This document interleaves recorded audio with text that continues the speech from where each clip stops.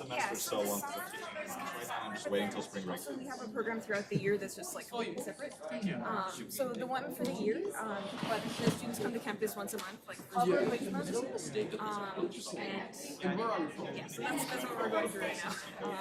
Yeah, I was between like Some people really like the class. Other people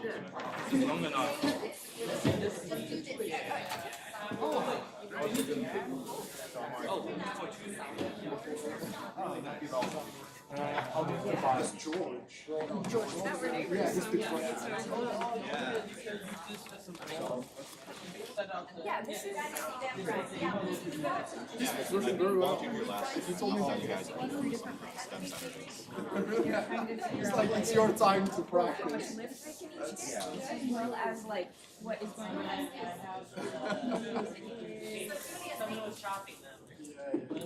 Yeah, so these are all so measure the velocity. And then I brought the tag.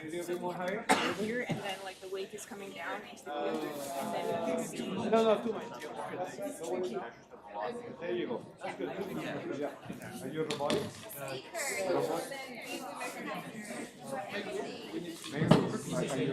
Going through here? you do get some like kind of research knowledge.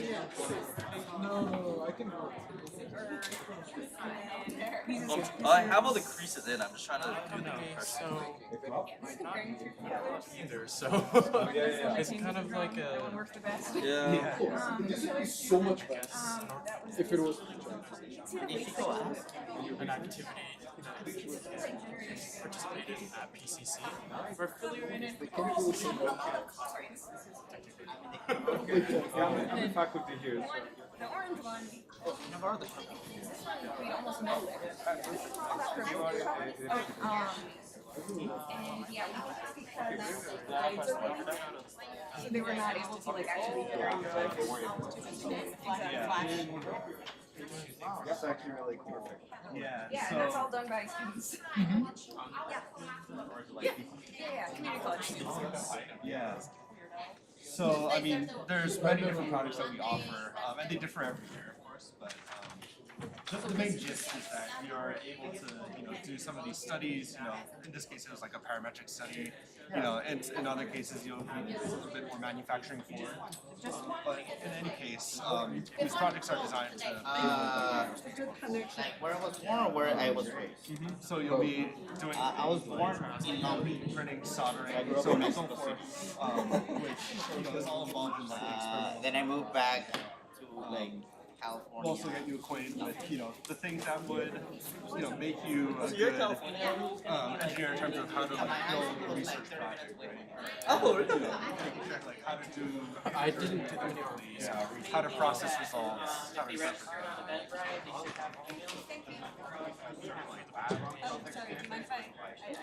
Yeah, it's in the Gaussian stands for Graduate Aerospace Laboratories at Exactly. Yeah. So they didn't allow all of our facilities are located within one time, and sister building Firestone. So there is a lot of lab space available to us. A lot of lab facilities. In fact, like a lot of the supplies we use for the projects are like from lab facilities, and they were used for aerospace research. There were supplies used in aerospace at some point.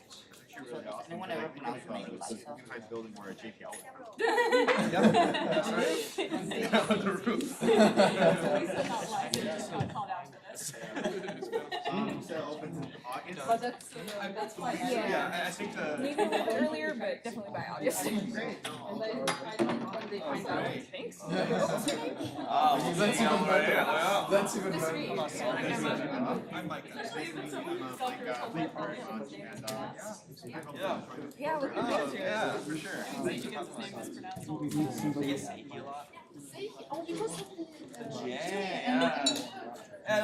Are you guys part of the same project? That's really So funny. we're the sort of space structure lab part that does the device. And so we work on basically large structures in space. These could be structures that you send into space into some state and then you might wrap them and coil them in some way to form a large structure. So a few different This one is called a Yeah, one of the transportation so people. just like this. Sorry, scratch. This one is called One of the, flasher.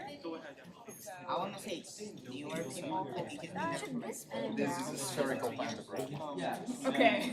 Yeah, there's a little screw up on that It is, one. but in 3D. Isn't that also called a Nike ball? Maybe it is, yeah. Maybe it is. It seems like a kid's toy. It's actually a very interesting engineering Passport last time. Like, I went to this table. A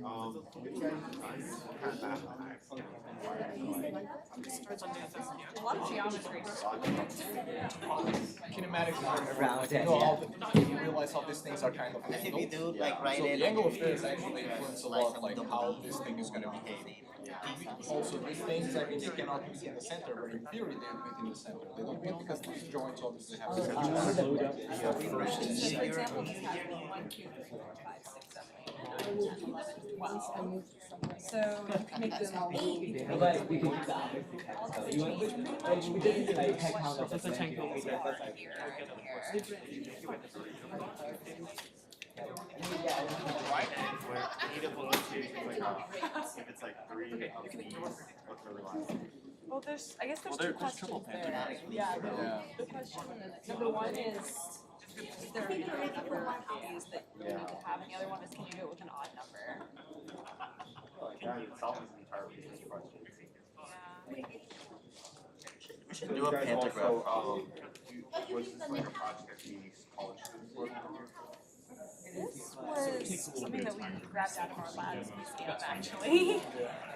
But our advisor teaches the process just like as part of this. It's fun to make it all like Your question is we can record the numbers. Comes down to like a relationship. I don't actually remember the constraints that we apply. Might ask you I'd have to go dig it out. your best shot. Good. So actually, the reason why we wanted to bring the flasher, and if you'd like to take one of these and hold it yourself, basically the general idea is the dashed lines are called value poles, so they look like that. Solid lines are called match Very space And then structures. I mean the concept And I can remember be it was applied like to the so star shape. hard. My flasher was so bad. Because I was like, no brushes together. He said that it's G1. And I was like, This is actually like a star shape here. I distinctly now remember being in the G1 office and very frustrated. I can see how this can be frustrating. Is it like power? Yeah, it's to basically it was to study the corona of the sun. So to look at the corona of the sun, you obviously need an eclipse, right?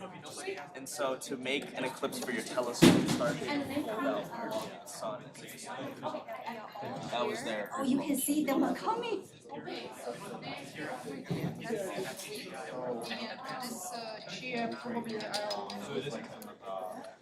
Is this like Oh, what you're saying up there. So that's a reminder? essentially, you know what origami is? Yeah, origami.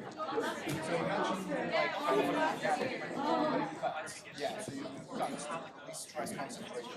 So essentially what this is, it's like a way to pack, actually efficiently pack rectangular It's flashed up. where you first sequel it. So imagine like a piece of paper and you essentially do this, okay?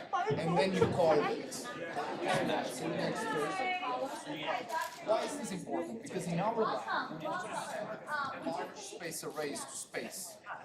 As you know, we have physics. So we make it as small as possible. This is a packaging concept. Yes. Okay, go over there.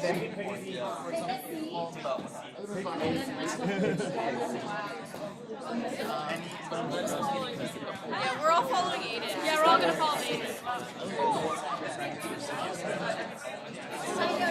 Let's go. Okay, you can all find this up inside. I mean, if you're Can you look at it straight Skittle. There's a seat right here. This is the high school. It's the high school. Yes, and then That's great. this table,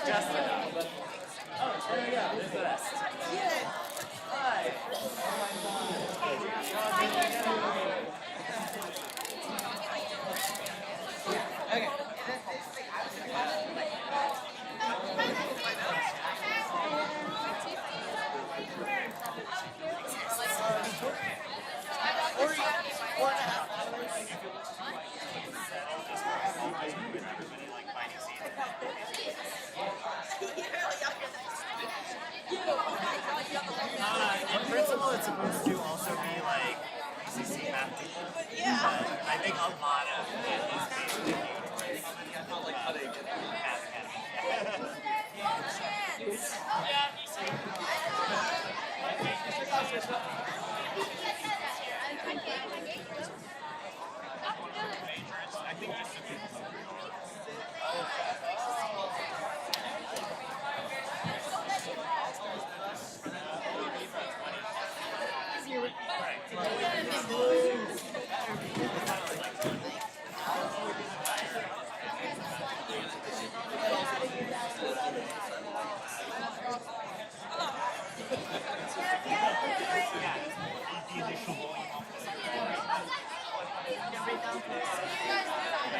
That's a very serious.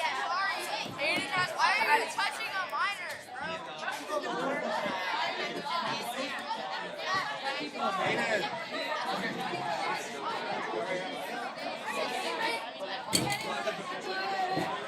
What's up, man? How you doing?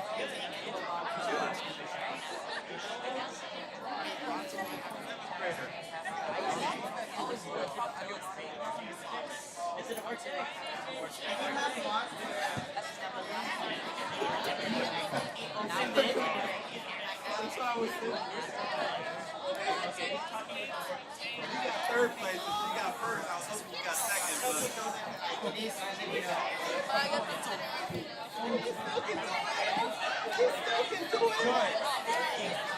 you're sitting next to a winner. First place.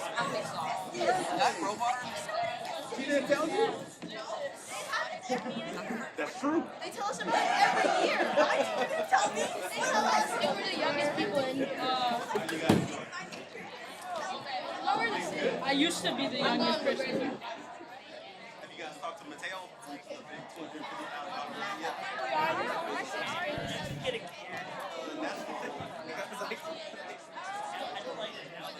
There's nothing.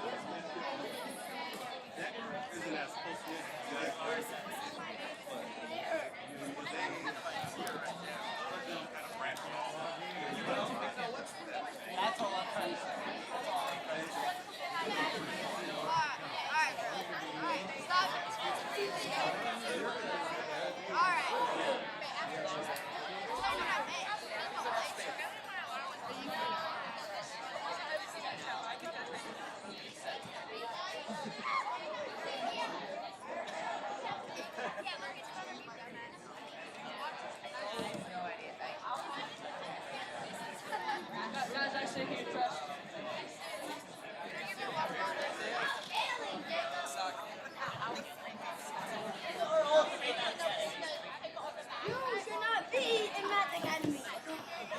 I gotta do basic things.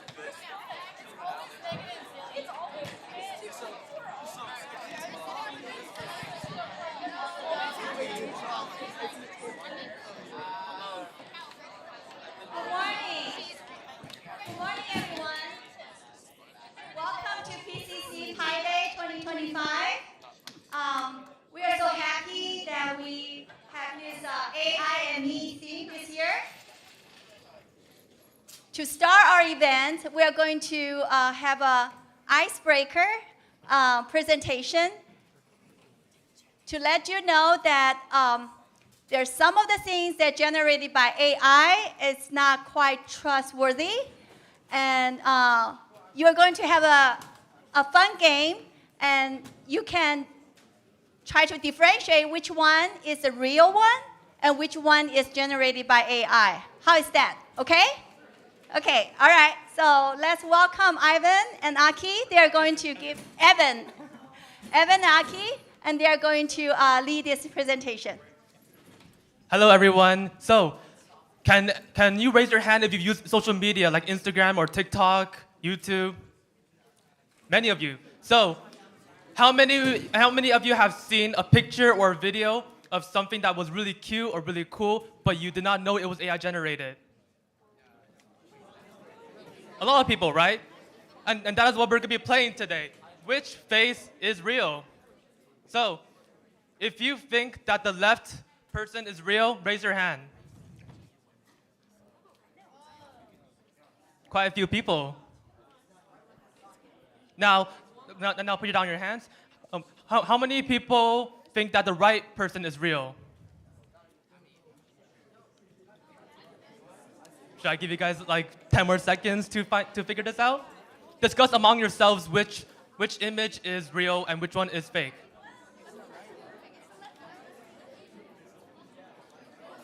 Only one of them is real, one of them is fake.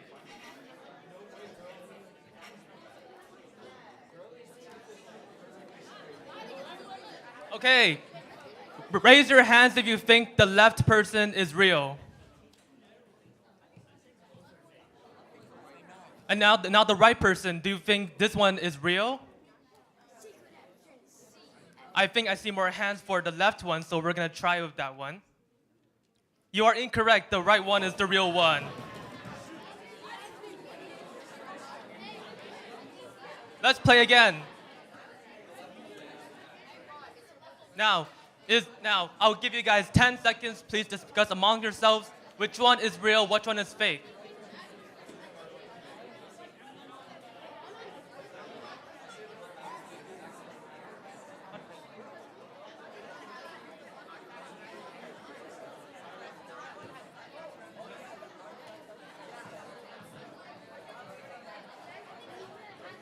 Okay, raise your hand if you think the left picture is real. Everyone thinks it's real. Oh, okay, I see. Now the right one. Okay, I will go with the most chosen option. You're correct, it is real. Good job. We will play like 2 or 3 more games. Now, which one is real, which one is fake?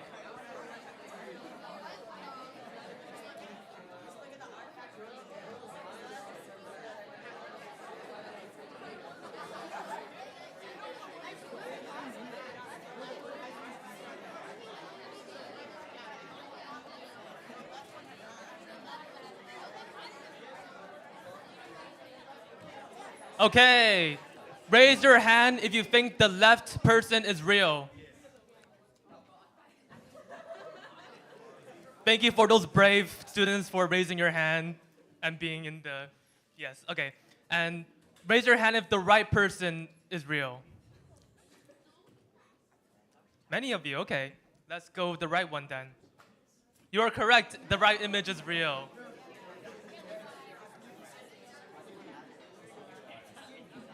Let's play 2 more games.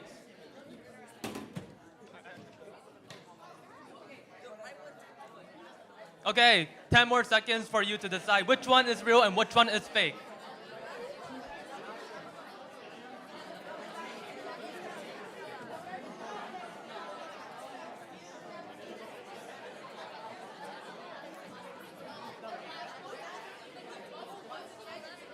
This is the last game, by the way.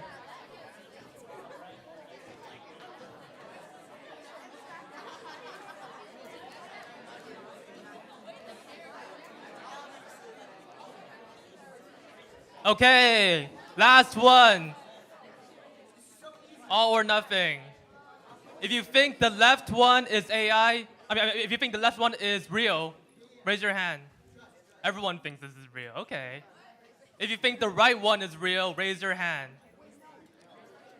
Thank you for those brave people for being in the list. Okay. So everyone voted for the left one. You are correct. The left image is real.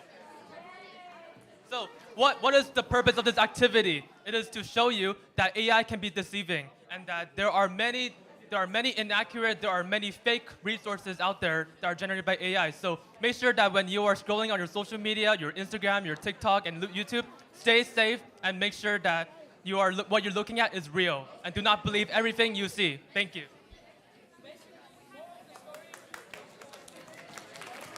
Thank you, thank you. Yeah. So now we are going to give you free time. You can go around to each different booth, okay? All right, have fun.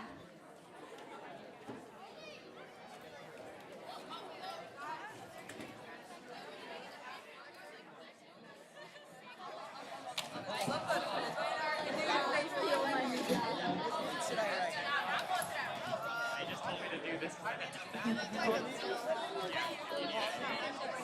Jacob, I can't believe you.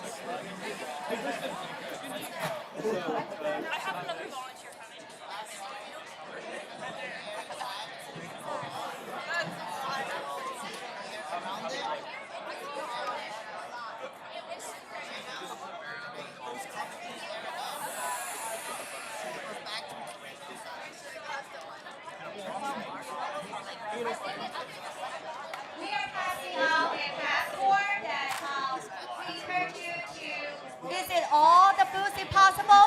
So when you go visit one booth, get a stamp or get a signature from the lead of that booth. Thank you. Just sign.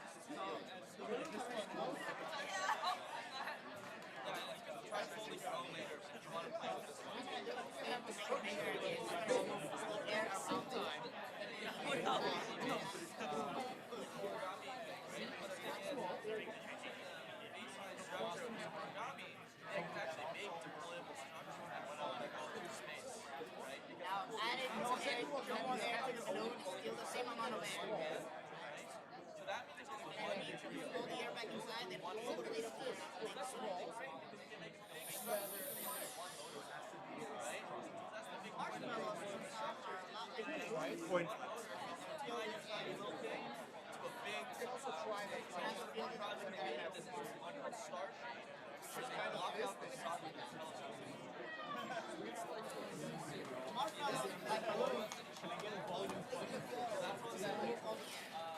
But they're not close like a flow cell. But the air stays kind of deflates.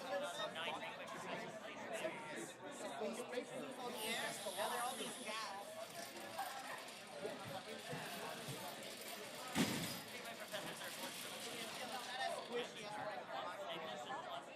Yeah, so when you take this, if you want to try this, right?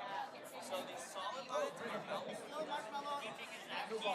Teaching is average, he is average. I work with there's a bunch of up, down, up, get bigger when it rolls the air. but you can want I want like 10 little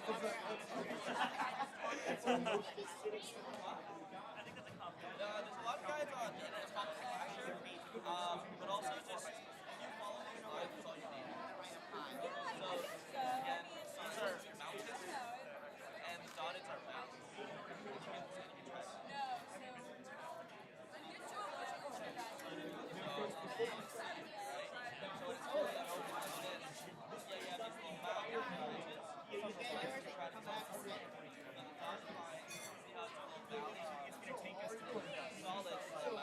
This guy was telling you about back in the senior structure side, right? Are studying avoidable structures, right? So we have stuff like this, which can be very compact at the same time and deployed for very long. These kind of the 3D version of my airport, which is a fancy question. It's a fancy quite big scale. Why is this important? Because we are interested in launching in space everyone's life. However, we are limited to the size of the object.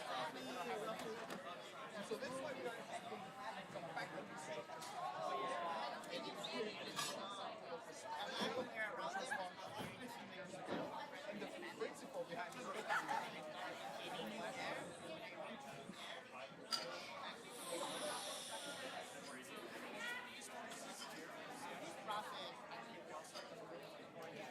One thing about this is pinch a corner, kind of the principle behind it. Just the complexities. about this is that and so, for example, a big system like Stargate, to need redundancy, you didn't care about redundancy, you could put So essentially, like I mentioned,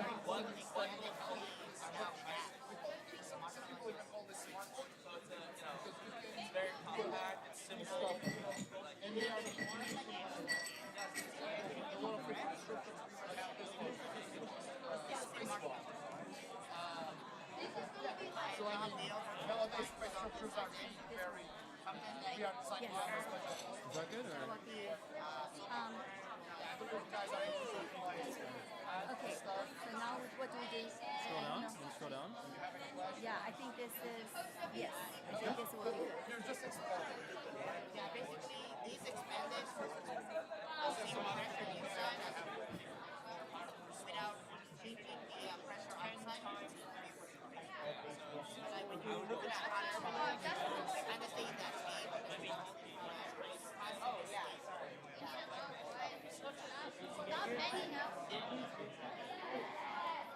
Sometimes like someone uses soapy water, just ride over it, it makes it really long time.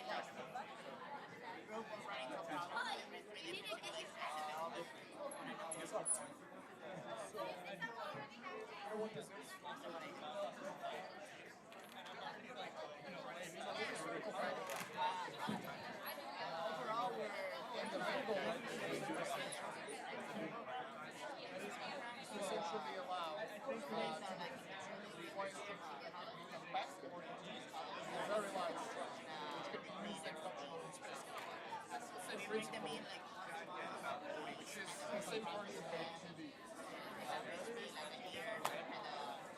And why are we interested in this? Because we want to make a large space. You need to set up. So, for example, when we're recovering a startup, which is essentially the same thing like water, but the principle is the same. Right? You want to launch this space such that it's folded in one, like a big sponge, and then you space it out in the so that's a piece that we have in our pilot outside.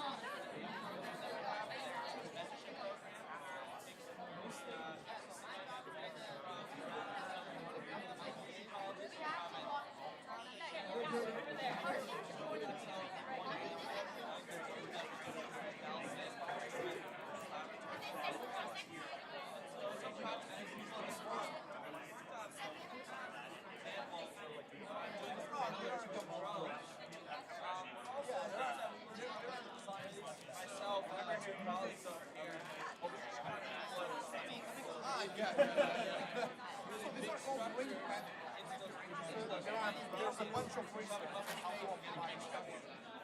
So one of the things we have is a little origami thing called the flasher. So we are studying deployment structures. And the first question that you may have is, hey, what is a deployment? Design star shape, which is a big structured site to block out the sun or a telescope. Telescope is here. Once it's studying the sun, you block out the sun, but you want to block out some studying the corona. So they essentially made this shape to block out the sun. But the what's good? Star shape is truly just a flat.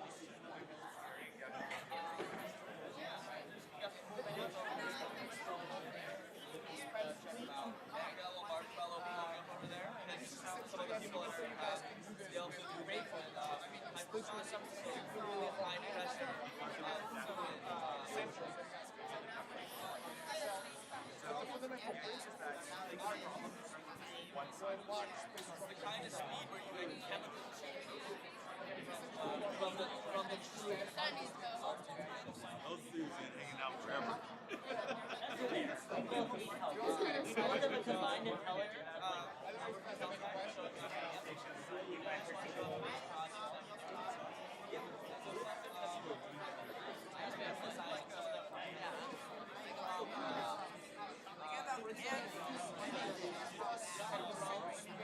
When they work, they're from a mile away.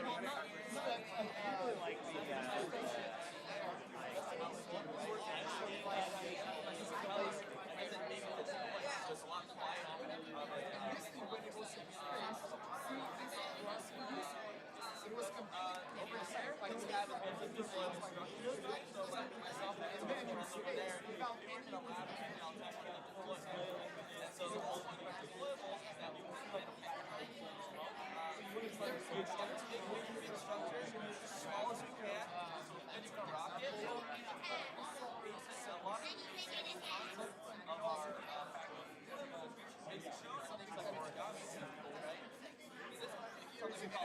material. You want to try it out? I just pitching one bunch of stuff.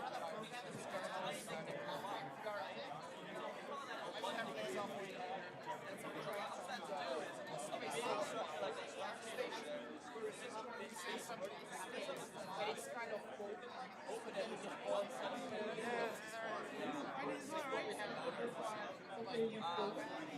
What they did here, now they made it tell they designed a telescope so it's 60 ones like this is grown up sun. But the center of the sun is small. You can't look at the corona, it's the whole sun. So they want to make an artificial eclipse by opening this thing out, right?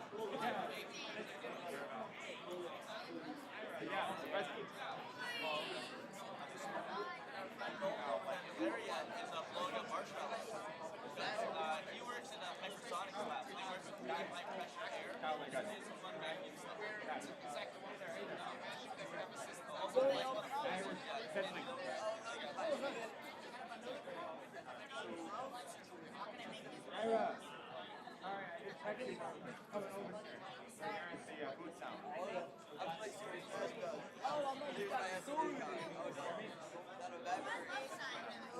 Wonder why you're always having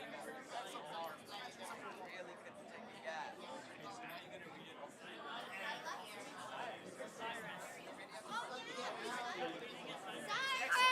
Where we can get on? Where we can get on?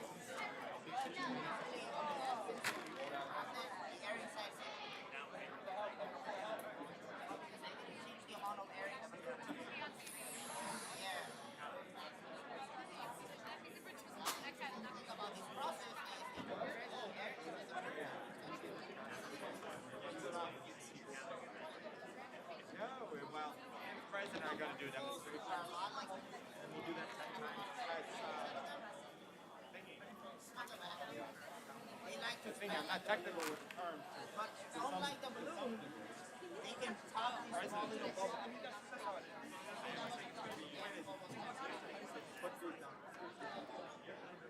Unlike the balloon, it lost the air that was trapped inside of it. When they're back inside of it, they think it's really, really sad.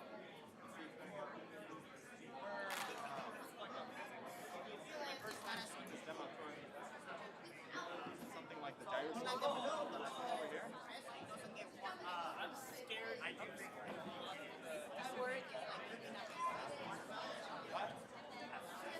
Oh, come on, why not? It's fine, it's fine. but then when I'm taking the air out, I can make sure that it's pushing the air out. Every other ticket, we just had the pressure speeding on the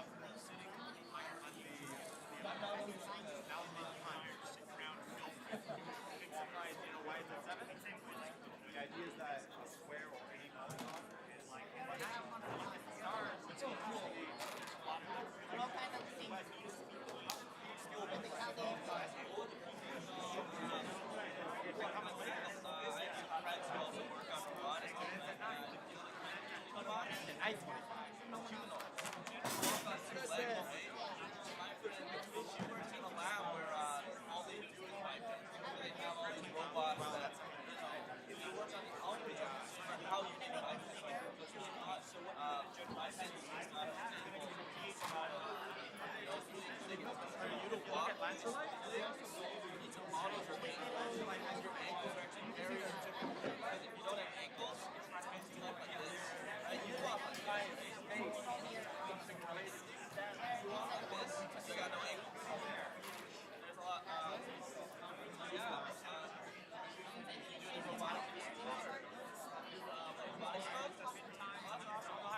You know how the bike works? You're standing so all of a sudden, does it go down or does it go up?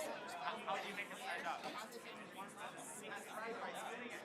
The gyroscope thing. Like this, it's like this. Do that. with it. My friend, she did Although I'm not very good at all doing throughout high school and whatnot, and she ended up at MIT. And So it's like that. check out some of our stuff. It's not necessarily robotics, but we do a lot of automation, right?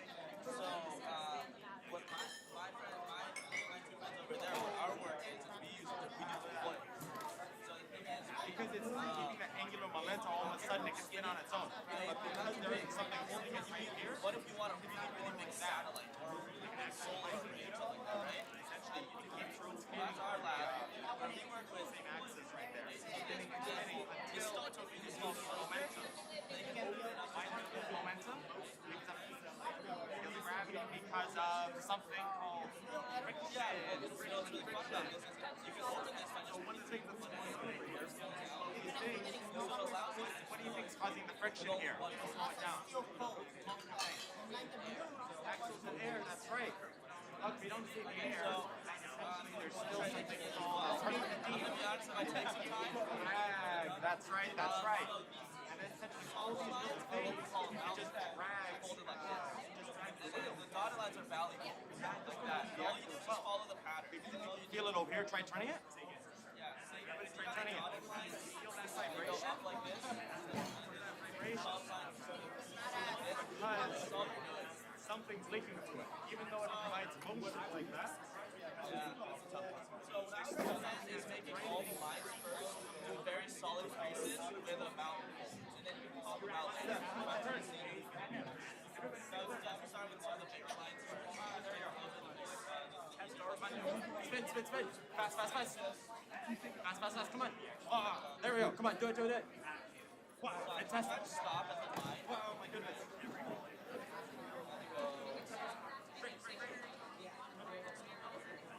So once you kind of have your pieces like this, really solid and really put in the grease. And then you want to just do that with every single line. Honestly, what I recommend is just doing them all as mountains first. And then during your assembly, No, it's all right, fine. Wow. Look at that. We did that together like that. What happens eventually, if you don't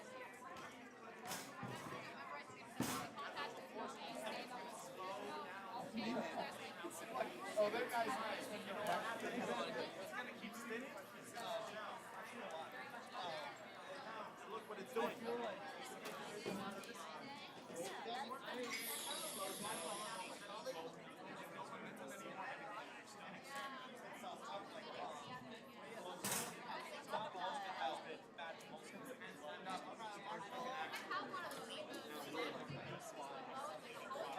Also, if you want, over here. Little appendix on here. Pictures, information, if you want to take one.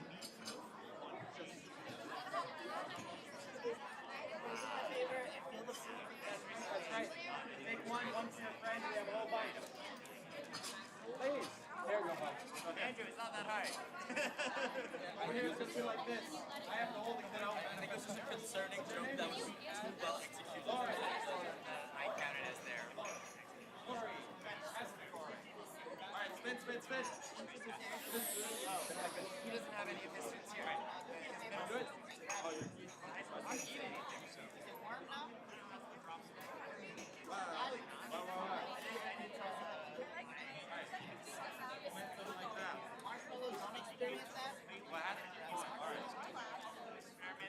Instead of having like one latex assignment for me, it's being like, there's like a daily reading assignment with like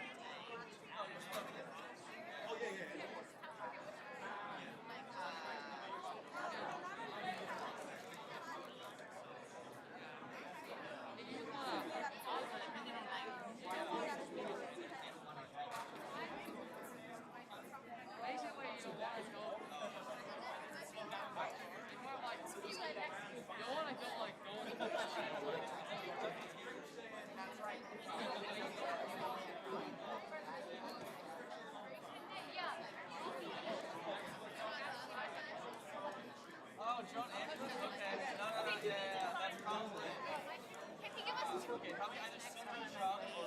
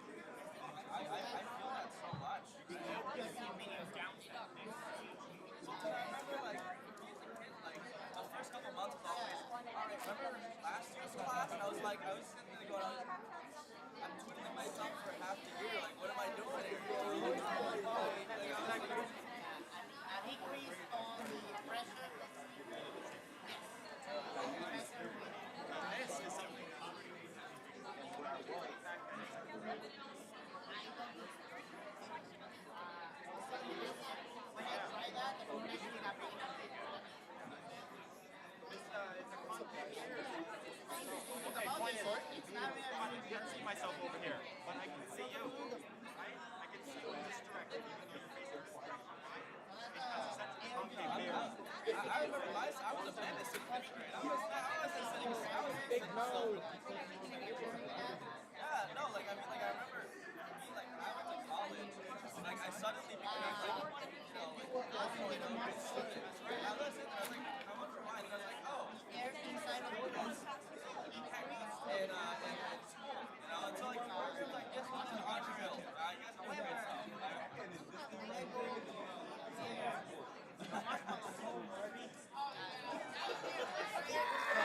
Sorry about that. I mean, like, you ask anyone I knew in high school, they would not think I'd be here. I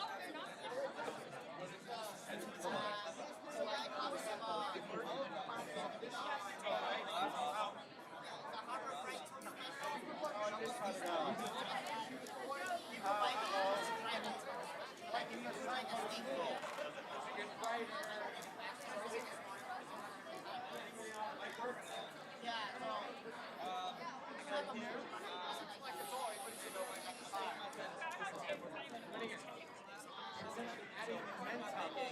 very big structures.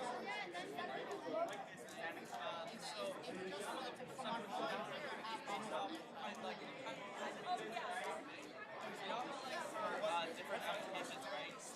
Like for example, for a wig design, you go on bird, right? You're like, oh, that bird has a really good wig. What do we do? Some of our structures we base off of organic. So if you want to try this out, you can pitch kind of these two corners of paper, right? You can flash. I'm curious if you're gonna like. And what's so fun is that see how you're only using the elegant part of your grammar, right? And so why is that? This system has 1 degree of freedom, which means that to only need one system of pulley or one mode. It's desirable for a system that's very simple, right? And so Essentially, simple answer is JPL would be designed to start going down. So this system, what it does is you have this telescope here, study the corona of the sun. To study the corona, you have to essentially get it in place. So what they do is, using the sun, they wanted to open up and make an artificial eclipse just for this telescope. But the thing is, it has to be pretty big to block out the sun, right? And so to pack it real small, they use the concept of refractor to go around a central hub, and it would open out and block out the sun. My friend's hard to tell you about some other mechanisms we have, the pantograph. Also, if you want to try creating one of these flashes, what are takes with these solid lines are mountain folds, so like this. How do we do solid lines? What is density? There's 2 points of take a bit, but you take a tail bacon. I did this in about 20-30 minutes, so you can try making it on fucking.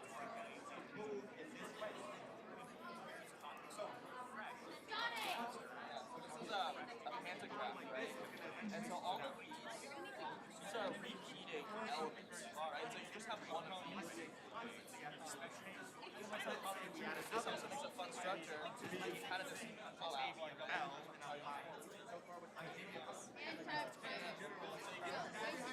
another system where there's only one degree of freedom. Watch Tara, she's only pulling out her hand. She's up the so it makes it deployable easy. But this is another system that we can do based off of geometry to make that might be a toy that you might have seen when you were a kid, right? So that's a pretty advanced kinematic concept. Let's say Mike, like this.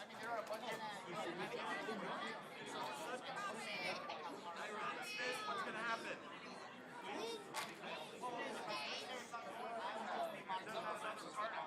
Right here?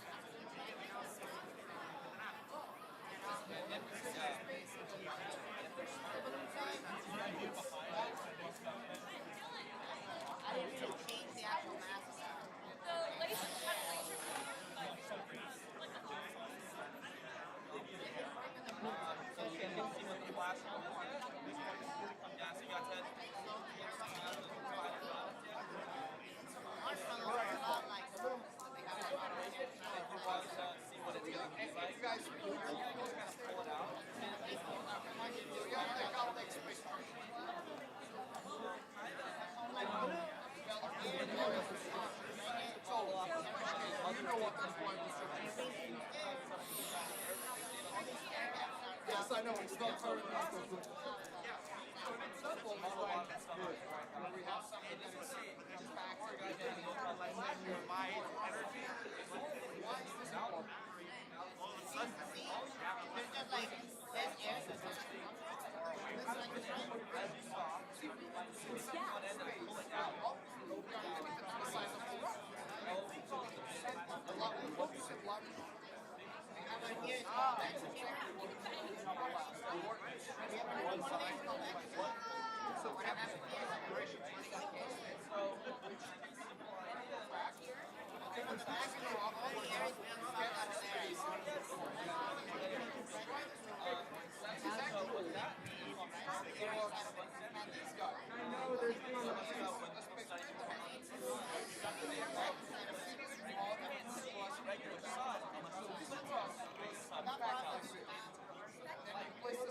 So you've probably seen people who chase the eclipse, get the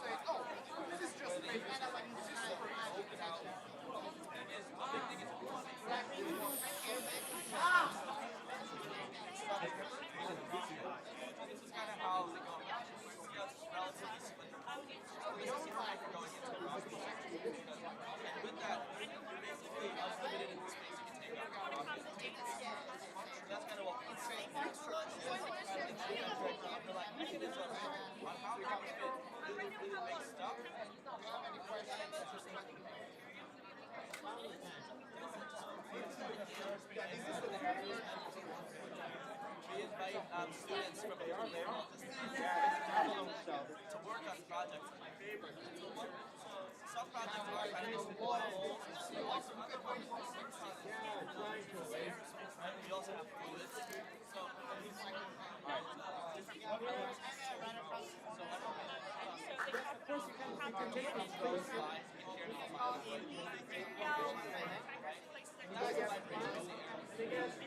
All interested in STEM.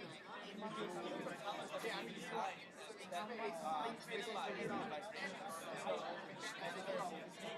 also have to make sure the light how much they so there's a lot of different projects. some of it Goes up in the air or up in space. I don't know.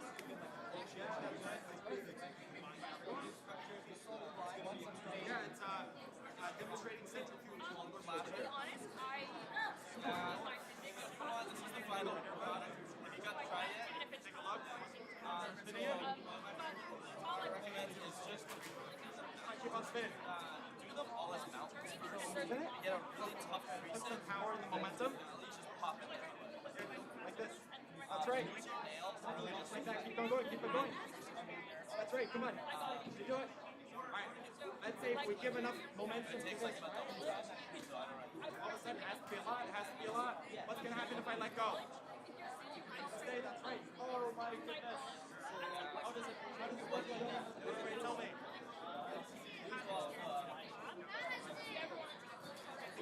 Exactly. But is it going to keep on going like this? That's right. There's going to be drag. And what else? Gravity, right? Because it's not holding onto here. It's going down like that. And what are the two things that's essentially dragging the wheel? Air and gravity. That's right.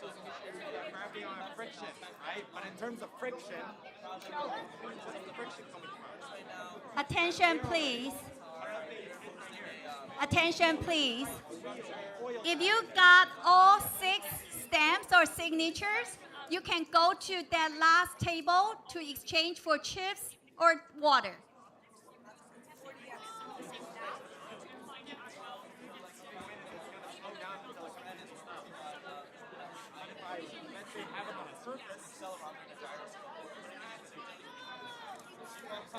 That's right. Yeah. But even then, all of a sudden, you're adding a third thing, friction. All of a sudden, it's touching something around. It's not being. But what if I had, let's say, another wheel, a chain and a seat attached to a frame? That's right. I'm gonna have a bicycle. What if I just have this and a seat and a chain? What do I get? Unicycle. That's right. Is there one for everybody? Is there one for free?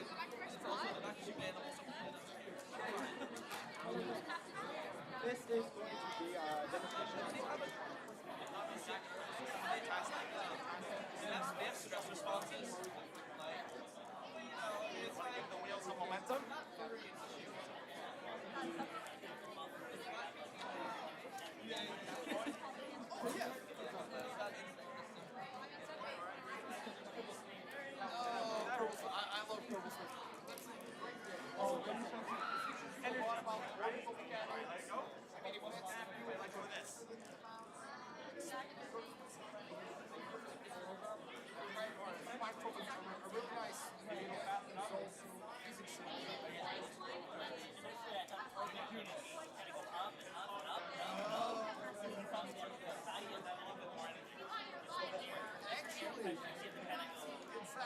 Actually, you go much more sideways than what you go up.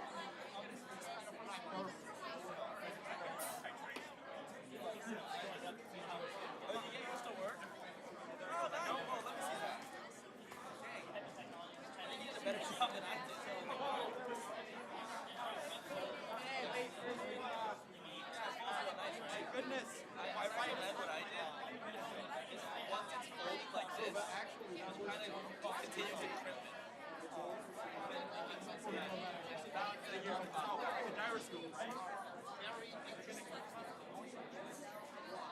It's gonna slow down. It's using energy, right? There's two things that are slowing it down. What's it? The mass. Gravity and what are the two things that are causing friction over here? The double solid line.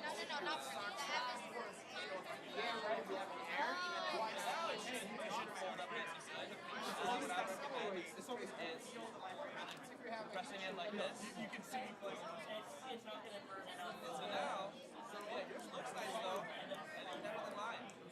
And so just kind of press it, try this engineer. So you can set the wheel to spin. It's most efficient, but it's not 100% efficient because there's nothing that's efficient because if you do, you have to start with the 2 volts. So that's a motion machine. But that kind of because it's energy, can I get more out of it? Something when you put something in. Or that to infinity, kind of flip them out into a value. that you can have something keep on going without new energy being put in. It just produces its own energy and actually exports energy as well, which is impossible. You can also get cars, by the way, if you want. So you have a small one like this. You want to get a car bus?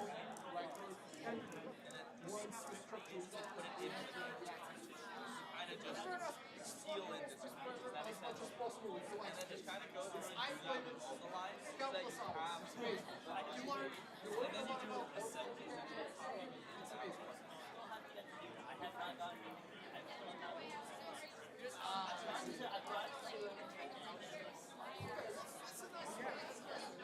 Oh, no, I'm a part of the physics and astronomy. I'm the secretary. So, but get this. I love STEM, I love science and physics and astronomy. I'm a history major. That's how I Nope, not at all.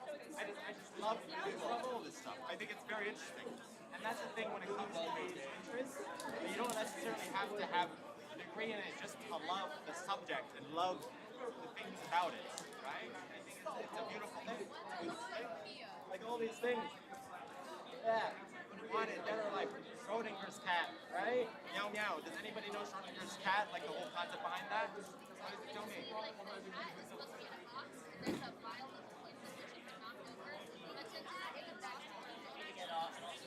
Right?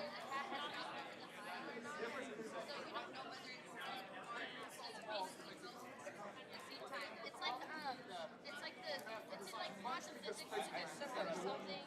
Super something. Zero and one at the same time. So you look at it and it's forced to turn into one or the other. And I forgot what it's called. Yeah. Schrodinger's paradox. With that, to be honest, I think Schrodinger is a responsible pet owner. He's putting a hypothetical kitty in a bottle with a vial of poison. Like, that's my opinion when it comes to these kinds of things, right? Get this. So when it comes to a wheel, we're doing this, right? You know what happens if I beat on here? Yeah, it's really Friction, that's right, but it's gonna what? Whoa, keep on going like that. That's pretty cool. No point over like that. But as you were talking about, it's adding a third layer when it comes to this. And let's say you have something like, let's say, sand, right? So all of a sudden that's not a flat surface, but it's a surface that it's essentially that weight can be transferred. That can be put in. Because it's a table like that, all of a sudden it's going to that's why there's different types of surfaces. It's better for bikes and stuff. Like road bikes, right? Those tires are specifically made for the road because they're flat, right? Just like the road, try to provide as less contact with the actual ground as possible. So I can keep on going like that. This is for mountains. You go all of a sudden the whole rest of the way, it's able to go into the keep on going like that. Exactly. So let's add another wheel to this. Let's say some pellets, and a frame, and a seat, and lights, and a bell. What do you get? Bike, that's right. But let's say I don't want another wheel. Let's say I don't want another wheel. What do I get? Unit cycle, that's right, that's right. Yeah. How is this? Fun? Pretty good? Everything's a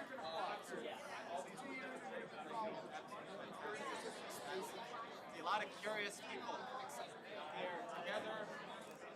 God, I just love science, space, physics. I love things. I don't understand a lick of, or at least in terms of math, because in my very good humble story and opinion, the alphabet does not belong in math. She used math up until the 3rd grade.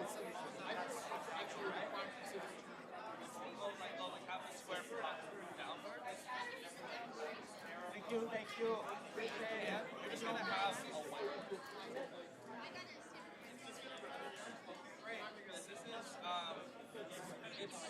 it's one dimension. That's gonna be in this side. If you want to wait faster,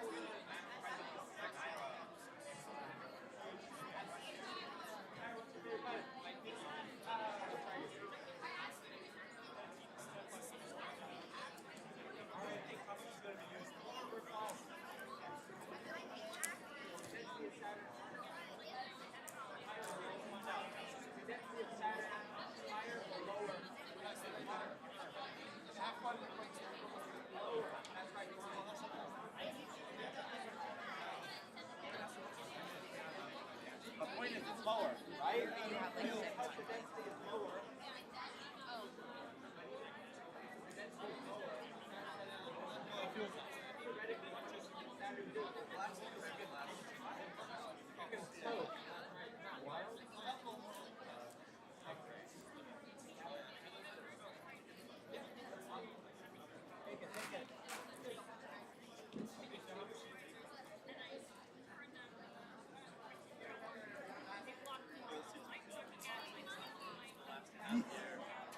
It's just been like, okay, you ready, my kid, to see it. Someone's like,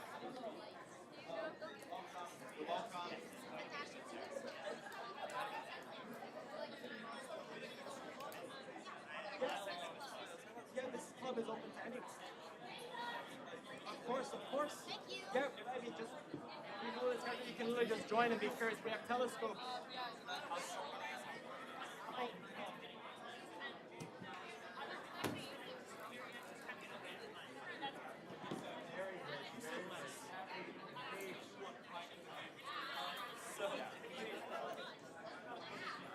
Please take it. Please take it.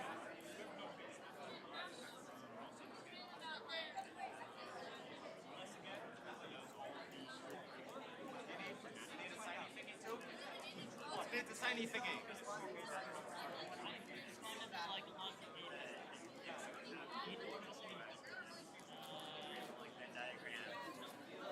Light that goes through does not match up with what it should be. We have some free stuff over here. Yeah, oh no, like that. No, orientation. It's like involving orientation. I found that very helpful. Right, yeah. Two behave the same way. Want to add some energy? Want to add some energy to the wheel? Come on, let's stop it completely. All right, come on, add some energy. Like this.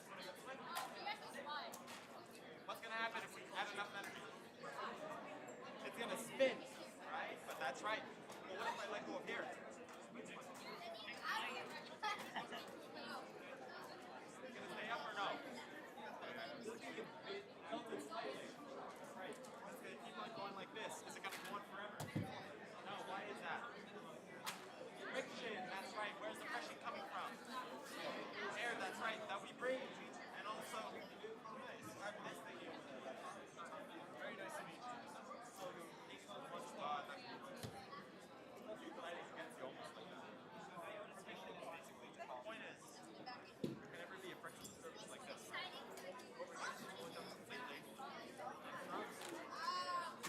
slow it down completely. The point is, it's engineered to try to be as efficient as possible when it comes to conserving energy. So it's using momentum like this, but it's always going to slow down. So let's say spin the wheel like this, right? What happens if I put it on a flat surface like this? What is it going to do? Slow down, but it's going to go that way. That's right. And let's say we want to add another wheel to it. Let's say gears and a pedal and a seat and a frame and maybe a light and bell. What do you get? Bicycle. But let's say we remove one wheel. What do you get? Unicycle. That's right. That's right.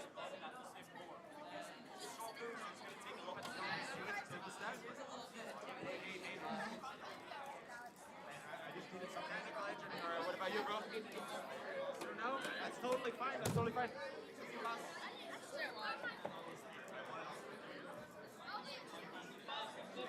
Organic chemistry, fantastic. This one's for you.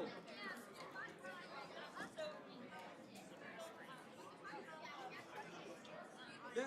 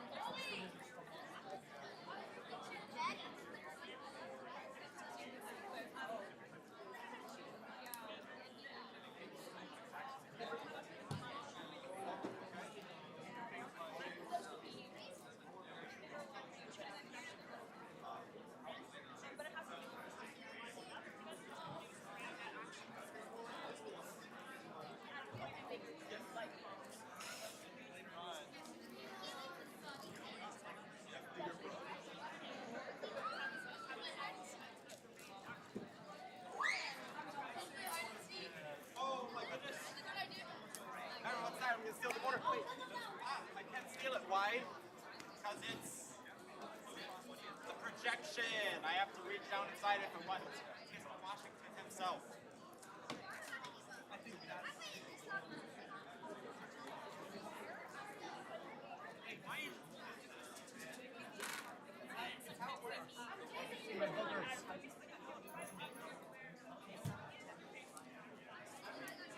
Look how big your nose is. This one is paramedic to yourself. Hello. How you doing? You want to add her?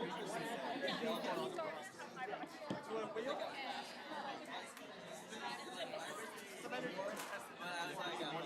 Fantastic. Let's add some energy. What happens if you got enough energy, huh? If you know the answer. Is that yours?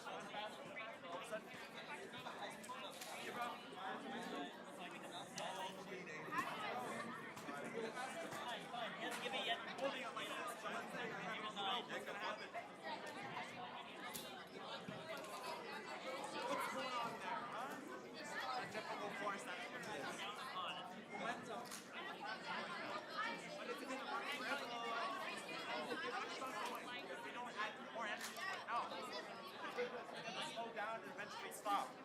There's two reasons why it's slowed down. One's friction and the other gravity. That's right. There's two things that cause the friction. Here, that's right. And the other thing, the actual wheels itself slow it down, right?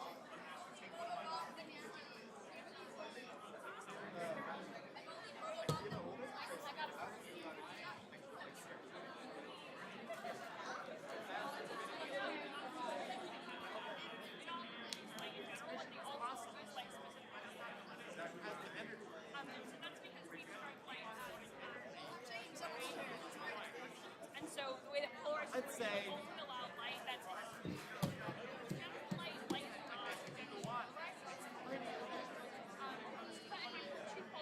let's say I want to go.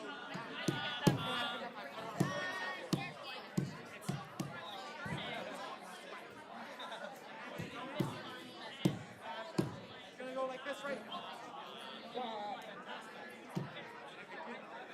All of a sudden, a flat surface like this. Pretty ideal. This is all sample beams, right?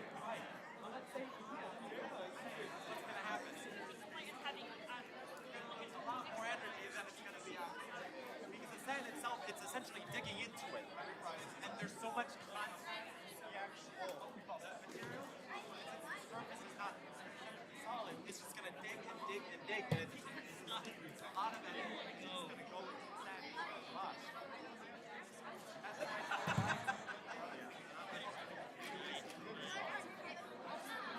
want to get one? They're just old.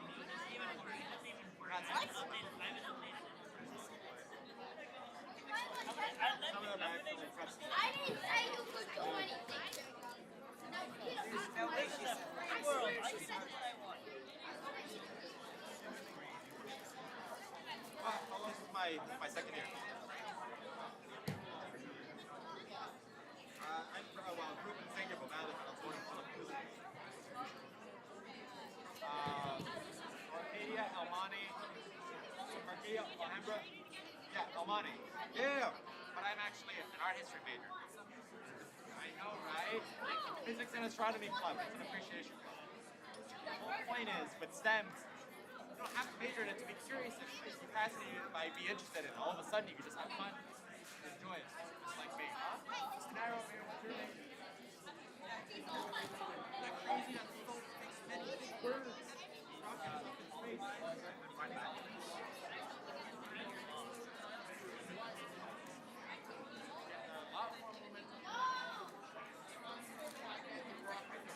That's also a lot of fun. Pretty fast, right? But I'm holding it like this. What happens if I let go? Oh, hey, hey, hey. Why is that, Naira? Angular momentum, that's right.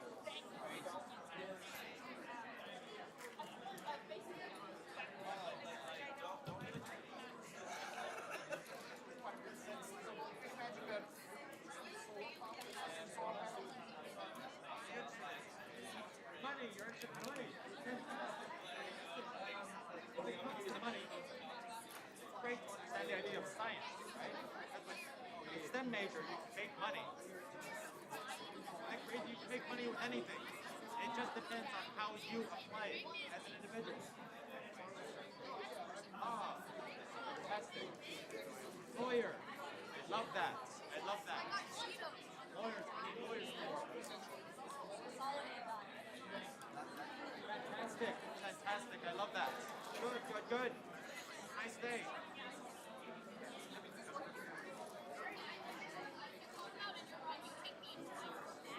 Want to add energy? And I'm an artist.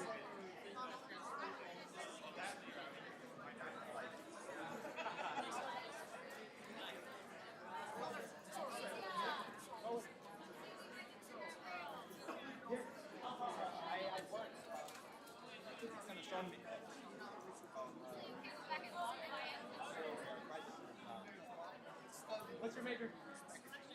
Astrophysics. That's right. That's crazy. Working the good? Yeah, that's right. But yeah, something that is, something that kids have to understand. It's like it doesn't have to be one thing. You have to, make them learn that you can be STEM major and appreciate the arts. Same thing constantly. You don't have to constantly focus. One of the things I have them do is oh yeah, like the whole like the repeated thing. It's like the gear where you put the thing there, you go to free fall, and suddenly you have a repeat thing. Yeah. Using math on that underwater scene. Clicked on one button and it made the water waves and the water go. Other button, he had created a shark. Snap it way up in a small fish in the shark go across the stream, but the shark was this heavy up. And then it opens its mouth, eats the fish, and then it's going to go like that. And it's all math. That's crazy. I don't tell you, I was an absolute genius in that. Up until the 4th grade, when the alphabet started.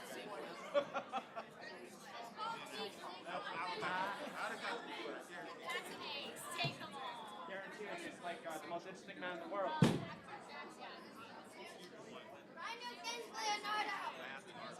Yeah, so this structure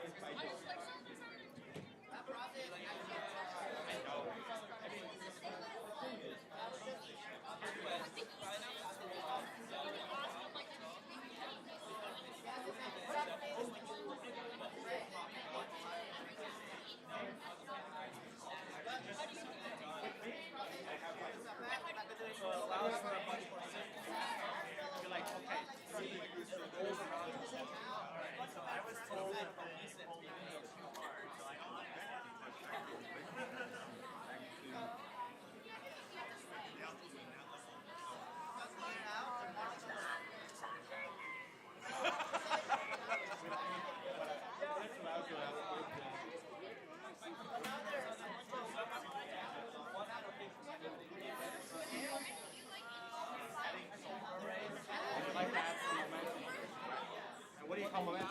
You want to add energy, right? And you're adding constant energy. What happens to gravity? Benefits to just kind of stop it.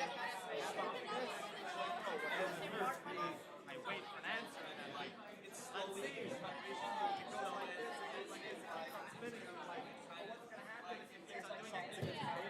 forever, or are you gonna slow down? Why is it getting slowed down? Two things, right? It's gonna be fun, starts with a D, and the other one starts with an F, right? Like, just to make sure you slow down, just to be like, okay, we don't know what's happening. Like this, why is it doing it? You can see it. Stowing, but like, one on each. The thing is, really understand that would happen whenever you like stow. What's that? Right there. You feel the air, right?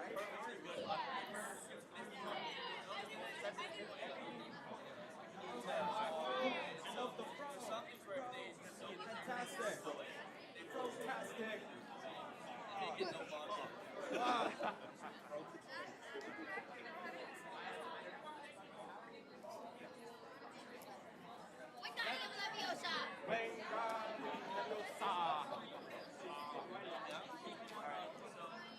A lot of energy. A lot of energy.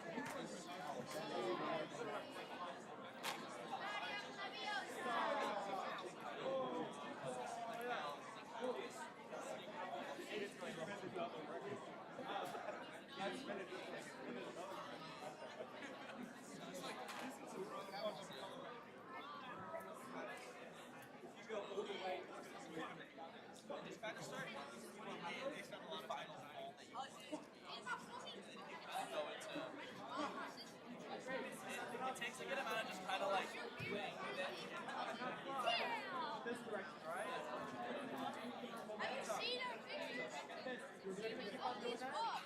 Forever and ever? What's gonna happen?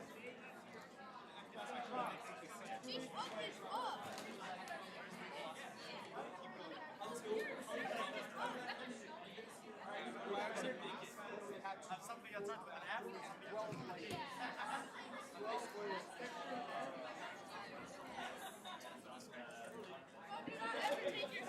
That's right. But when it comes to friction, there's going to be two things that's going to make you slow down. Air, that's right. Oxygen, whatever, right? That's right. The other thing?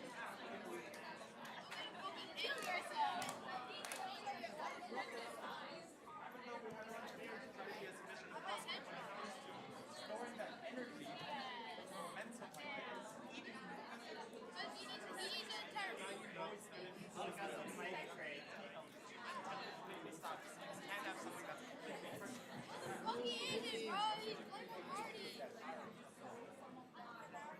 Wow, where did you go? Nowhere. Nowhere, that's right. But let's say there's friction. There's friction everywhere. There's friction everywhere. What's going to happen if I put it on this table that has friction? What's going to happen? Slow down, but it's going to.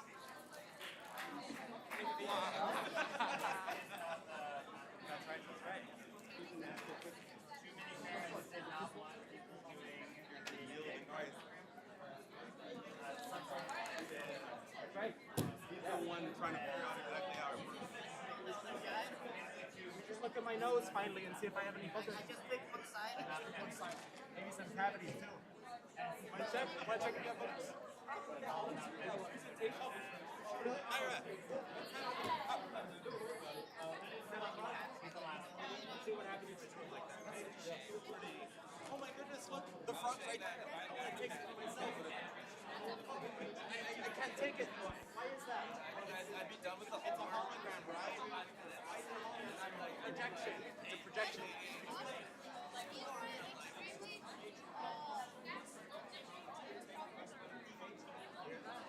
Look at that. I used to just like walk out of class.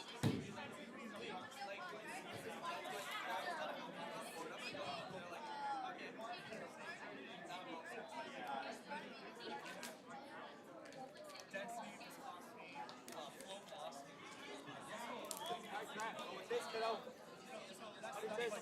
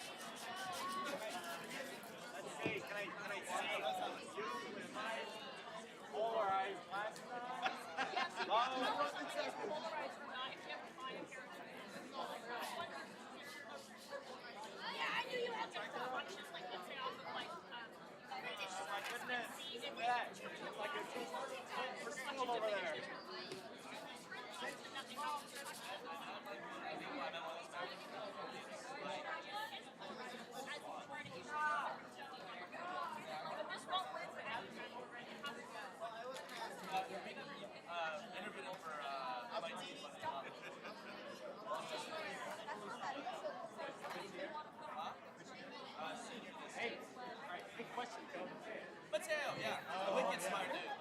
No, where is that? Why is that? What do you think? Thank you. You have a face. How about you? I remember thinking about science. Curious. Why is the frog projecting air like that in a projection? He restored my faith in his guide. Right, that's right. I was like, there you go.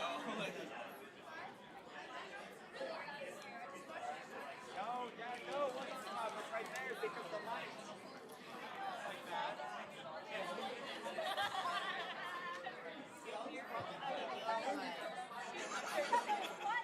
Oh, I know.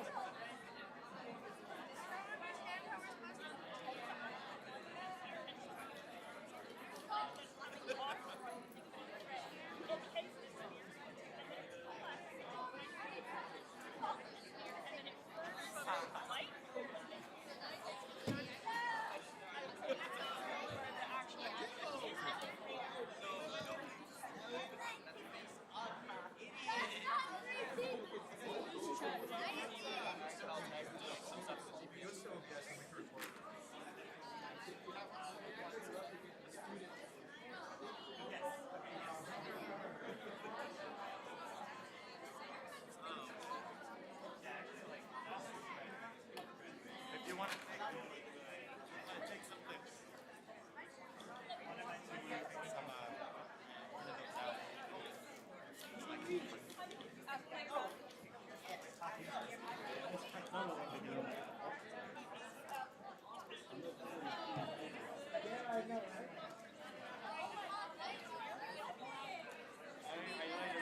Last minute, but thinking, wait, this kid's gonna be here. I want to give something, so why doesn't show it on the experiment?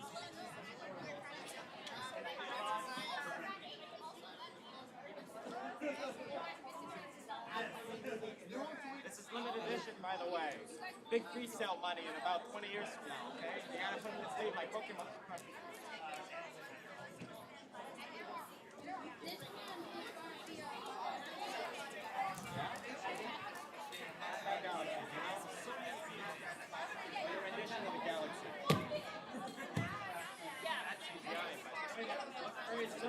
What kind of galaxy is this? It starts with this S. It's kind of like this. Roll galaxy, that's right. We have the Milky Way galaxy, the Spiral galaxy, but also there's a Spiral galaxy heading towards us right now.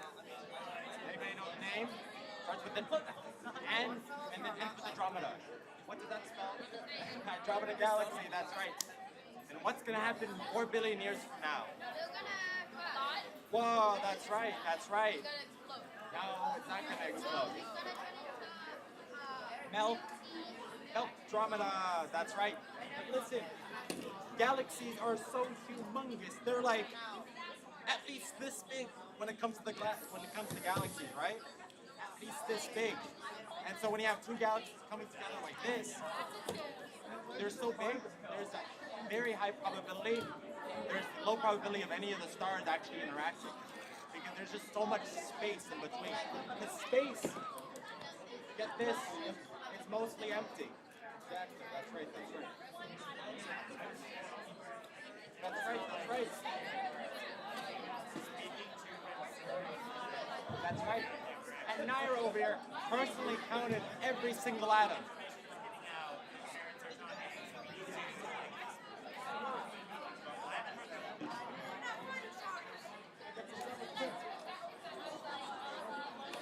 They take a whole bunch. Yeah, I'm picking the ones that I know they wouldn't cook. That is proper.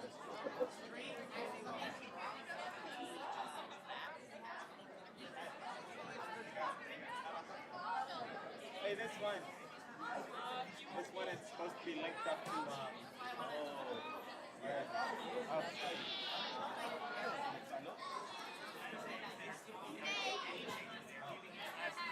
time check. May the master acceleration be with you. Oh, yeah.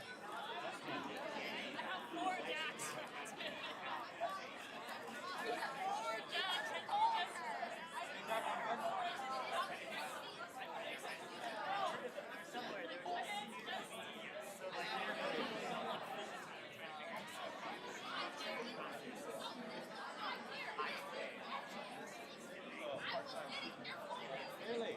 That's so cool. Like, seriously, wow, that's awesome. That's awesome. Well, I'm a student here over at PCC.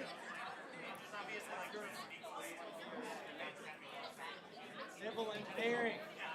Things like dams, road construction, buildings.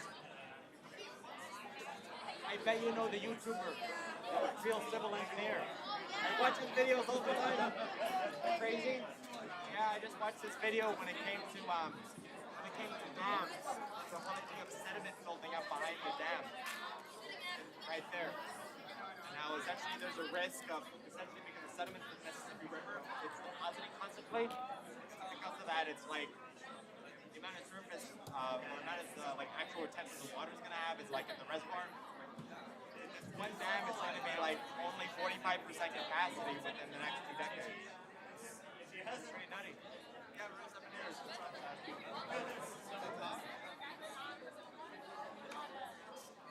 Benny? You trying to put it together like a puzzle? Good. Because I accidentally cut it wrong.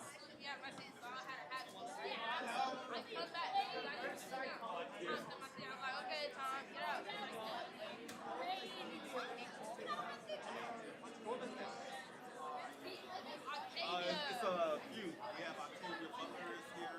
Octavia Butler. Middle school. McKinley is here. Middle school. Here, Madre Middle School. Former McKinley. My former student and my friend. Yo, McKinley always beat us in academic decathlon. Yeah.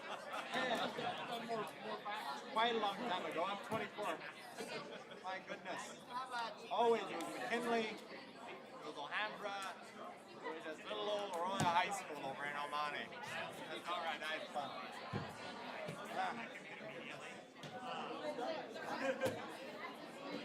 I think so too, bud. I think so too.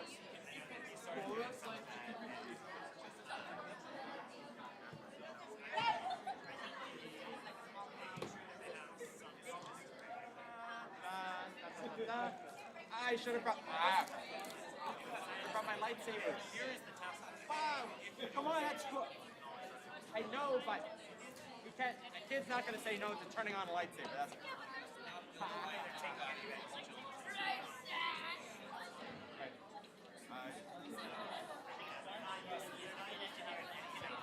Really? Oh yeah, I know that.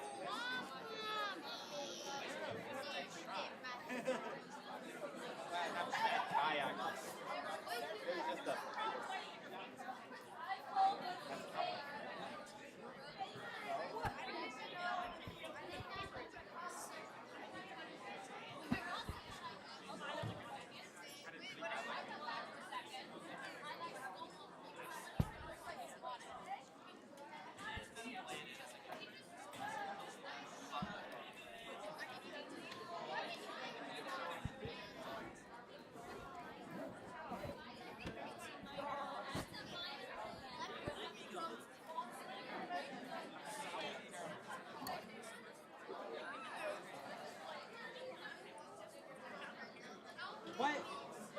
Who said that?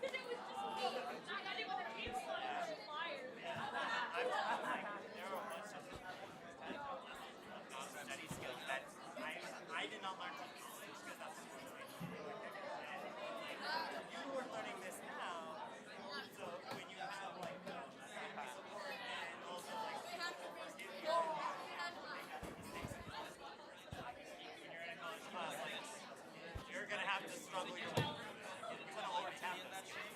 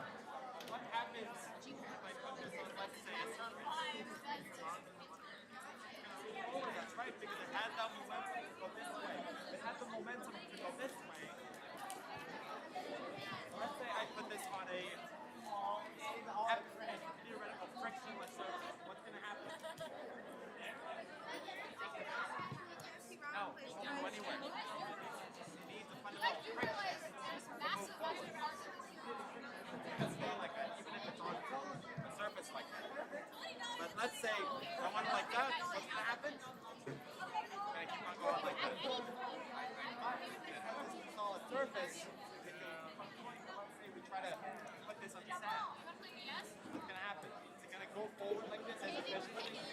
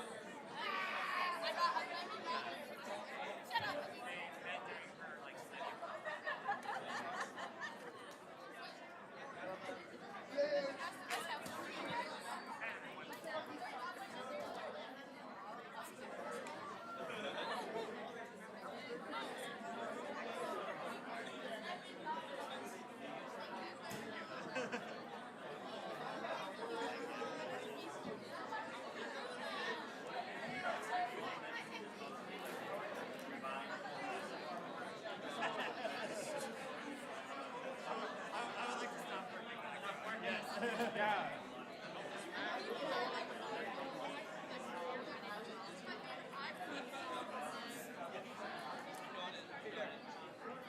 Well, you want some demonstration? We're doing the demonstration.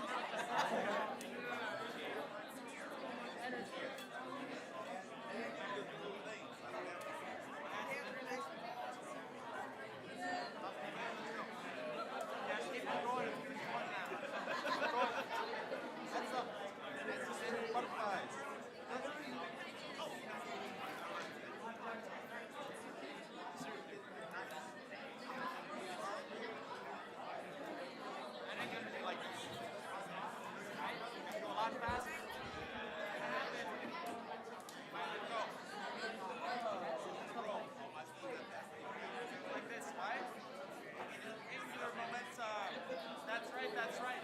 But is it going to go on forever?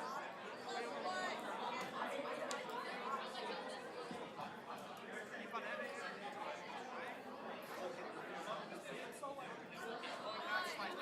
going to be two reasons why it slows down. One starts with the G and the other starts with an M. Gravity and friction. That's right, that's right. You see? Gravity.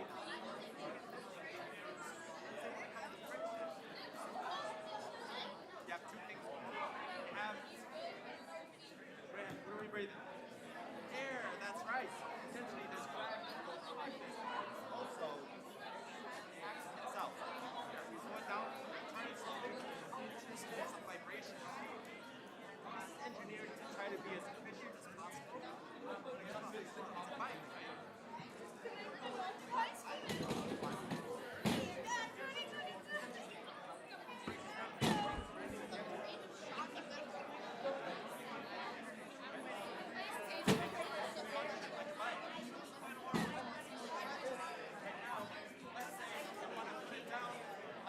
Stable surface. Can we go this way? Momentum going this way? No, it's going to go that way. Let's see if you're right. Whoa, my goodness. Here we go.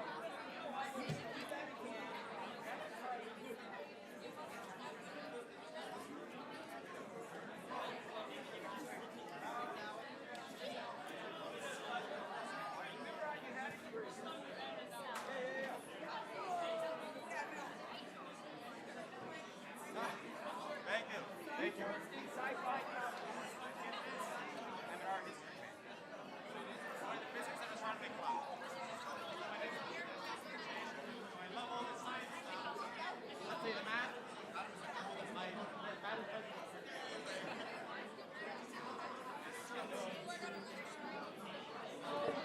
is fantastic, fantastic.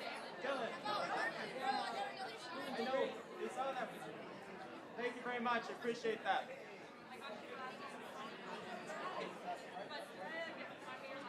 Ryan.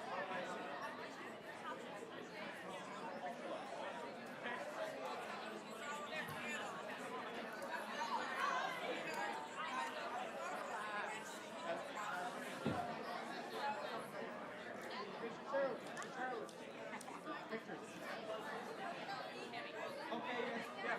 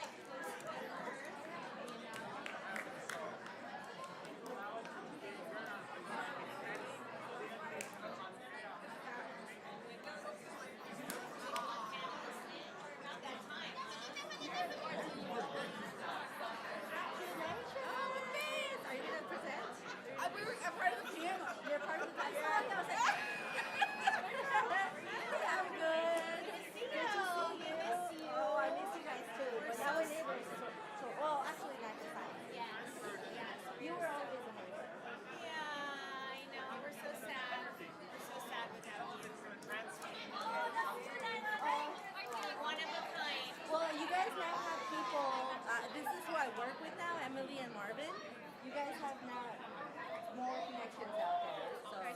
So please, hello, hello.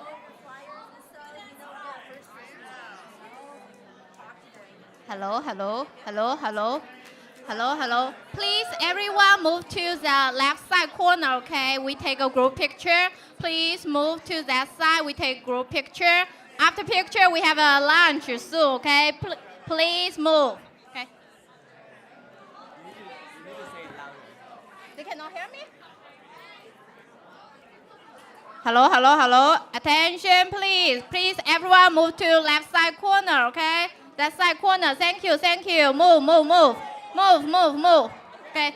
We're hungry. We need to take a group picture. Then it's a lunch time, okay? Please move. We need to take group picture. Thank you.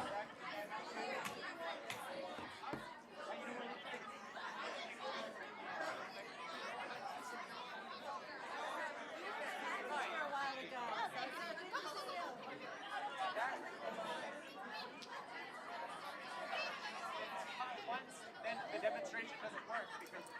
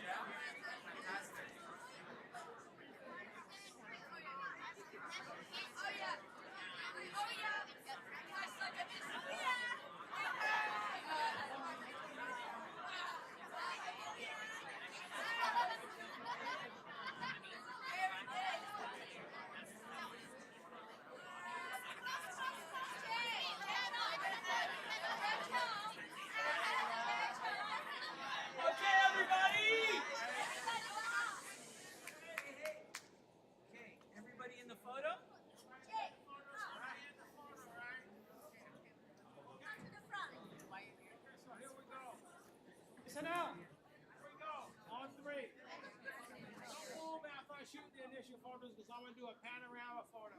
Okay, everybody calm down. Smile. On three. On three. 1, 2, and 3. One more. 1, 2, and 3. 1, 2, and 3. Just stay right there, folks. Don't move.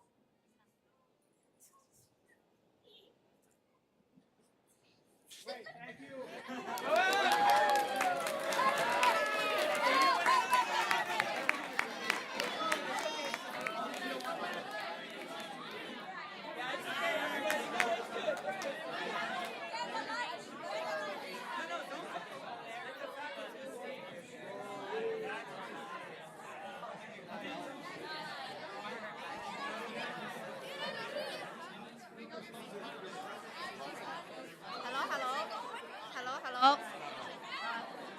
Hello, hello. Hello, hello. No. Hello, hello, hello, hello, hello. Hello, hello. Please make a line. Okay, our volunteer, we need to work, okay? Make sure give everyone a bottle of water, napkin, and a box of food, okay?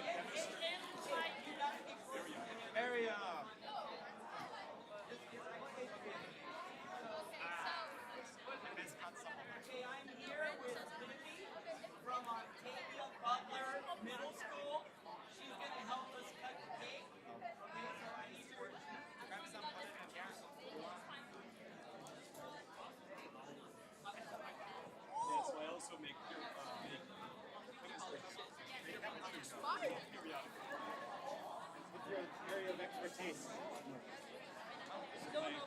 Major right now is psychology, but I psychology.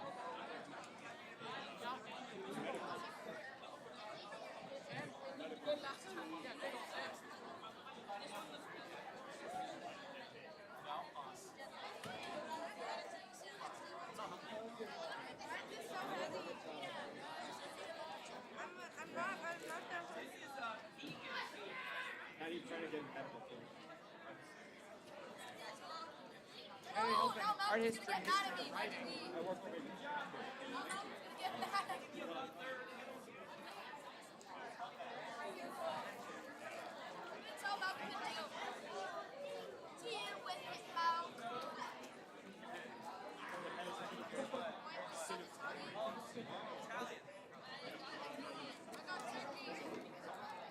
Making sure you don't have anything up your sleeve. Oh, that's right.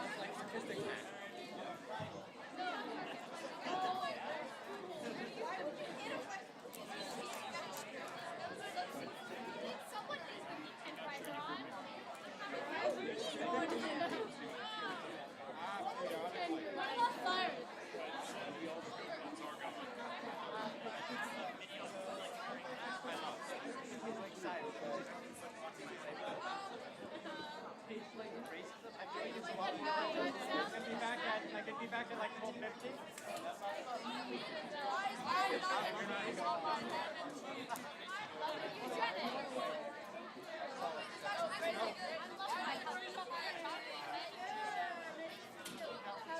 What's your name? Will.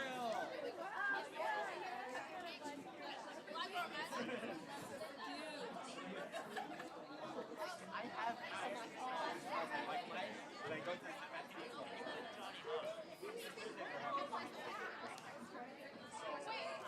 You have Tachine? Oh my god.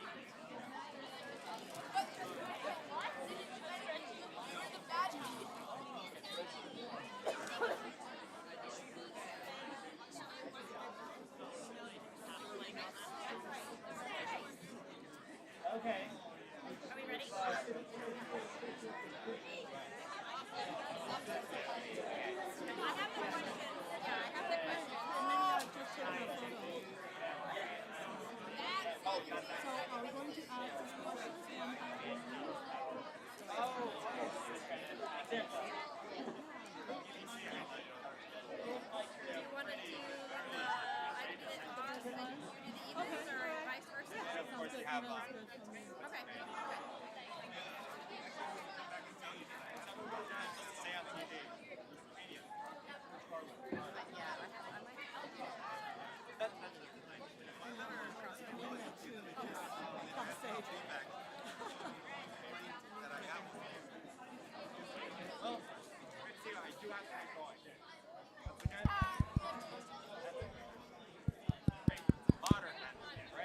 Okay, everybody, we're going to go ahead and get started in just a couple of minutes. So if you could get your lunch and find a place to sit,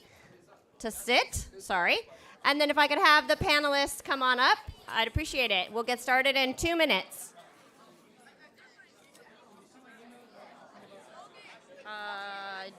No. Did you send it today? No. Oh, okay. So basically what I want to do is I want to define AI as a tool, and then I want to talk a little bit about what is the science, what is the engineering, what is the anomaly, and why this tool is going to help moving forward. That's what I'm going to talk about. I think that's everyone that responded, so. Yeah, what is AI, engineering, anomalies, AI working with job applications, technical concepts.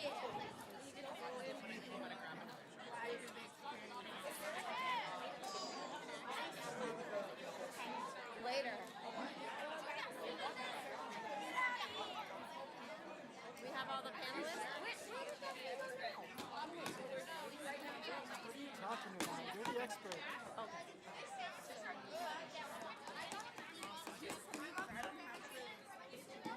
Oh, wow. Oh, that's very cool.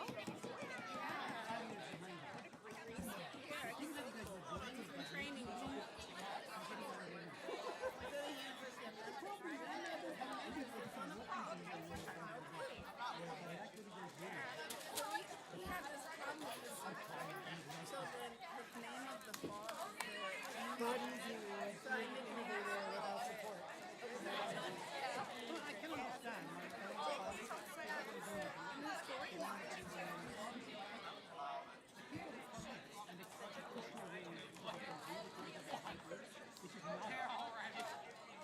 Okay, I think we're going to go ahead and get started. Can everybody hear me okay? Clap once if you can hear me. Clap twice if you can hear me. Thank you. Okay, good afternoon, everybody. My name is Carrie Starbird. I'm the Division Dean of Mathematics here at Pasadena City College. I'd like to welcome everybody here to our annual Pi Day event. Thank you so much for coming out. We really appreciate it. We're excited about our academic panel that we're about to have. I'm gonna be moderating this panel along with Daphne Liu. Daphne, would you like to come up here and introduce yourself? Hello, everyone. My name is Daphne Liu. I am Department Chair of Mathematics at Cal State LA. Welcome to Cal State. Welcome, in the future to consider Cal State LA. We had a great fun working with you this morning. Yeah. Okay, and I'm looking forward to co-moderator with Harry. Okay, so we're going to get started with our panel. So our first question is a real tough one. I would like to ask each of our panelists to please introduce themselves briefly. About a minute. We'll start with Katina on the end. Go ahead. Hi, everyone. My name is Katina Carranza. Can you move the microphone closer? Hear me? Is that good? Is that better? That's better.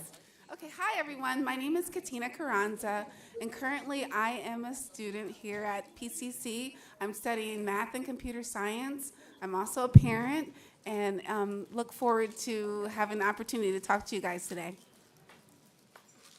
Hi, my name is Rhea Preciado. I'm a geography professor here at PCC, and I've taught here for 17 years. Hi, my name is Roger Yang. I'm a math professor here at PCC. Oh, you have a fan. I brought my fan club, consisting of 2 people. And I've been here at PCC since 2001, so that's what, 24 years. It's been a minute. Hi, my name is Jamal Ashraf. I'm in computer science. Embarrassed to say that you guys know more from AI than I do, but we're going to have a conversation about what the AI is going to be, where we're going to go with that.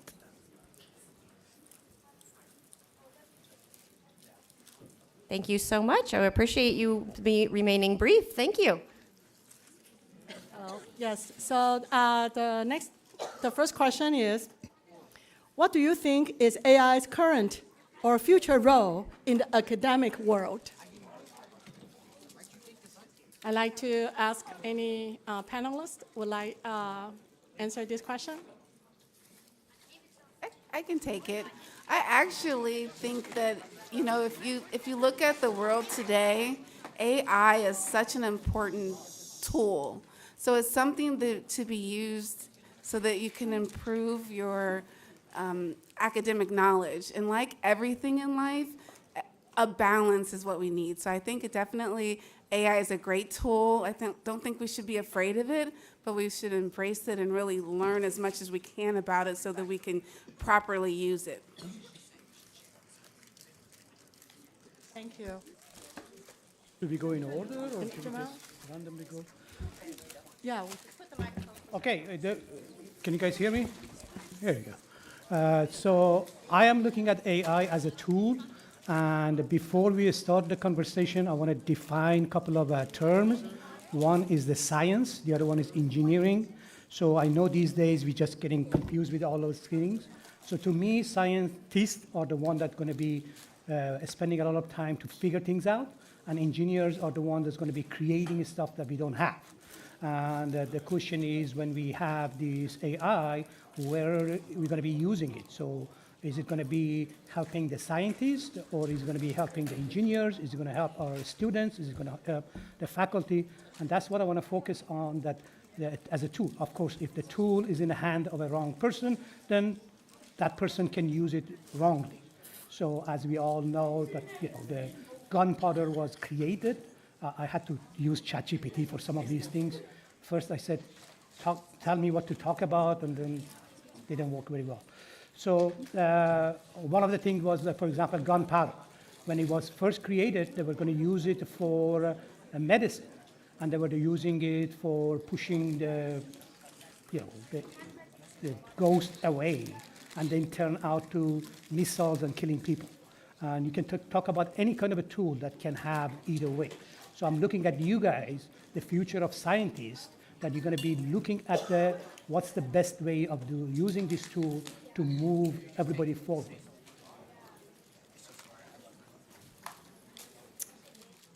So if I could just add, the point of technology is to make our life easier, right? Technology has happened throughout time, and it's given us time to do other things. Leisure, higher order thinking, and artificial intelligence, it's exciting because it's going to enable you to not have to do the mundane tasks, but to open yourself up to do higher level thinking and learning. So basically what AI puts out, that is now F level, because you didn't do anything yet, right? For order for you to make it C level or A level, you now need to use your human brain and make what AI gives you better. I totally agree. I feel like I have a slightly different perspective from my colleagues. They keep referring to AI as a tool, and I'm a math person, right? So when I was in school, which was an eternity ago, calculators came onto the scene, and all the math teachers were worried that, oh, calculus, it's going to ruin math and stuff, but now everybody uses a calculator. So I see a calculator as a tool because it always kind of gives you the right answer. But when you're working with AI, and I don't know how much you know about generative AI, AI kind of has a tendency to hallucinate sometimes. So I don't think of it as a tool where I expect it to work every time. I think of it more like a collaborator. So I could be working with Rhea. We could be collaborating. Rhea makes mistakes.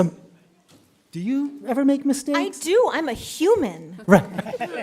So like when you're working with a collaborator, we can work together, but your collaborator could make mistakes sometimes. And I think it's much healthier to think of AI as a collaborator, a very intelligent, very creative, very useful collaborator, and you need to, critically analyze what your collaborator is saying or generating. So I guess that's my point of view. Yeah, it's useful, but I think of it more as a collaborator than a tool. Can I debate on that? Thank you all for your answers. I appreciate that perspective, Roger, because we do know that AI does not always produce the correct answer. And so, as Rhea was mentioning, using our higher order thinking is going to be even more important as we use AI and it becomes more a part of our everyday life. Okay, so I think we're ready to move on to our next question. So how can we guide and ensure students to use AI as a tool for learning rather than for a shortcut that compromises integrity? Anybody want to take that one first? Okay, I can start. So I'm going to keep pushing it as a tool. I'm going to disagree with him, that's okay. But what I'm saying is we got to figure out what is it that human wants to do and how is this thing going to help us. If we look at AI as a replacement, then nothing is going to happen. I mean, if I go out there and I say, oh, I'm a macho man, I want to buy a lot of tools, and I buy these wonderful tools and I put it in my garage, it's not going to do anything. I have to learn how to use this tool, and when I need them, I can use them.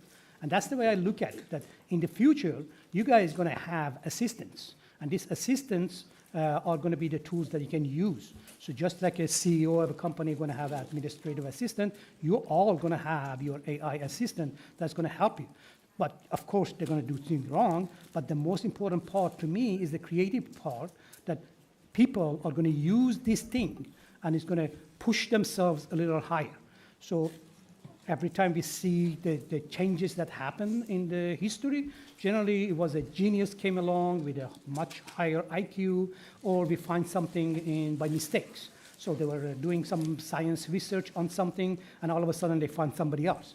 So if we can push this toward that, I say, okay, now that we have this genius or everybody in that line, now maybe we can give these tools so the things that they want to learn, they can learn it much faster, or they have the tools. Or create the simulation for this to create scenarios that they can find things that, I mean, the very, very good example is that scientists were spending years and years to find genetics, and now they can do this in hours of time.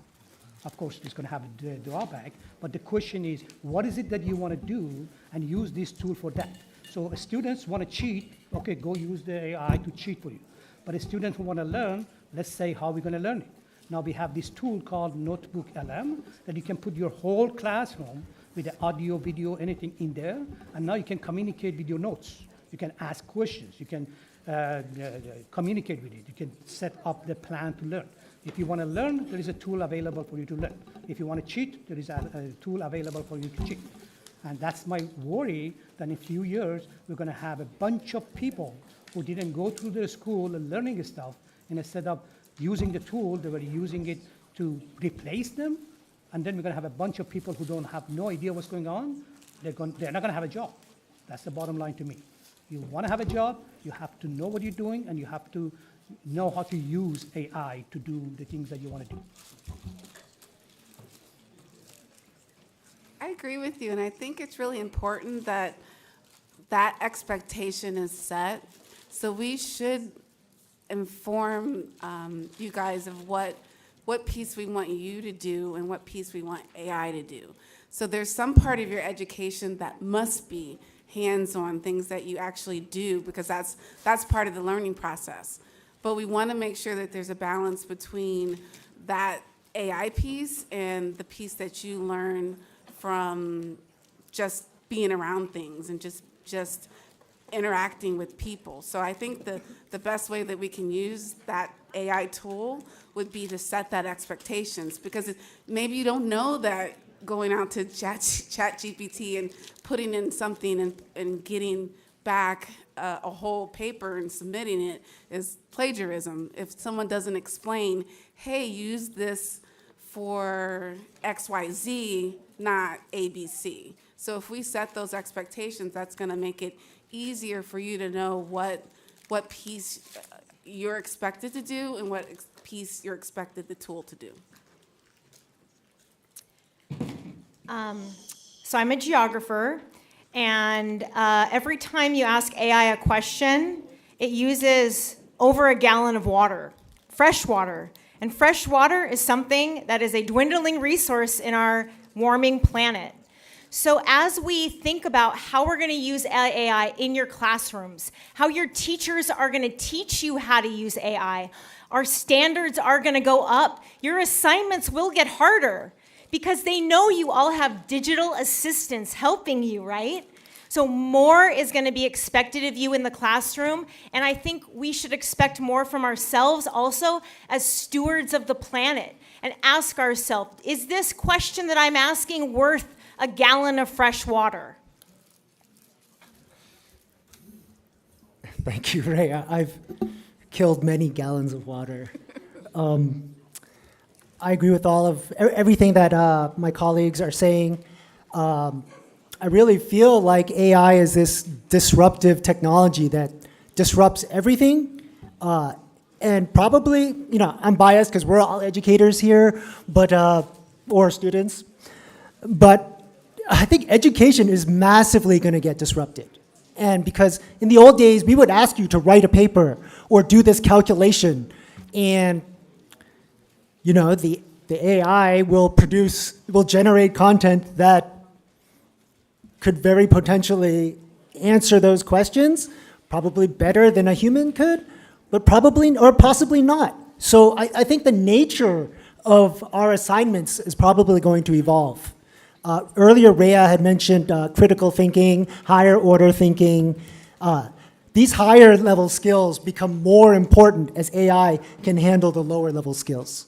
So maybe traditionally we focused more on lower level skills, calculation, content. Even when the internet was invented, the value of content decreased and the value of thinking and process increased. So I think things will be changing a lot in the future. And honestly, I don't know how ready we are as educators for this change, but it looks like it's coming. Thank you for your answers. So we know because of AI, education will be impacted greatly. So next question is about from instructor's point of view. What kind of strategies you think instructors can use to effectively integrate AI into STEM courses? Why don't you go first? Okay, I'll go first. So I feel like the standard model of teaching, the instructor knows all this stuff, the student doesn't know all that stuff, and then we're just delivering content. I mentioned that in my earlier example. I feel like we could use other teaching approaches rather than just a lecture delivering information to you. There's something called problem-based learning, where we start off with a general open-ended question, like, I want to optimize something. And then we could use AI to sort of explore these ideas. AI is very good at generating ideas, generating different options, and it's good at contextualizing stuff. So like right now I teach optimization to my students, and it's very dry, and it's not specific to a student's interest, but it doesn't have to be that way. I could have engineers be optimizing one thing, and people in the medical profession be optimizing something else, and business majors could be optimizing something else. So your education could become really tailored to your particular interests, and this is something that was not so easy to do in the past. So I think I guess it's pretty obvious, I'm advocating for new, different approaches. Okay. Can you guys hear me back there? I didn't want to put this in front of me because of the pictures you guys taking. I don't want to mess up my picture. So I want to be sure you guys. Okay, so since I am the oldest person in this place, I want to tell you a story about the time that I was going to college. I had to sit in my very beaten up car, go all the way down to UCLA, and go to the library. I couldn't check out the books, but I had to make a copy of each page. That would be like $1 per page at the money that we have right now. And that's the way per page. And that's the way we were learning. And the person who could memorize the most was the most valuable student and the most valuable employees. But we don't have that no more. What I'm concerned about is the internet came and we were all struggling of what do we do with this? And of course, the teenage boy is going to use it for some things that they want to do. And that was the concern. I said, hey, people are going to use this for all X-rated stuff in there. But there is a good side of it too. We can use it as a tool to learn stuff. So that's where I think we are going as a faculty. What I see for the last year that I'm learning about the AI, I'm in computer science. I have around 100 to 140 students per semester. And I was spending a lot of time to grade the homework. I usually give a lot of homework to my students. And I'm talking about 140 times 3 to 5 homework per week. It was just taking all my time. Now I'm using ChatGPT, give it the direction that this is the way I wanted to check it. Of course, I have to go back and forth to be sure it's okay. And now I'm doing some of my grading through ChatGPT. Now I'm going to do some of my work. I'm working with some other people to create online tutoring through ChatGPT. These are going to be the materials that I think is important for the class. And instead of going to Google it, we're going to have some containment. So these are going to do what? If I'm a lazy teacher, like a lazy student, I'm not going to do anything, so ChatGPT is going to create my material, and the student's going to use ChatGPT to answer it, so ChatGPT is going to be talking to ChatGPT. But if I'm a faculty that I want to put time, and I have students who want to put time, okay, now you guys are going to get the feedback from this, and then you come back to me and say, Jamal, I don't understand this, or can you explain this? Now I have more time to talk to you. Now I have more time to think about the programs that we are working on, the labs that we are talking about. So we can take it to the next level, but then I'm going to need you guys to do the same thing. So we use it for the tool. I tell them, hey, you can easily have ChatGPT to write the program for you. But in the future, yes, the AI is going to write programs. So the question is, do we need to learn programming? If the AI is going to do programming, should we close down the computer science and not teach any programming anymore? That's not true case, because the person who knows programming can use ChatGPT much better than the person who doesn't know programming. So that's the level that I'm expecting my students to move on. It's not only going to be knowing what they're doing, they're going to take it to the next level. From the corporate, what do they want? They want every person to produce 5 times more than what they produce. Is that going to cause some interruption in unemployment? Of course. Some of us going to be unemployed? Of course. But the people who they're going to be looking for, and that's what we're going to be bringing some of the industry people for the future career through the AI Club, the end of the April, I believe, that, what is it that you guys looking for in industry? We are behind. We don't know what's going on. What is it that we're teaching our students? What are the students need to know right now for 3-4 years when they graduate, they can find a job? In computer science, that's what I'm prejudiced about. But that's what I think the tool is going to help me to have more time to spend on learning AI, to spend on helping my students more than I used to do 2 years ago.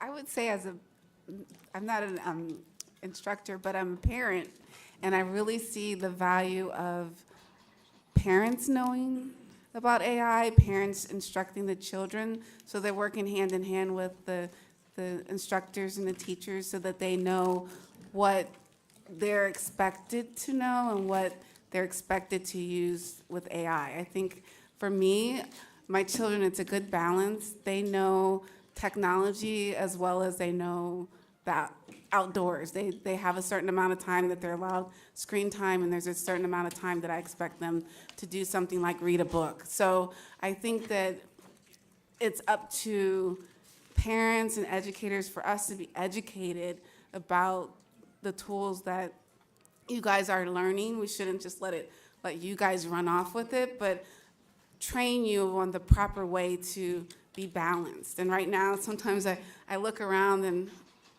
I intentionally look at the students here and I see everybody with their phones in their hands and they're not really paying attention to the things around them.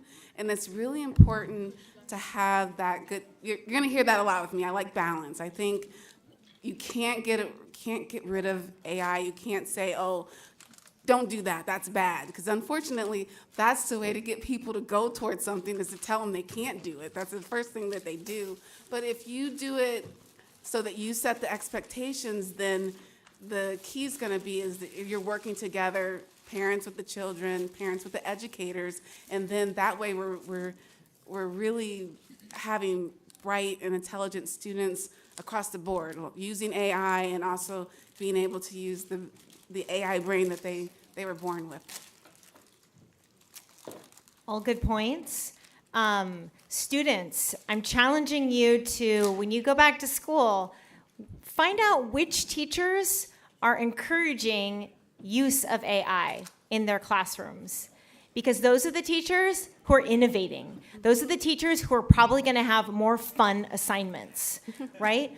All of the jobs that you will have will make you use a digital assistant like AI. All of them. The expectation when you start working will be that you know how to use these tools, right? And I agree, your parents, you, have fun with it. Think of all the exciting, think of how many problems that grown-ups have made for you. We've done that to you. And think of all the help that these digital assistants are gonna give you to solve all the problems that we made for you. So it's really exciting. It's easy to lean away from it and ban it and say it's scary, it's gonna ruin everything. But that's a really dark way to think of the world. And I would encourage you to think, think not so dark, think bright. Think how this has the power to solve some of these big problems that we're all struggling with. And grown-ups, we haven't solved them yet. So this is such an important time in your classrooms to start learning and challenging your teachers and parents to partner with you to really leverage this gift that we've been given to make life better. I love your passion, Rhea. So along the lines of instructors and using AI in the classroom, I'd like to get your opinion on if you think instructors could be replaced someday in the future by AI. Don't everybody jump at once. Well, I was talking earlier that we can use it. I'm going to keep pushing it until he hits me somewhere. I'm thinking about it as a tool. Yes, the instructor who just give you the homework, grade your homework, that instructor is going to go away. But the instructors that are going to push you to go further, to do more research, to use it to go further down, that instructor is not going to go away. The AI is part of tools that we can use, but the creativity is going to be the part that we're going to be pushing. So right now, we want to create a game, and we want to sell that game. So 10,000 people, they're going to go ask ChatGPT to create a game. And it's a very good game, and everybody can play with it. But the one that's going to be selling is what? The one that's going to be different. It's going to have some creativity on top of what is capable to do it. So the ones that are going to be raising above the average, above the replacement, those are the people that I am hoping that we're going to see out of you guys to grow out of it. Yes, when the car was created, when transportation was created, before that people were walking.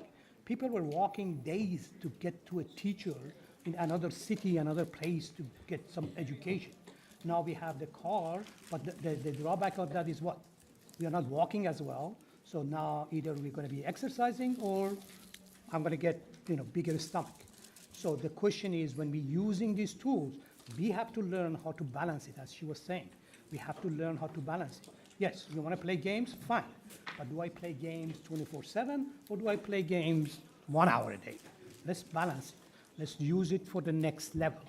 I'm using my cell phone to do some stuff, to do communication, but in certain places, I'm going to put it away. I'm going to turn it off. So that's the one that I'm hoping that most of you are going to start learning to balance your life. Yes, it is a tool, but if that tool is going to be your replacement, you don't have a job. I'm just going to tell you. If that tool is going to be a replacement for what I'm doing as a teacher, I'm not going to have a job.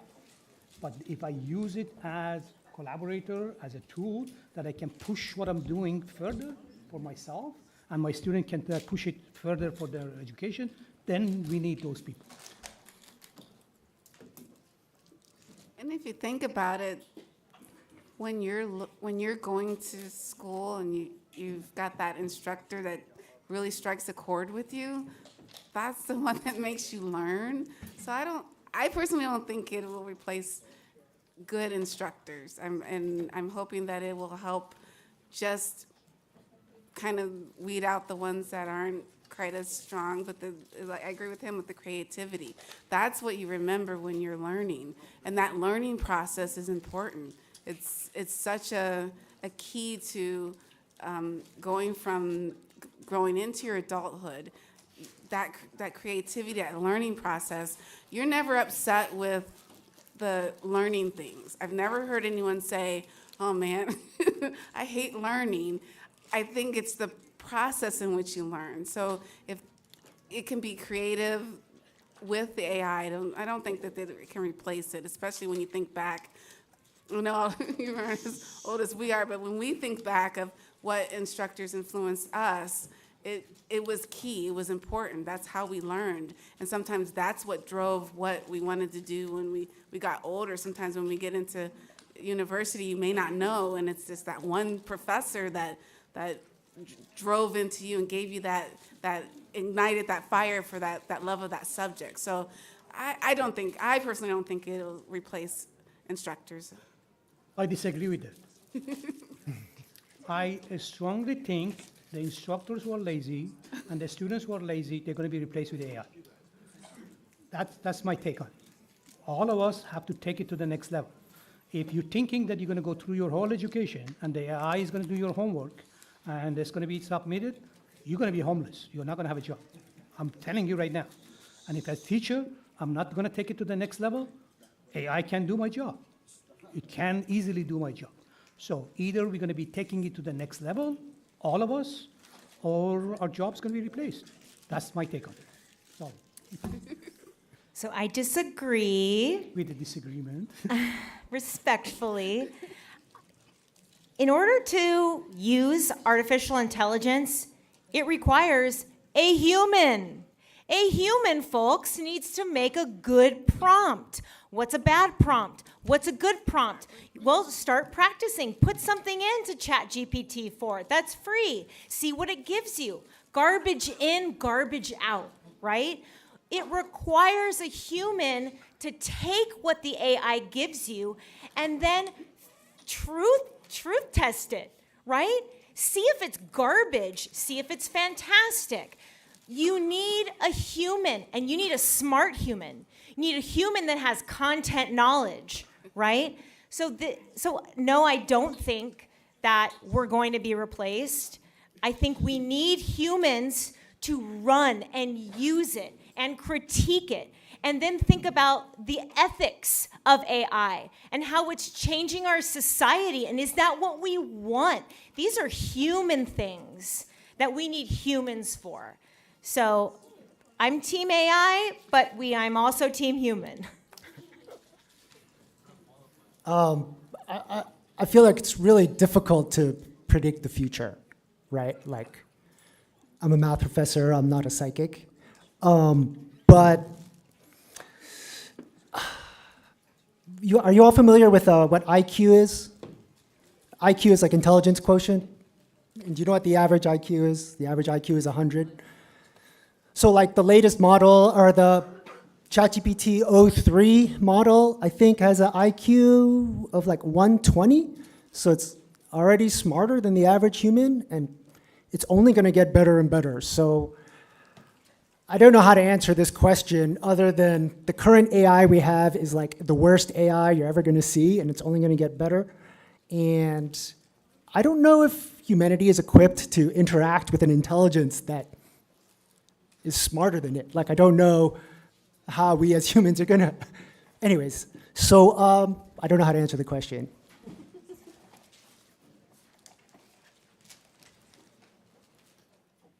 Thank you for your answer.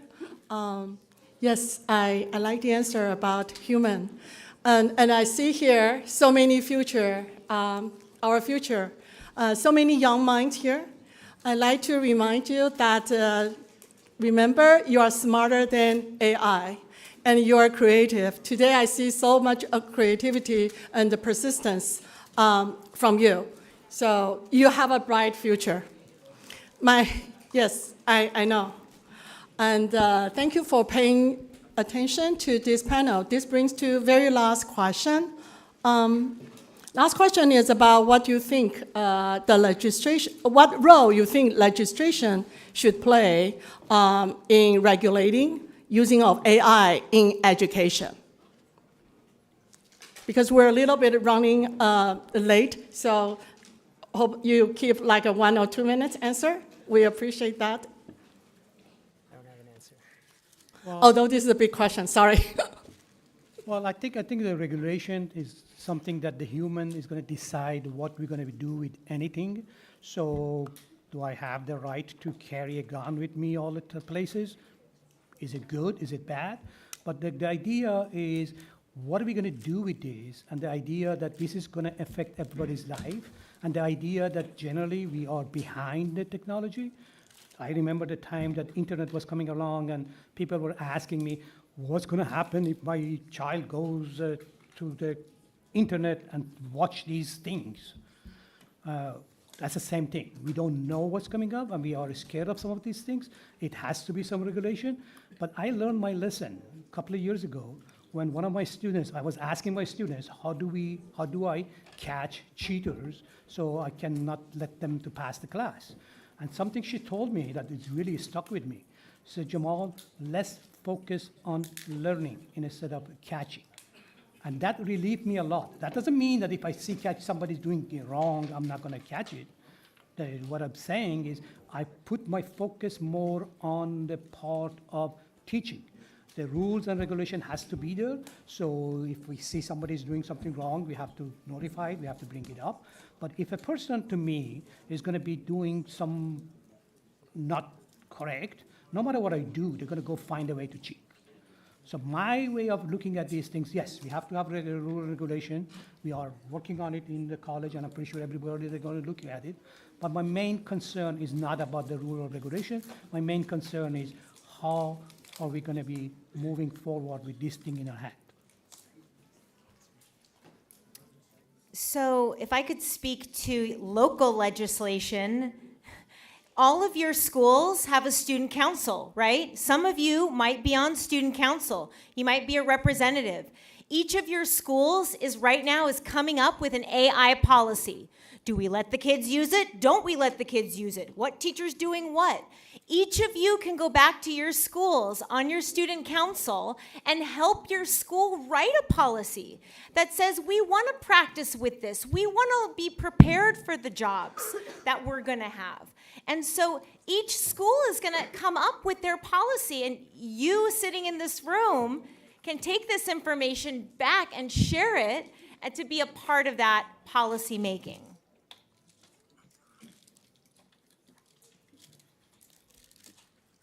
I agree with what's been said, and I have nothing to add, so. Katina? No, as far as policy, I agree with the school system here is definitely more a local grown, so then taking it locally would be great. I don't know that the policy should necessarily come broader than that, but some things are out of my control. But I think as a parent, also be included in that process with the policy, at least at the primary and the secondary level. Thank you all so much for your contributions to our panel. Can we give our panelists a round of applause, please?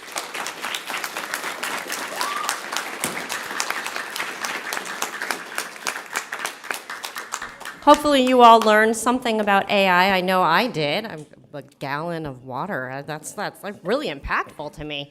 And I hope you feel empowered to go back to your schools and start asking questions about your school's AI policies and getting involved if you want to see that change happen on your campus. So again, I really appreciate everybody being here today and our panelists for their contributions. Yu Chung, what's happening next? Next will be Python workshop. Do you want to use the microphone? We are not going to have any questions from the audience? We are not going to have any questions from the audience? Professor Okenkoba is going to lead the Python workshop at 1 p.m. And with the rest a few minutes, we would like to have all the panelists and the moderator to have a You're not picture. going to ask questions from the Oh audience? yes, we do need. Yes, we have this Q&A session for all of you to ask questions. Anyone?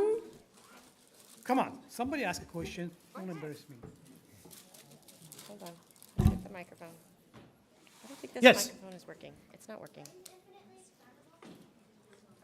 It's not working. Are those infinitely expandable? The expandable. Math? Here.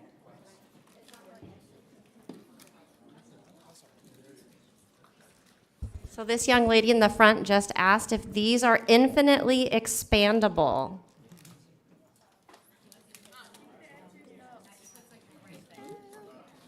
I think I heard somebody at the back say, I think the answer is no, but I don't know who said that. I think the answer is technically yes and no. And no to the point where the paper does have boundaries, but also theoretically no, because it's theoretical. So I think the answer would be both yes and no. Yes to the point that the paper has boundaries, so it is expandable to a finite boundary, but also no because it's theoretically infinitely compressible. Could compress it down to the point of infinite density being a black hole, and because it's theoretically infinitely compressible, should also be theoretically infinite expandable. Let's call it political answer. I also have a question. Have the panelists heard about the AI poet generating a poem called I Am Code? No. Okay, so 3 friends apparently asked an AI poet to create thousands of poems, and it ended up creating one called I Am Code. And I'm sure many of us know that how AI actually works is kind of a black box. A lot of it we just don't understand. And these poems created by the AI poet gave us kind of a glimpse into that black box. There were things like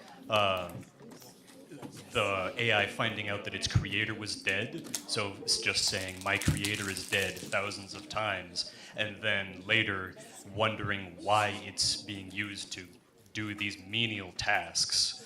It was So I think that should be an interesting aspect of the question of ethics. Not only how do we use it, but also thinking about it as, like one of the panelists said, a collaborator, an actual thinking collaborator, almost like a person.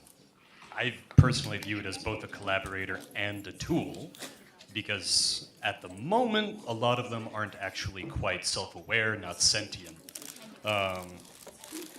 As for them replacing teachers or many other professions, I think yes, again, yes and no.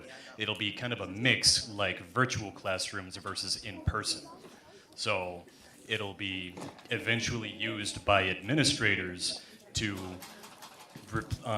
teach the more fundamental, menial things, and then the people will be used for tutors and more complex things like philosophy.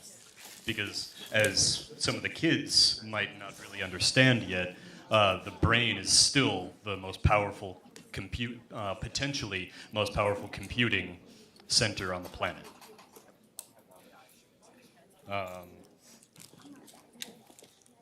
Yeah. So can I add to what you're saying about the poem? So the way that I see the LLM is we can think about it that there is this thing that can look at all the books at the same time and go grab the things and bring it and put it together.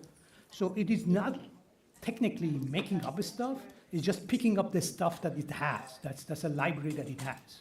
So we can constrain the right library or we can put it out there, and that's what it does. So again, the way that I see it is we're gonna take it and we're gonna move ourselves up. Yes, we're gonna go tell it to write a poem, it can write a poem.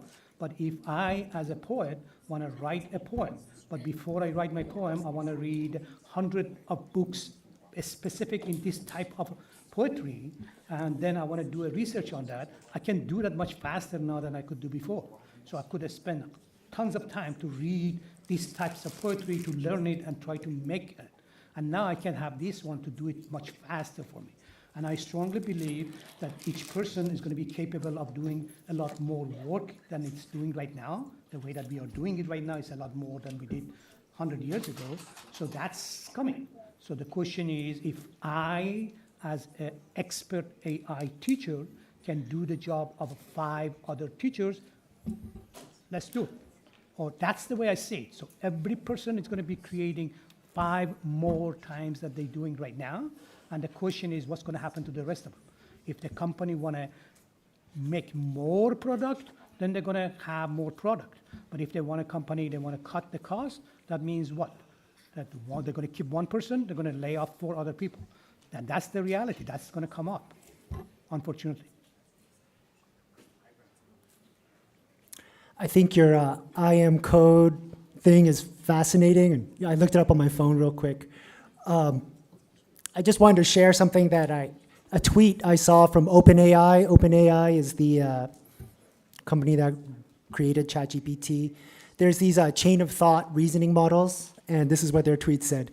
Chain of thought reasoning models think in natural language understandable by humans.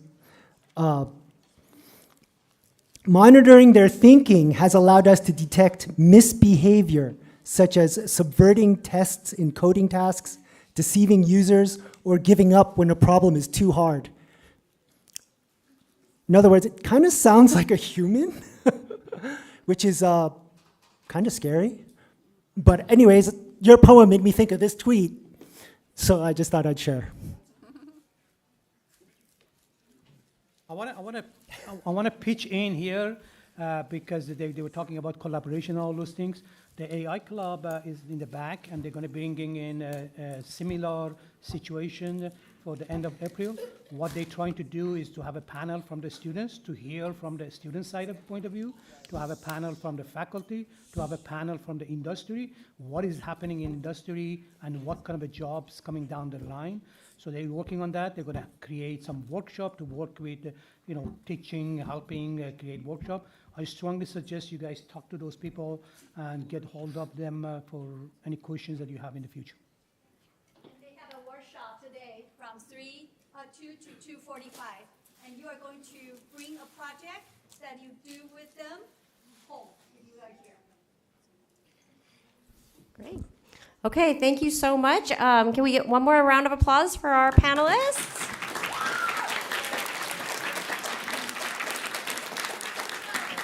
I think we're going to move right on into our Python workshop. Thank you, everybody.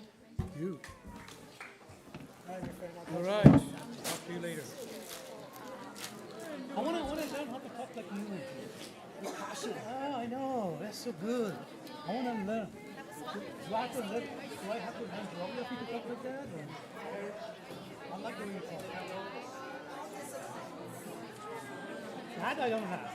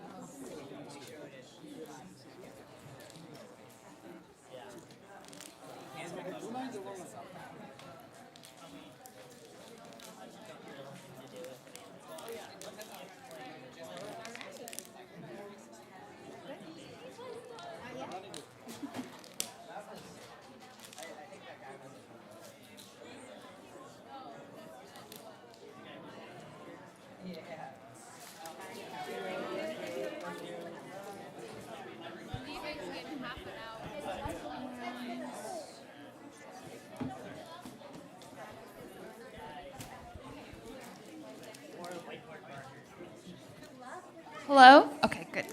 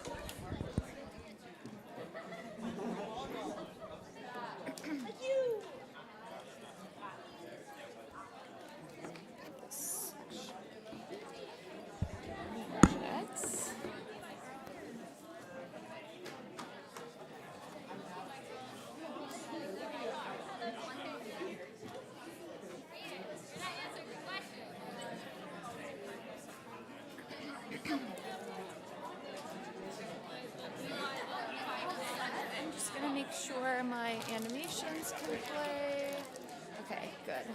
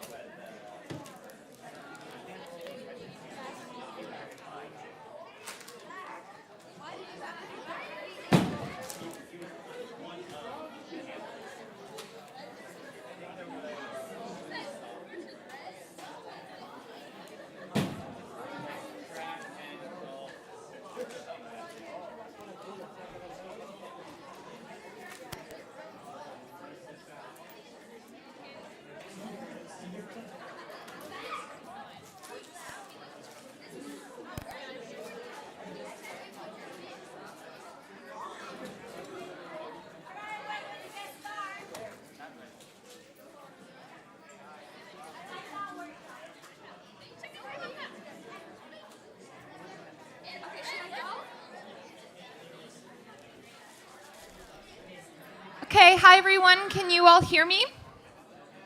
Yay! Okay, good. Okay, so our next event that we're going to do right now is a workshop about scientific computing. So specifically, we're going to look at Python as a programming language.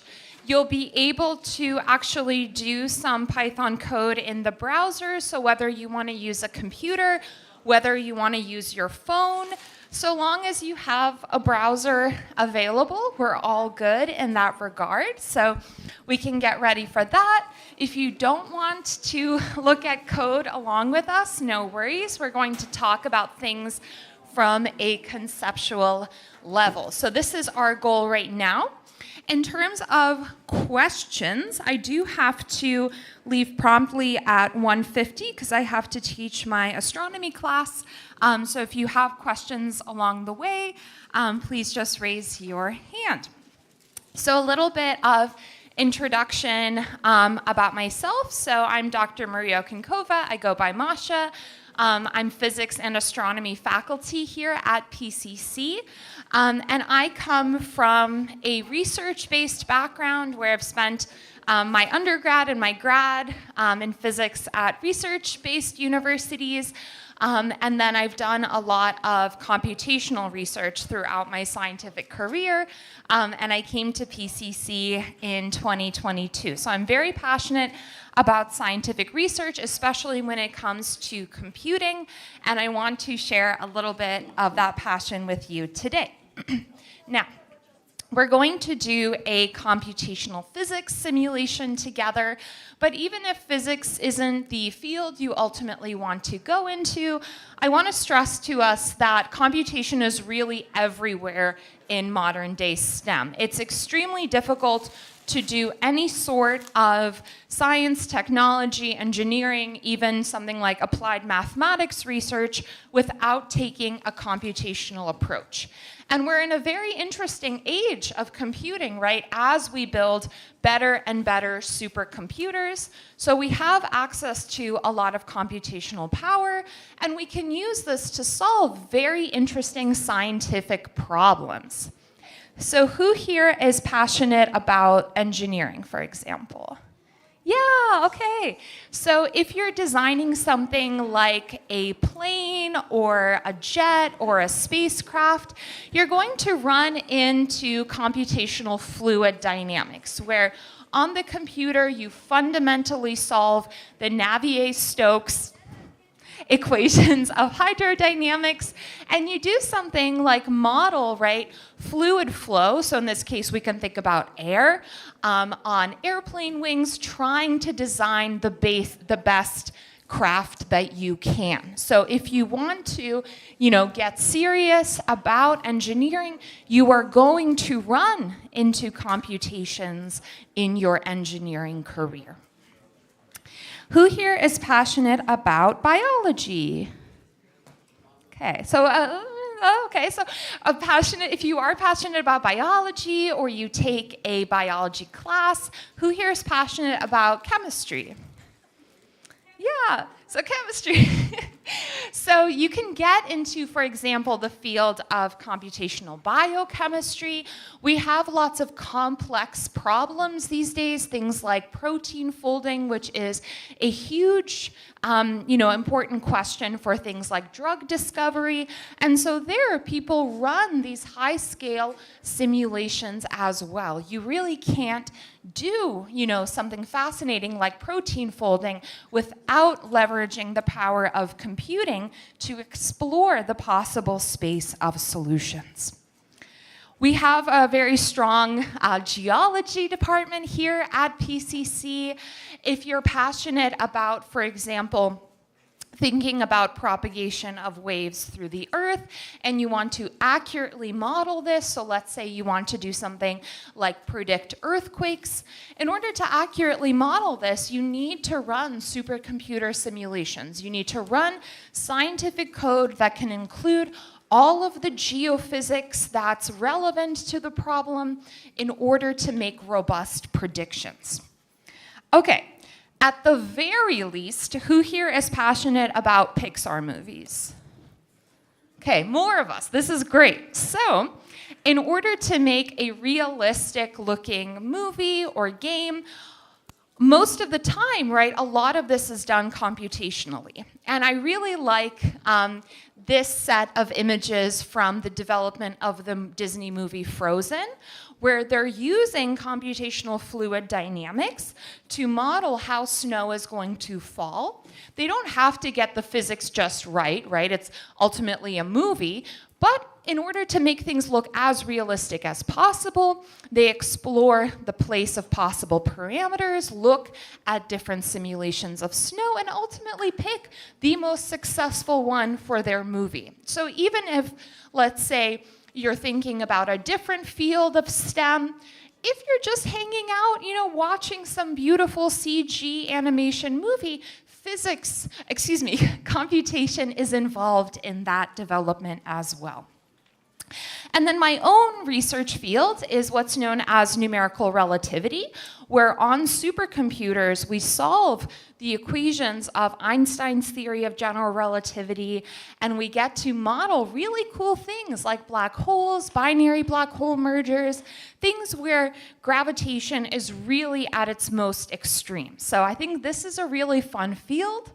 You'll see that for our Python work today, we're going to do a little bit of simulation of gravity, but this is going to be the type of gravity that you learn about in high school, for example, in your high school physics class or your first college physics class. And then, hopefully, if you feel inspired, right down the road, you can model things like black holes by solving rigorously on supercomputers equations, for example, pertaining to general relativity.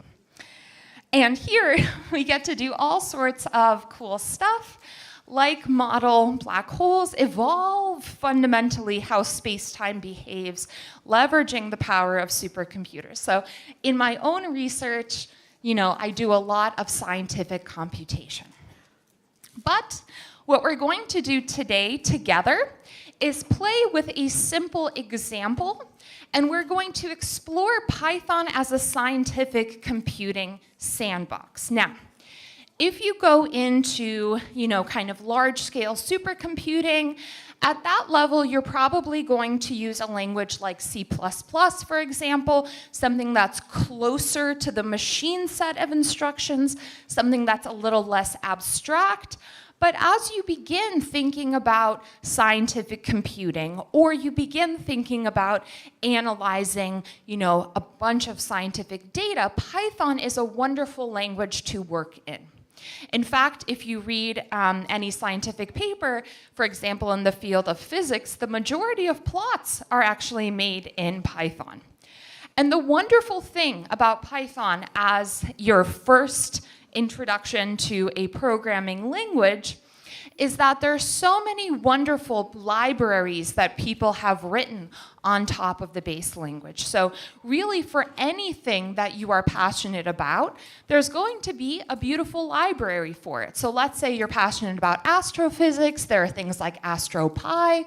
Let's say you're passionate about machine learning, there's scikit-learn. If you're passionate about statistics, for example, there's statistics in Python. If you're passionate about mathematics, there's SymPy, which is symbolic mathematical computation in Python. And so really, for any type of project that you want that might involve computation, Python is a wonderful sandbox. And specifically, what we'll see today is as you begin your Python journey, it might be really intimidating to say, okay, first of all, I need a computer. Second of all, right, I need to install all sorts of packages and libraries and deal with my compiler. Thankfully, we have access to Google Colaboratory, which is basically running Python in a browser-based environment. So you don't need to install anything yourself. Basically, you're going to end up writing code and running it in the Google Cloud. You don't have to manage your own packages. They will do it for you. So we'll be able to see, you'll be able to pull up this code on your phone and explore it there. And since we're talking about AI, now Google Collaboratory has all sorts of fascinating AI features. So, as I was writing the code that we're going to use, first of all, I based it off of something that was modeled to me by ChatGPT. So instead of writing it from scratch, I took some input from ChatGPT. And then Google Colab came with its own co-pilot, which is Gemini by Google. Now, there were times where I had to tweak things, say, okay, this isn't necessarily best coding practices, or you're not necessarily giving me the best initial conditions to see cool physics output. But if you go into computing today, you will have lots of AI tools at your disposal as well, because especially for introductory work, lots of people have written, for example, n-body simulators, which we'll talk about today, and you can learn right through AI about all of this. Now, of course, keeping in mind what we heard from the AI panel, being careful about all of this, at the end of the day, we want to make sure that we understand computation, we understand the scientific problem we're trying to solve. But when it comes to stuff like, okay, well, I need to set axis limits and I don't necessarily know how to do that, AI is a wonderful tool that can guide you along the way. So this was a pleasant surprise for me as I was tweaking the code that I usually use for this workshop, just the amount of AI integration that we have. So, you know, it's great that we have this computational tool, this wonderful computational sandbox, but we need some sort of scientific problem to think about. Now, it might be so tempting to say, okay, let's just go into black holes. Let's solve the equations of general relativity. Let's solve the Navier-Stokes equations of hydrodynamics. We'll start with a simple example. This is always, you know, the greatest piece of advice that I can give you as you progress in your science and mathematical journey is to start with a simple example. Make sure you understand that, and then iterate on that, taking next steps. So this is going to be our first piece of scientific computing. So who here has taken a physics class where you learned about gravity? Yeah, so fundamentally, there's this idea in Newtonian gravity, which is a framework for thinking about gravitation that's good enough to do things like help us build bridges or even model, you know, some gravitational dynamics here on Earth. We'll need Einstein's theory of general relativity for, you know, a more expanded version of this. But the basic framework of physics that you learn about in high school is that anytime I have two objects that have mass, there's going to be a gravitational force between them. There's going to be a gravitational pull between them. And I can even talk about this quantitatively. I know that the gravitational force between them is going to be related to the product of their masses. So the more massive something is, for example, the greater the gravitational force will be, divided by the distance between these objects squared. So the further away something is from you, right, the weaker the gravitational force will be. This will be our basic operating principle. We're thinking about gravitational interactions between objects. More massive objects will exert more gravitational force, and then objects that are farther away will exert less gravitational force. This is why, for example, I don't go flying into this chair even though it has mass. Instead, I jump up. Overwhelmingly, the gravitational force on me is from the Earth, the thing that's the most massive around, and I also don't go flying off into the sun because it's much, much further away from us. So just thinking about this formulation of gravitation. And then this big G here is just a constant. It's the same everywhere in the universe, and it does carry some units. So we're going to take this physical principle and we're going to roll with it. Because the beautiful thing about physics is I can ultimately think about everything as an initial value problem. You give me some initial conditions and a physical theory you want me to work in, And I can tell you what this system is going to look at some later time. So for example, you give me some initial position for a planet, you give me an initial velocity, so a direction in which it's heading and what speed it's heading with in that direction. And if you say, okay, I want you to model this in the framework of, for example, Newtonian gravity, I can compute the force between my objects. I can say, I know when I have a force, this is going to lead to an acceleration. And so I can iterate and tell you what velocities and positions we'll look at some later time. So this is kind of one of the fundamental things I want us to digest about what something like physics ultimately is.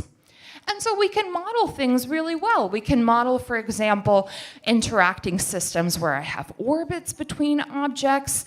I can model things like why the Earth stays in orbit around the sun. But what's really cool is what if instead of considering 2 masses, suddenly I have 3? In that case, what's going to happen is if I have objects, let me call them like A, B, and C. A and B are going to have a force between them. B and C are going to have a force between them. And A and C are going to have a force between them. Any 2 objects with mass have a force of gravity between them. And you can already see when I have 3 objects and I think about their gravitational interaction, I get a much richer set of behavior, to the point where you can even prove that this problem is chaotic in nature. But I can go even further. What if I have even more objects? Suddenly, for each one of my masses, I have to think about the gravitational interaction with every other mass that I have. And so if I want to sit down with pencil and paper and at some time compute what the gravitational forces are, I'm going to end up computing so many different forces. And this is just an illustrative example for 5 objects. What if I have 10? What if suddenly I have 100? In that case, instead of me sitting with pencil and paper and trying to iteratively solve this system, I can leverage the power of computation. When things suddenly slip away from my human hands and I can't do things with pencil and paper anymore, I can turn to computers and supercomputers. And this is not without physical relevance. This idea of I'm going to take a bunch of objects, compute gravitational forces between them, see what their dynamics are going to be. This isn't just, a for fun thought exercise. This is actually incredibly relevant in the fields of, for example, physics and astrophysics. We know that in our universe, we have these objects known as globular clusters. These are gravitational groupings, meaning the stars are actually interacting one another, of like 10,000 to 10 million on average member stars. So we don't live in one of these, but there are clumps of stars around where they are genuinely gravitationally interacting with each other. This is an image of one of them, for example, from the Hubble Space Telescope. And you get a very, very rich set of dynamics. Now, we don't live in one of these, but we have many of these in our galaxy. We have about 150 to 180 based on estimates of these in our galaxy. And if we lived in one of these, here's a mock-up of what our night sky would look like in terms of having so many stars nearby, hence, right, having strong gravitational interactions. Because remember, strength of interaction also depends on distance. This type of idea of I'm going to take a bunch of objects and model gravitational interactions between them is also very important when modeling how the early universe behaved. because in my early universe, I basically just had a bunch of gas and dark matter. It had a little bit of a funky distribution. And then through gravitational interaction, I had begun the formation of things like filaments, like galaxy clusters, like galaxies, finally to even something like our own solar system. But to model, right, to make physical predictions and to match against data, the behavior of our universe when it was a baby, I need to use this model of n-body gravitational physics. I need to say, okay, I have lots of little things. I have like different clumps of dark matter, for example, and clumps of gas. Let me compute gravitational interactions and let me see the rich structure that I get out of it. So here is one such n-body simulation showing the evolution of the universe, showing the development of filaments and little galaxies, much like our own Milky Way inside of them. So this baby problem that we're doing together is not without physical relevance. We're going to look at some n-body gravitational physics on the computer, and we're going to do a small browser-based version of this.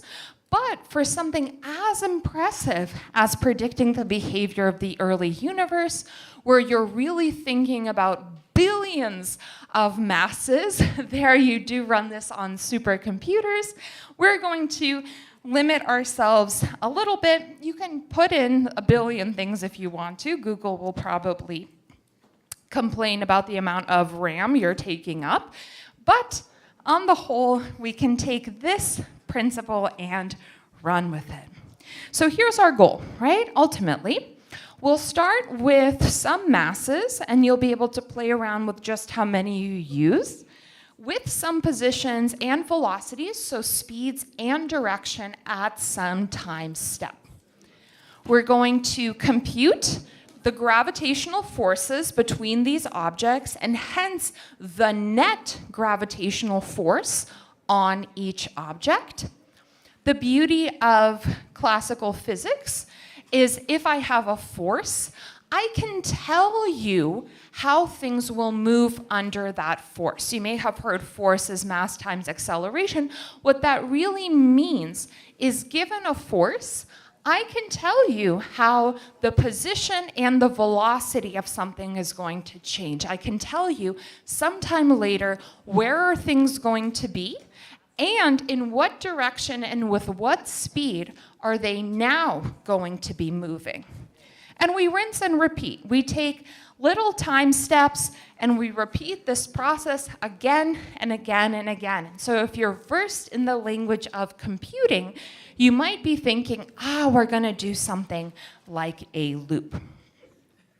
And again, thinking about Python as our scientific computing sandbox for this, and thinking about the fact that now we also have AI available to us. So I had AI help me write a toy model of this. You'll see it's only about 40 lines of code. And you can iterate on this model. You can iterate, you can start introducing better and better algorithms. But here we're going to work with kind of our first toy model. So here we go. If you want to follow along with me, I have a QR code here. You can pull it up on your phone.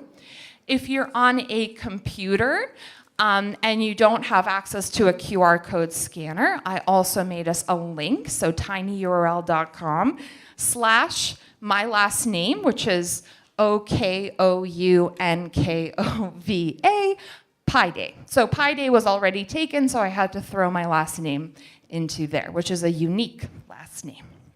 So we can do this in our browser. So you can just scan the QR code on your phone, or you can pull it up on your computer.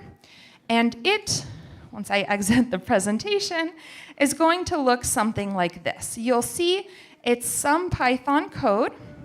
There's not that much of it. We'll talk about each step. And the key is when I finish running the code, I'll have a nice n-body simulation result, and you can iterate on top of that. Now, if you're interested in the slides that I was showing, there's also a link for the corresponding slides. So again, in case you need it, here is, and I'm going to have to go back and forth between these two things, here is our QR code. All right, so let's rock and roll with this. Looking at our code, and here I've written, with AI, the full thing for us, you'll see, once I increase the zoom here, so like Control plus. Okay, here we go. You'll see that the first step is really just importing a lot of libraries. We talked about how, one second. Okay, beautiful, beautiful, beautiful. And then we'll scroll down to where we were.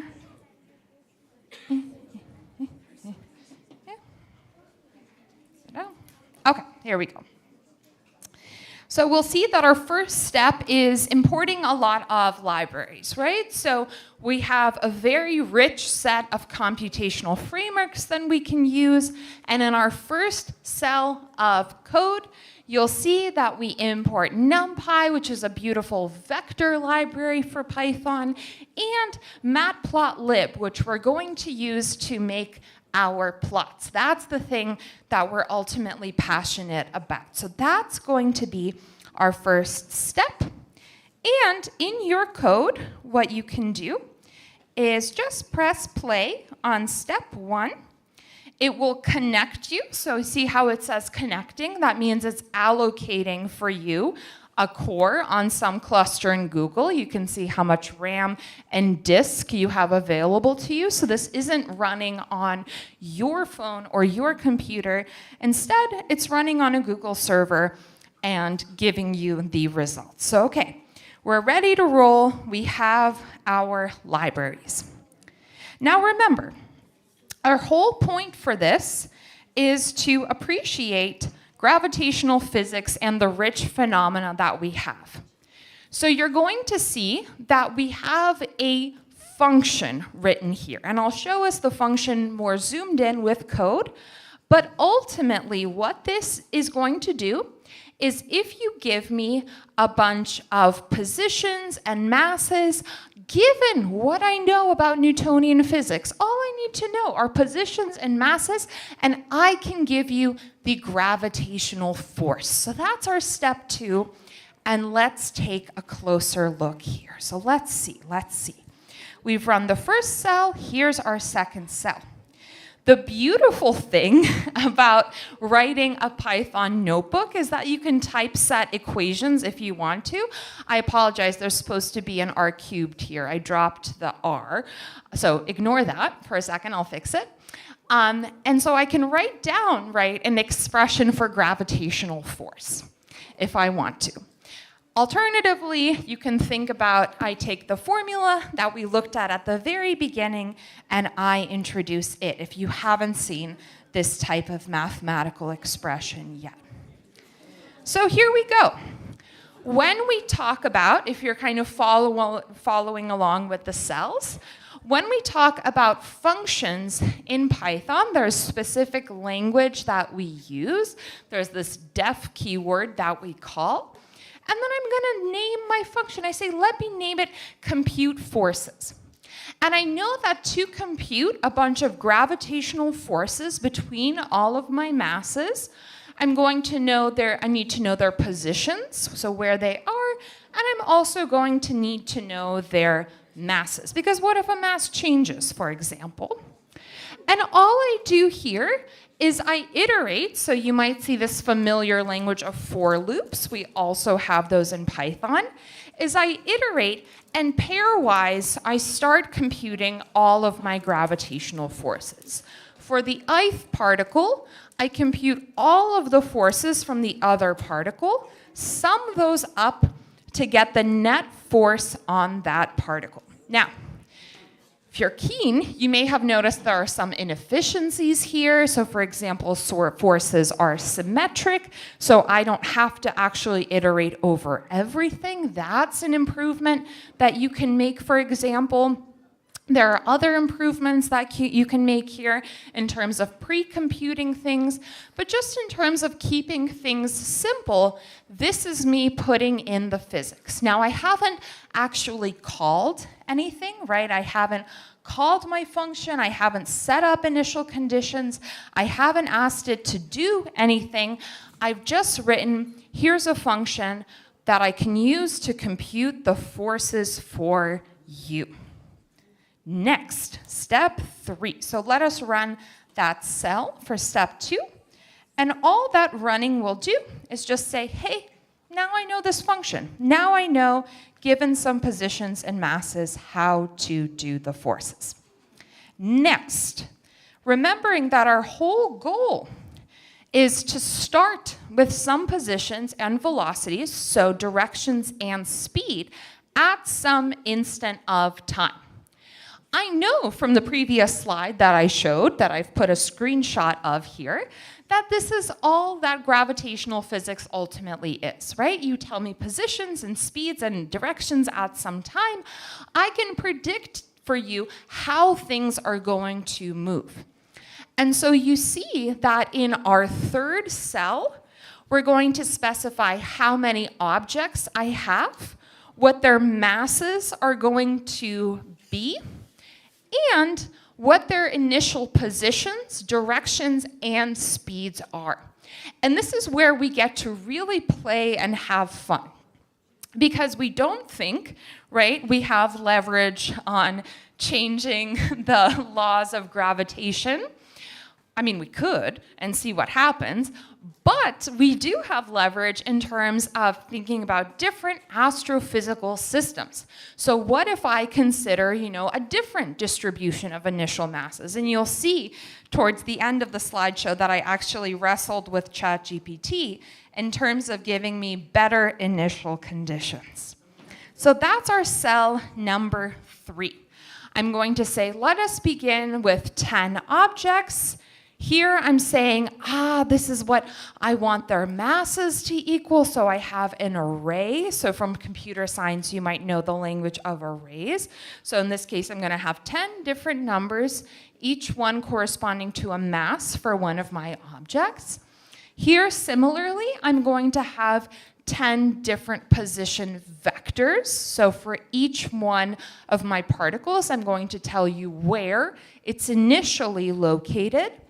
And then here, same thing with velocity. I'm going to tell you initially in what direction and with what speed is that particle headed. And this is really the cool part where from physical system to physical system, this is what's going to vary, right? We think that this step with the forces is pretty much hard-coded in our universe. If I want to, I could change the gravitational constant. I could do that for some reason.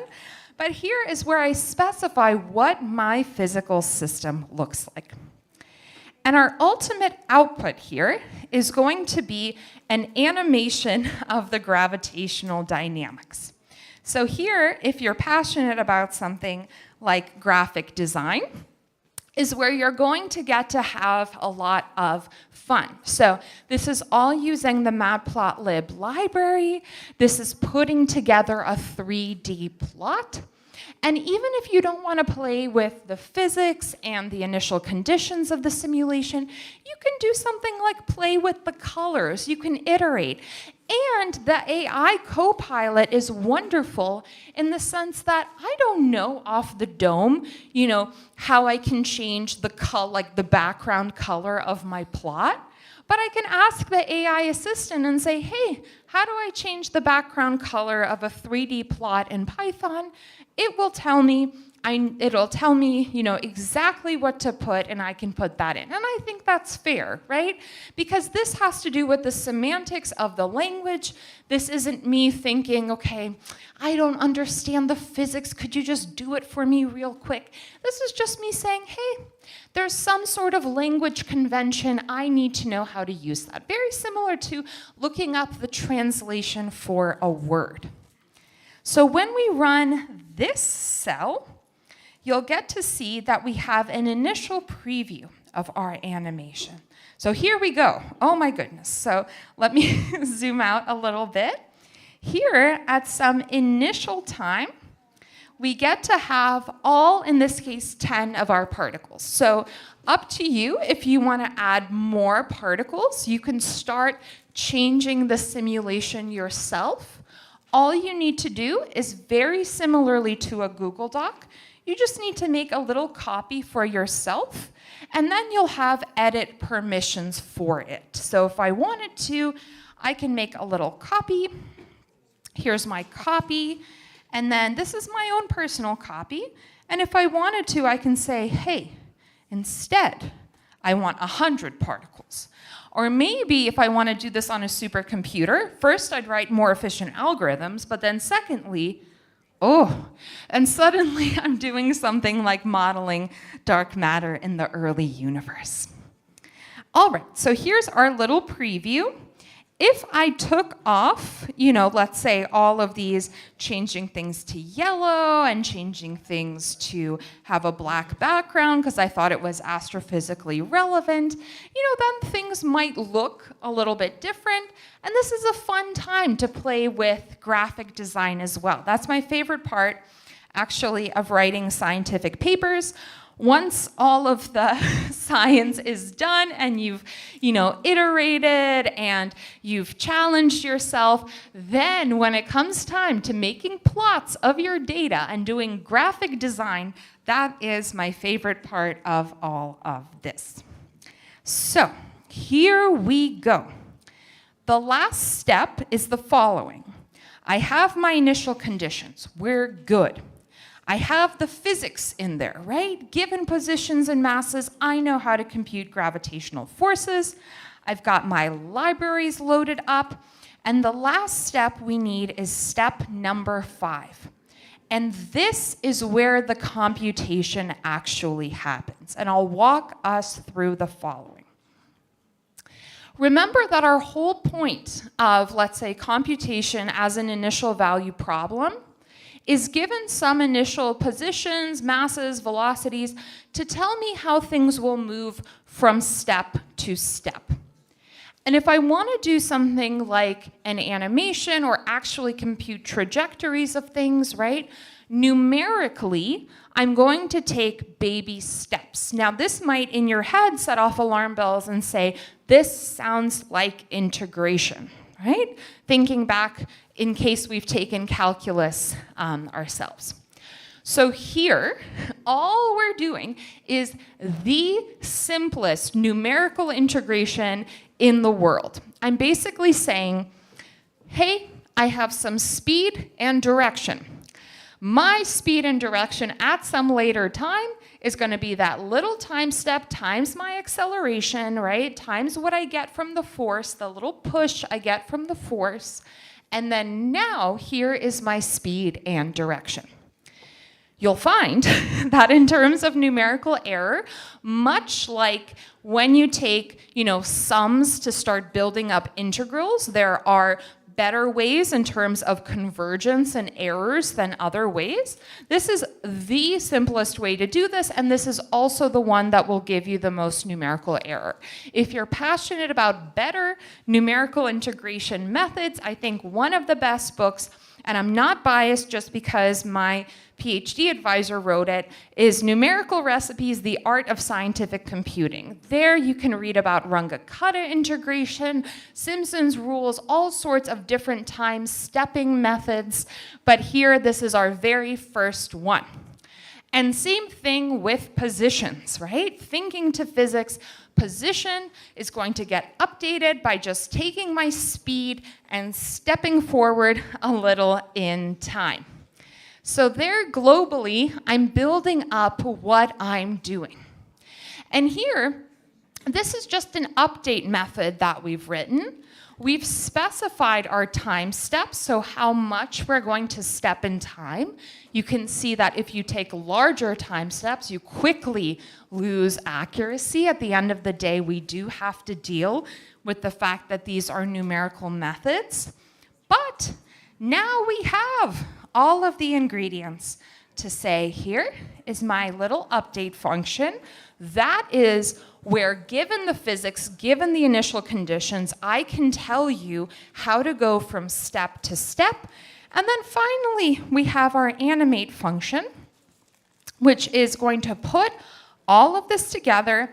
It's going to run for a little bit of time, because remember, we have forces between 10 particles. It's going to make us 100 frames. And then very slowly, once I zoom out here, and I'm going to slow this animation down, I can see, here are the predicted gravitational dynamics. Now here, I've only run 100 frames of it. In your own time, you can run thousands of frames. You can do things like change your initial conditions and see what happens. If you really want to, you can also change the physics. And in terms of use of AI, I spoke with ChatGPT about the following. Initially, when I had different setups, I had my cluster, in this case, just blow apart. So I had situations where I didn't have kind of enough orbital velocity, I had too much initial velocity, so I kept asking ChatGPT, hey, my thing here is just blowing apart, I'm not getting cool gravitational interactions, can you help me? And indeed, it helped me kind of along the way thinking about what kind of initial speeds and positions I could have to actually give me rich gravitational dynamics rather than something just collapsing or something blowing apart. So this was our first exercise in using Python as our scientific computing sandbox. Again, in scientific research, you will use kind of lower level, more like faster languages like C++, for example, for actual simulations. But this is a fun thing to play around with, especially because these days there are AI co-pilots that can help you with the small tasks if you want. I mean, you can also have them write the whole code for you if you want, but the point is to understand what they're doing.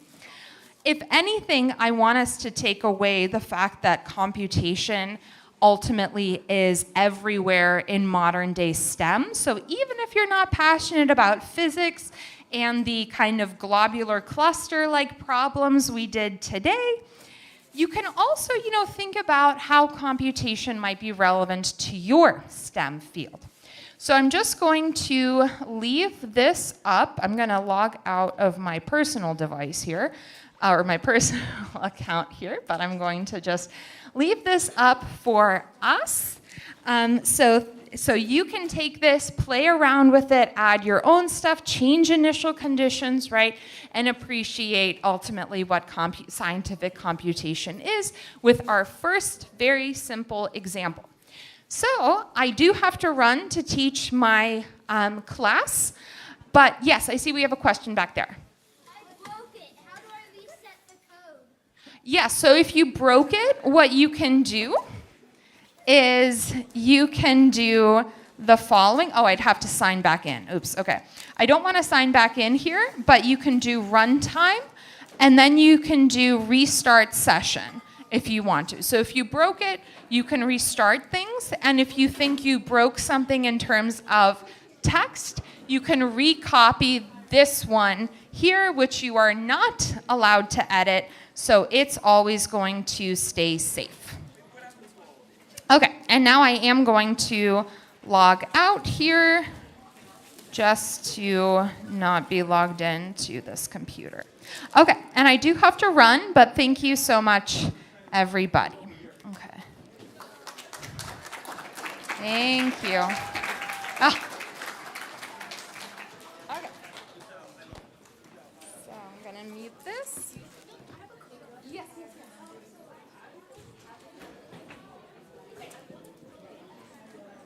There's an adapter, right? Aki, right? There's an adapter. So we are going to have a little break, and the next session is going to start at 2 p.m.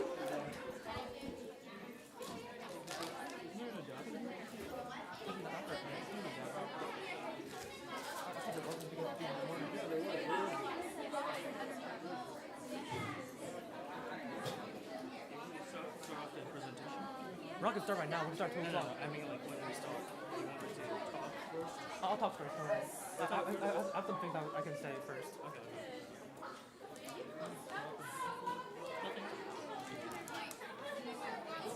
You guys are freaking sleeping. I know. I'm so tired right now. I was doing the made out with Yeah. they were doing some preparation. Cool. Okay. What do you do? I think classroom or something. Really? This is for high school. In case of college.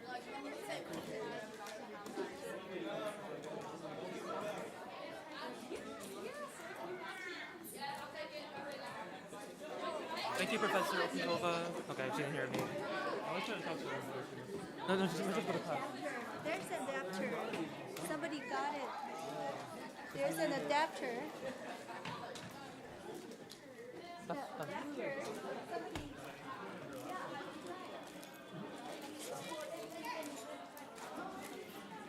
Cool. Someone took him, didn't know. No, we're not fucked. We're gonna use I'm kidding. No, I'm kidding. We have contingency plans. As long as there's no power. No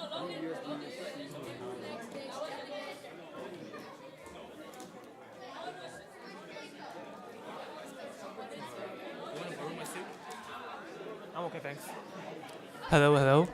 If you are in the AI application workshop, you can feel free to sit down ahead of time. Thank you. Perfect. I think. Okay. Are the classes coming in? Perfect. Wait, plug it into this. Yeah. Thank you. Yeah, he didn't come. I thought he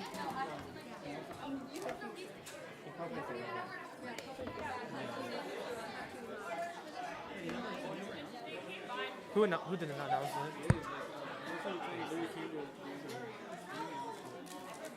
Okay, how do we connect this? Oh, HDMI.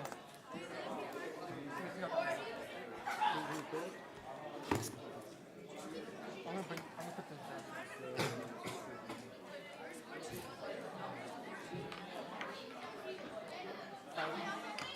Good morning.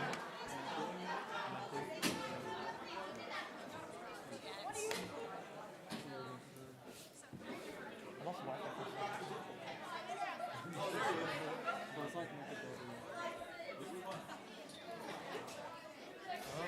cool. Yeah, ask the IT guy.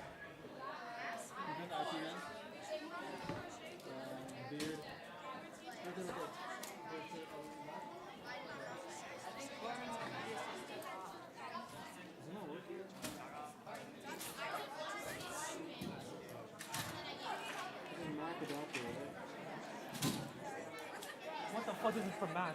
What? It's not me. This is Windows. Okay, quick, get your computer. I haven't set up the game. Oh, then maybe. It's okay, we have 7 minutes, go. Because this is a Mac adapter, not a This is Windows, but you can actually This is a Windows. Yeah. Screw it, bro. I should have brought my own adapter. I forgot about it this morning. Wait, so your adapter doesn't work? No, I forgot about it. Left it at home. Okay, so this is for Mac only? Oh, this is a Windows computer. Okay.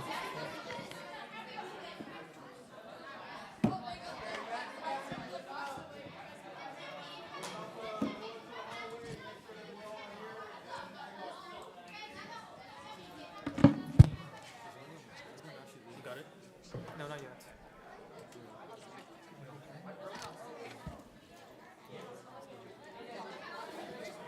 So, what are we doing? No, it's fine. I don't really care.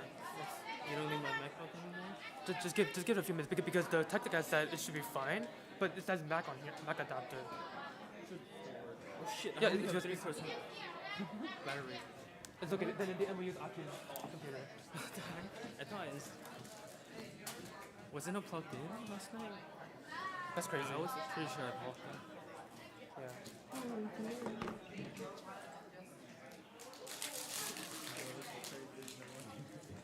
Yeah, and all the kids left. That's so funny. So who's even gonna be here in the next few events? Is there even gonna be anyone? There's an entire class that's gonna be here.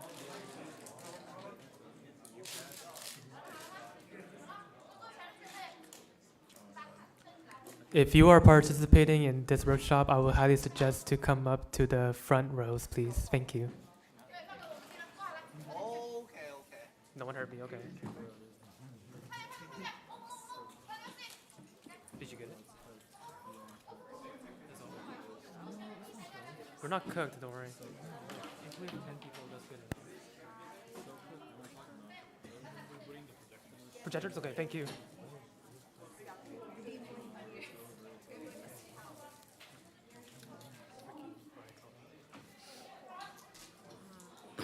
So this is basically all the pieces here. That's fine. It's because there's one class. No, don't worry, they're working with the projector stuff. Please move forward to the front rows For better engagement. for better engagement. Thank you. What do you mean? You should go sit down. Act like one.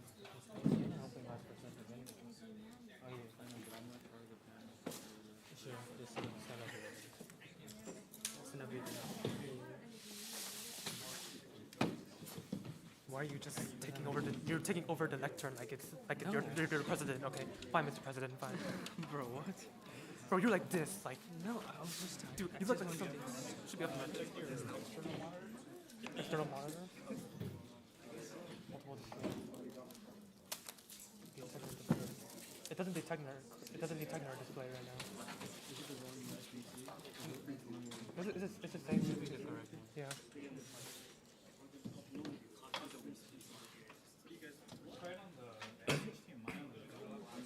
Okay, Shin. Or actually no, Aki. My one? Yeah, your laptop. That's on the bottom. On the bottom?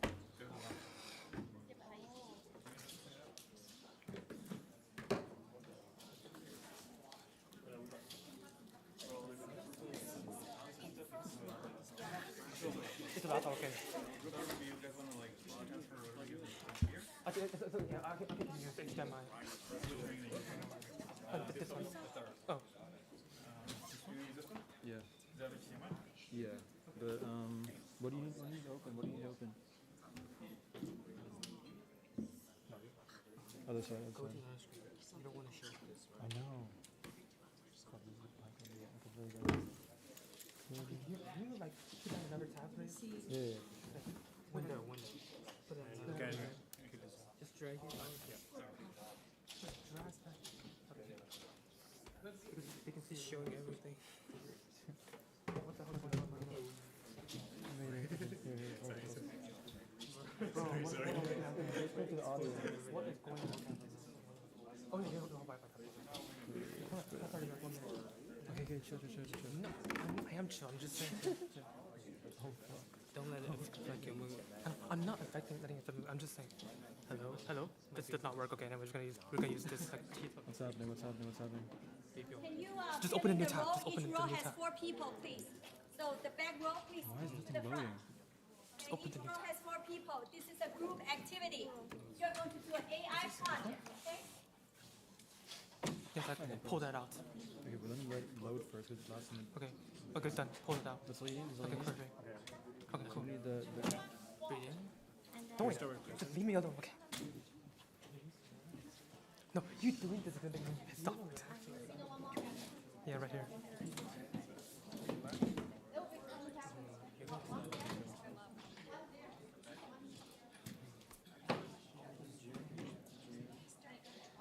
perfect. Yeah, that's on there. Do we have the program files ready? I'll figure it out. I have it here. Don't worry. Okay. I'll figure it out. No, the one that. We don't. Wait, we don't. Calm down. We'll figure. Breathe in. Breathe out. Okay, we're gonna start right now. Okay. Yeah. Okay. No, we don't have time. Let's do it. Okay. No, 2:01. 45 minutes. 45. Okay. Anyways. Okay. Hi everyone. Welcome to our Build Your Own AI Power Project workshop. We are the AI Club. My name is Evan Chow. I'm the president of the AI Club. And I'm Shin. This does not work. And I'm Shin. Nice to meet you all. Okay. So everyone has seen AI generated images online, either on Instagram, TikTok, and social media. How many of you have seen these kinds of images online while scrolling on the internet? A few of you. So yeah. So this is what we're gonna be doing today. We're gonna be creating our own AI power project using AI image generation. So we're gonna be going into, first we're gonna go into an intro to AI models. We're gonna go into Hugging Face models, and then we're gonna go into the actual AI image generation. So you can introduce. So in this workshop, we will introduce you to the project development using AI models. So by the end of it, you will understand how to integrate AI models into your programs. And then by coding and experimenting with these models, you will gain hands-on experience on AI machine learning, AI research, and interdisciplinary applications in science and engineering. So first of all, we should start with the question, what are AI models? So AI models are individual components in a system that utilize AI capabilities and to perform complex or specific tasks. So these tasks can include recognizing the patterns, which AI is really good at, making predictions, not facts, and generating content and more. AI models are trained on large data set to learn patterns and insights. So each model will have its own specifications like pricing, word limits, and the type of content that it handles. So it will be their purposes such as text, image, and video. And next, we're going to go into different types of AI models and some other terminology that we will use throughout the workshop. So first one is the diffusion model. This is a type of generative AI model that is used to create images, videos, and other data like audio and some other kinds of data. This is not to be confused with text-based models. And we're going to be using Hugging Face, which is a platform with hundreds and thousands of different AI models for you to choose from. And they're all for free. Most of them are for free, and most of them are open sourced. And then the last thing we're going to be talking about is training and testing. This is one of the most essential steps in building AI and implementing them in the real world, and we will be doing that a lot today. So yeah, to introduce the mini project, it's going to be an AI image generation project using Google Colab, as we've seen from the previous workshop by Masha. And then we're going to be using the Python programming language and also the Hugging Face platform for open source AI models. So what is a notebook? A notebook in programming is a document that combines code, visualizations, and text to work with data. Notebooks are a common tool for data science and machine learning, so if you're interested in going to those fields, notebooks are a very essential part of your toolbox, your toolkit. So first, take out your laptops if you have laptops, or if you don't have laptops, just look at your neighbors and see how they're doing and help them out. So we will be setting up a Hugging Face account. So it's a platform where there will be a ton of AI models, and we'll be taking an AI model from there and put it in our project. So go to the website. And volunteers? And volunteers, please help anyone that is unsure about this process.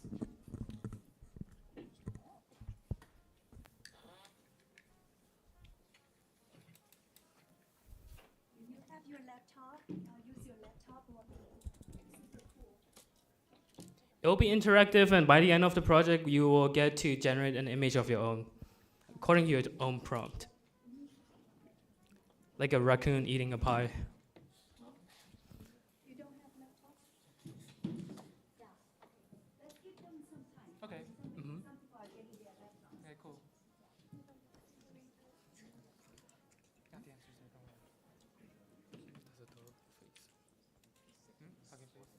Hugging Face. I think this is a group project, so you would like to look at your neighbors' laptop and then work together. Really fun. And just to pass some time while people are preparing their laptops, how many of you are computer science majors?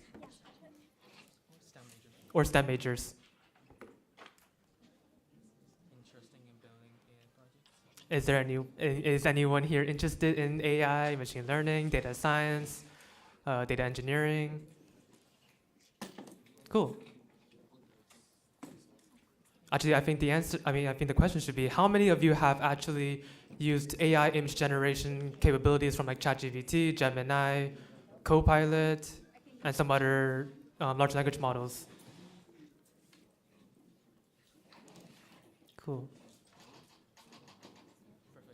Perfect. Okay.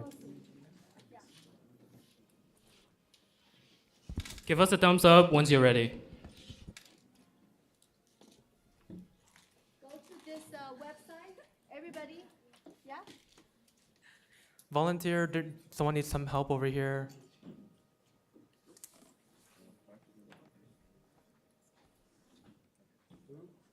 And make sure you're signed into the Pasadena Wi-Fi or your hotspot, because you do need Wi-Fi in order to access these websites.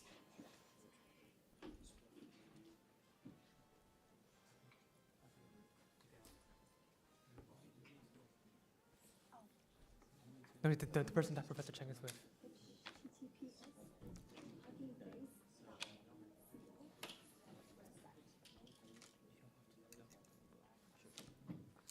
Thumbs up, everyone. I mean, most people good. Did you get that? Not good. Yep. Any thumbs down? I love those thumbs ups. Perfect. Nice. I mean, I think you turn it on. Does it not turn on? I don't know. Okay, cool. Okay, then I think it seems like most people are on the website. We're gonna go ahead and go on to the next part, which is creating your own account. So all you have to do is you're gonna have to go up to the top right corner. You have to press sign in or create an account. And you're gonna get a bunch of steps that say like human authentication step. You're gonna have to verify your email.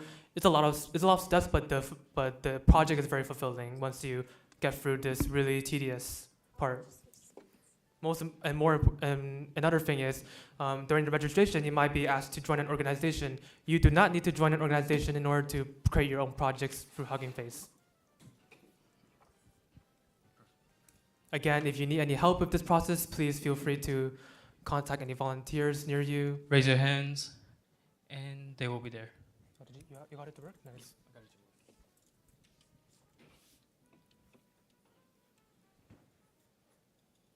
Oh, Jen is here. I didn't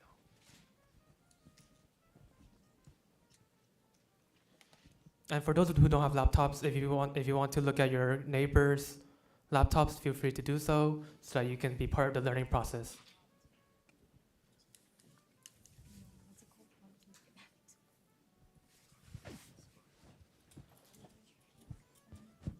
I will also be happy to answer any questions anyone might have about AI or Hugging Face or any other concepts that you are interested about.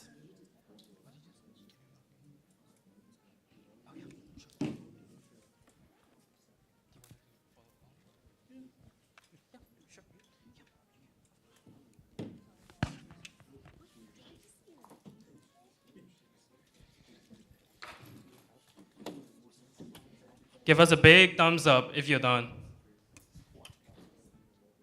That's so quick. Great job, guys. Great job. We were totally expecting this process of creating an account to be like 20 minutes long, but thank you for being on top of it.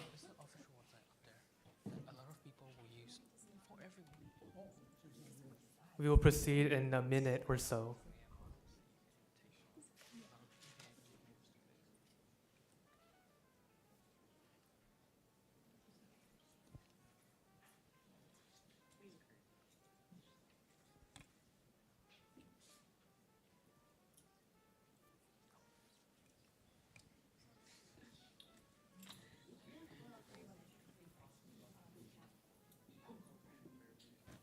Actually, I do believe it's possible to do on your phone if you want to. It's just a lot harder to type code and do all the operations.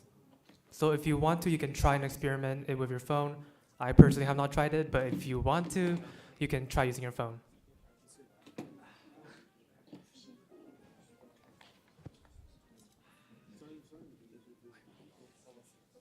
Everyone good? Thumbs up, thumbs down. If you were able to create an account. Looks like we need 2 more minutes.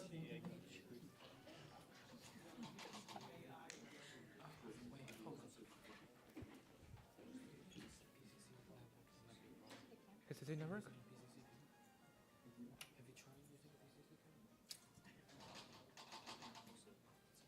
Another thing is you might need to use a personal email for Hugging Face. Not quite sure if the Pasadena emails that you have will work in this case.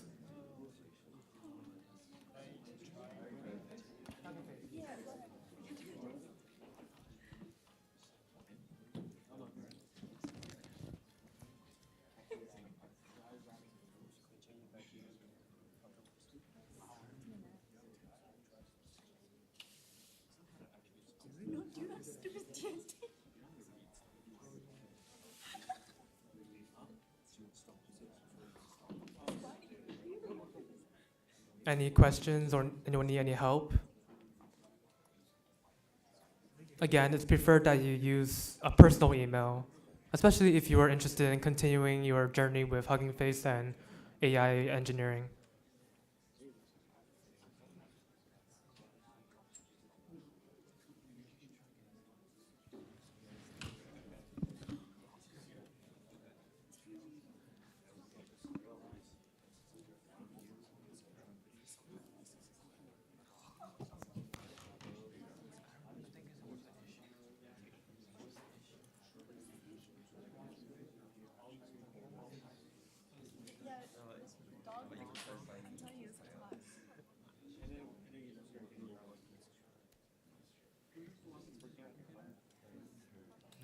And in case anyone needs the website again, it's huggingface.co/website.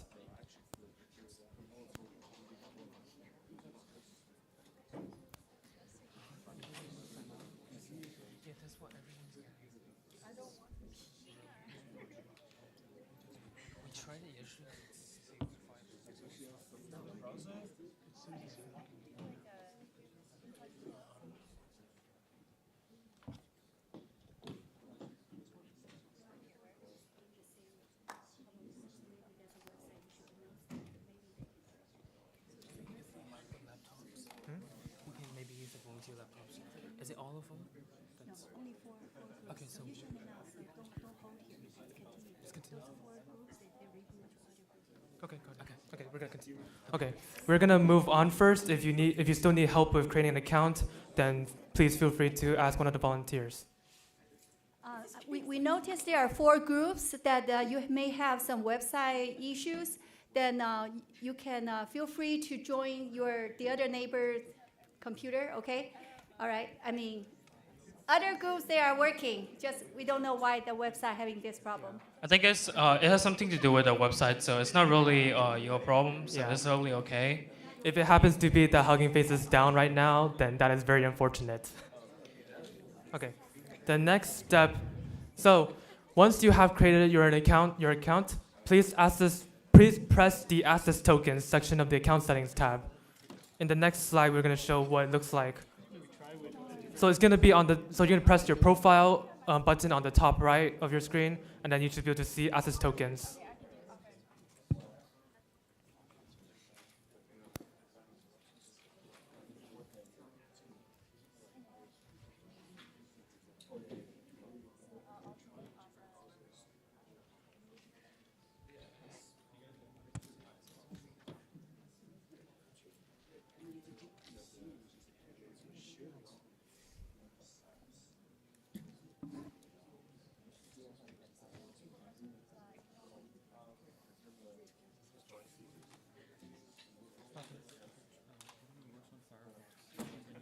It works on Firefox.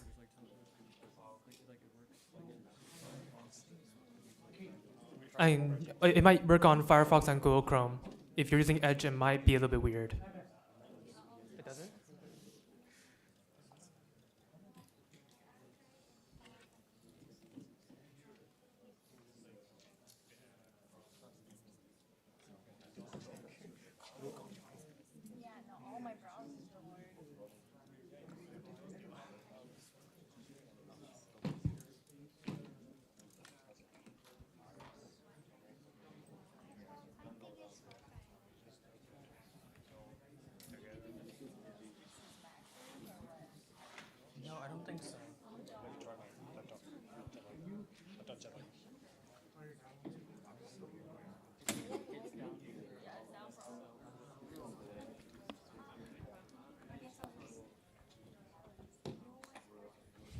So can you raise your hands if you have successfully created an account?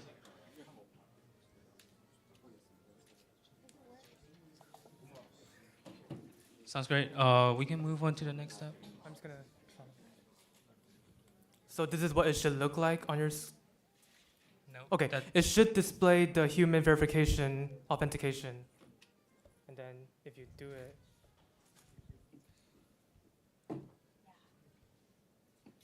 Oh.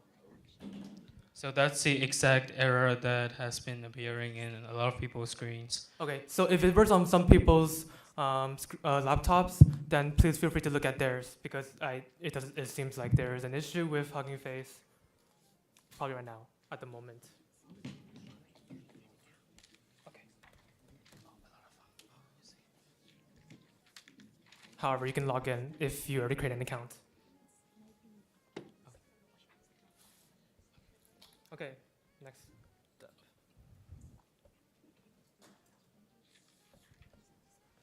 Okay, next steps.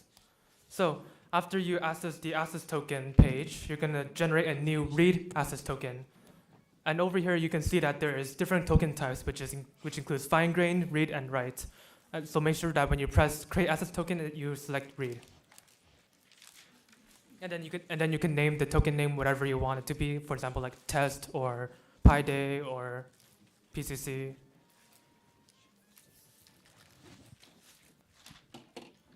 And then right after you create your access token, you will be able to see your access token code, which you should write down into your Notepad app or Google document or Word document on your computer. Because as you can see from here, you will not be able to see it again after you close the pop-up, which means that it will be gone forever. You cannot see it ever again. Apparently, people are having more success when they are disconnecting from the PCC Wi-Fi. So I think it might be the Wi-Fi issue, the security issue. Even though you don't have to really worry about it because it's a credible website. So if you want to use your personal hotspot for accessing Hugging Face.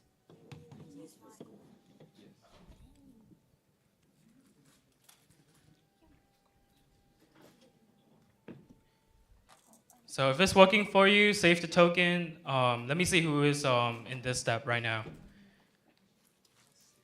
Quite a handful of people. Yeah.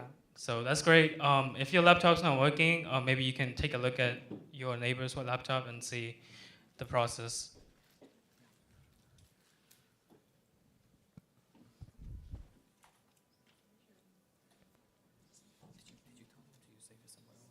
Yeah, I did. And again, just to reiterate, please save this code on a Notepad or Word document or Google document so that you can save it for use in our code session. Yeah, no, yeah, I was going to do that. Yeah.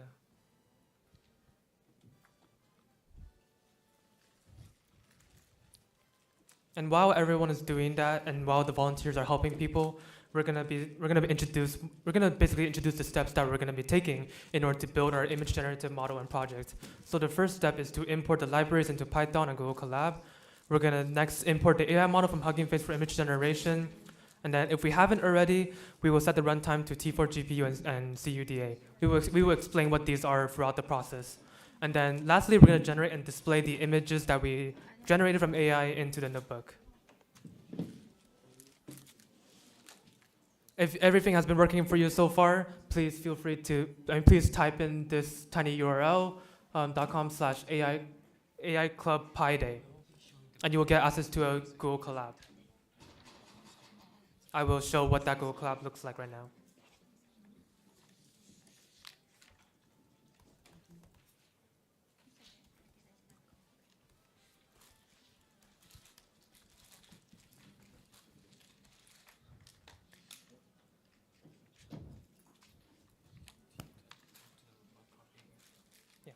Okay, and then after you see this Google Colab, you're going to press File. Actually, I'm gonna zoom in. Can everyone see this? A little bit better. Okay, I'm gonna zoom in one more time. Okay, and you're gonna press File, You're gonna press save a copy and drive.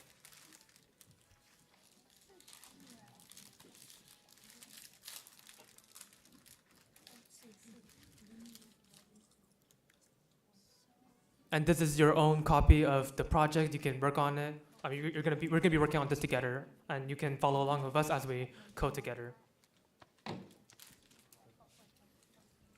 Everyone good?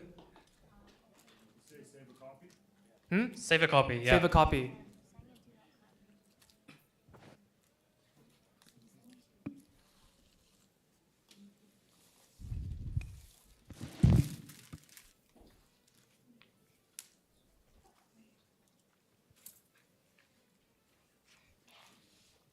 We're gonna proceed now.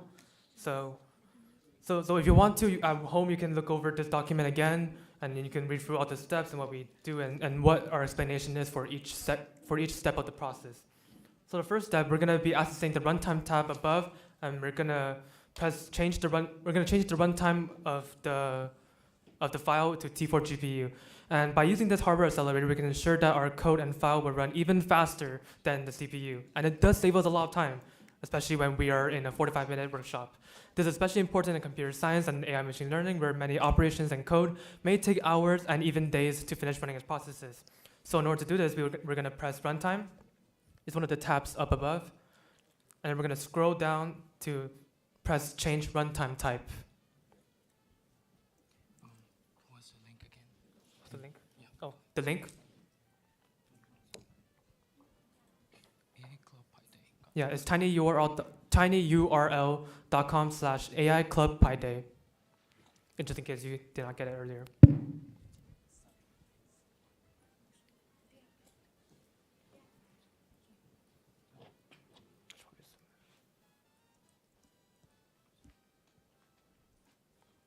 Any questions so far? Anyone need any help?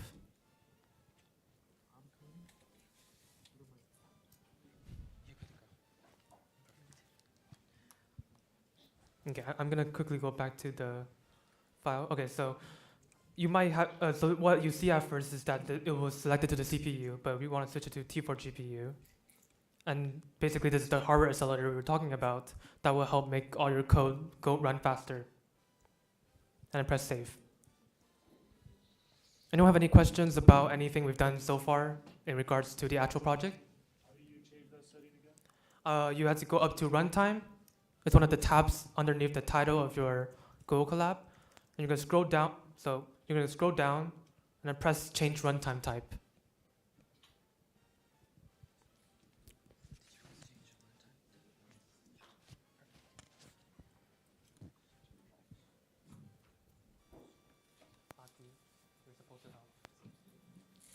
Why are you sitting down?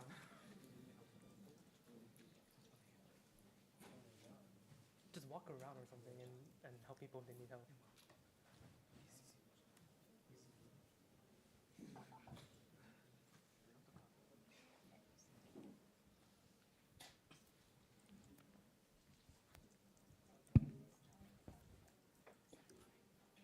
Okay. Are we good to keep going? Okay, we're gonna move on. If you need to reiterate on any steps, please ask a volunteer. Okay. That's too. Can you decrease it a little bit? Decrease it? What do you mean decrease? So, like, there's too much zoom in. I can't see anything. What do you mean? See, those lower types. So now we will start by installing dependencies and libraries. These are really essential for this project because we'll be using them. The pre-built library that Python already has to use their functions and for AI integration. So for diffusers, like we said before, we'll be using diffusion models. Those are the type of AI that specializes in image, audio generation, not necessarily text. And transformers are used for processing the prompts and making sure that the AI can identify what you put in. And for the library, we're also using Torch, which is also known as PyTorch. This is one of the top libraries in Python for all of your AI machine learning projects. And everyone's favorite, Hugging Face, we'll be using that library as well. So this is a exclamation mark pip install. So this command would install all the libraries. As you can see, diffusers, transformers, torch, hugging face. So go ahead and run it. And all you do is press the play button in the cell.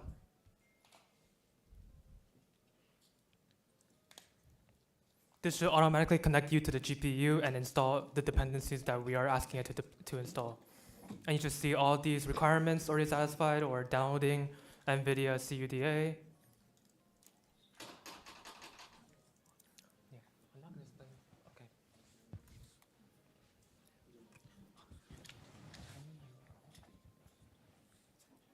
And it might take like 2 or 3 minutes to download, so we're gonna move on to explaining the next part first while it's downloading. The next step is we're gonna be importing Torch and hardware verification. The next step is actually just importing it. So every library in Python is imported using the import keyword, and then to output text or data, we will be using the print method with whatever we want to print into the output. In order to double check that we're using the right hardware, the GPU and CUDA, we will use the is_available method. This will output true if we got the right hardware specifications. Do not run this until all your dependencies and libraries have finished downloading. Yes? Can you show the first thing that we have? Sorry, can you say that again? First code. Huh? Can you show the first code again? The first code.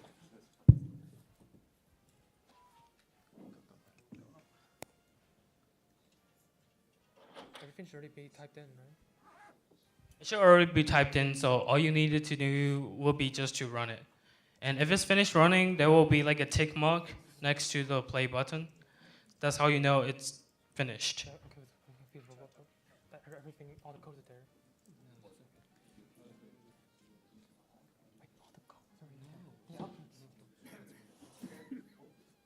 So the good thing about Notebook is that if you finish running it and it's kind of distracting, as you can see, like it's a bunch of lists.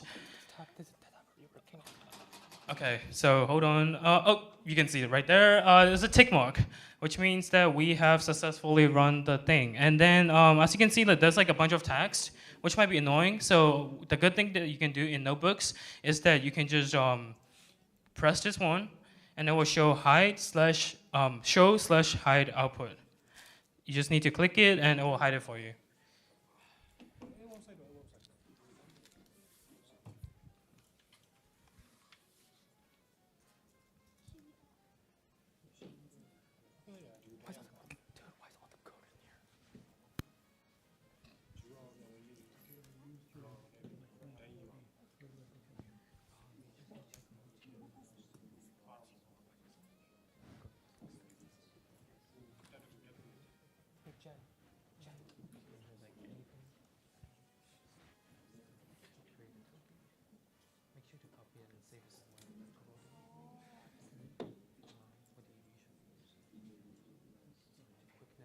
Is everyone good with the first step?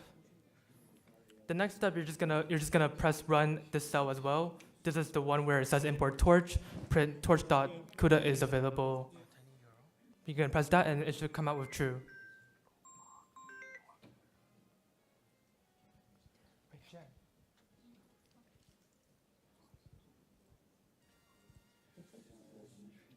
Does it say true for everyone? Good, because this means that we are using the right hardware specifications. And now this is where you're gonna bring out your access token that you copied earlier. So right here we're gonna press the play button as well. And in here you're gonna get a pop-up that says click the copy the token, or it might be stored in plain text in the notebook file, and then you're gonna insert the token right here. And then you should press login.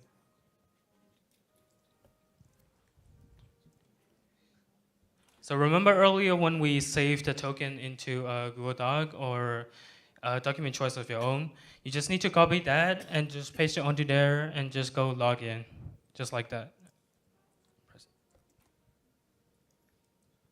And it should again have the check mark, which means that the connection was successful.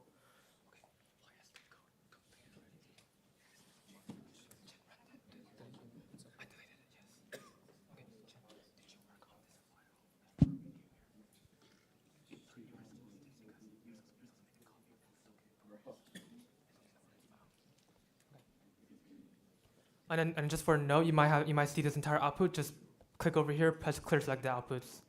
You were not supposed to see that. Yeah.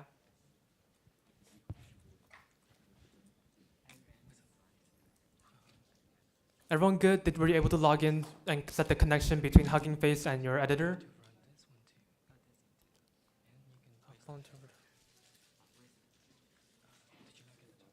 Does anyone have any questions about what we've been doing so far, or want me to go back and show any presentation slides, like the tiny URL or the access token?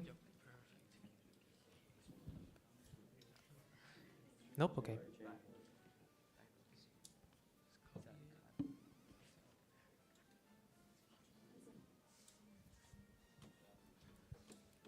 I promise you, the fun part will be after this. Yes. Yeah, all these parts are just verification and setting up the file for running. After this, in the AI model implementation section, you'll be able to actually work with AI and build your own AI models.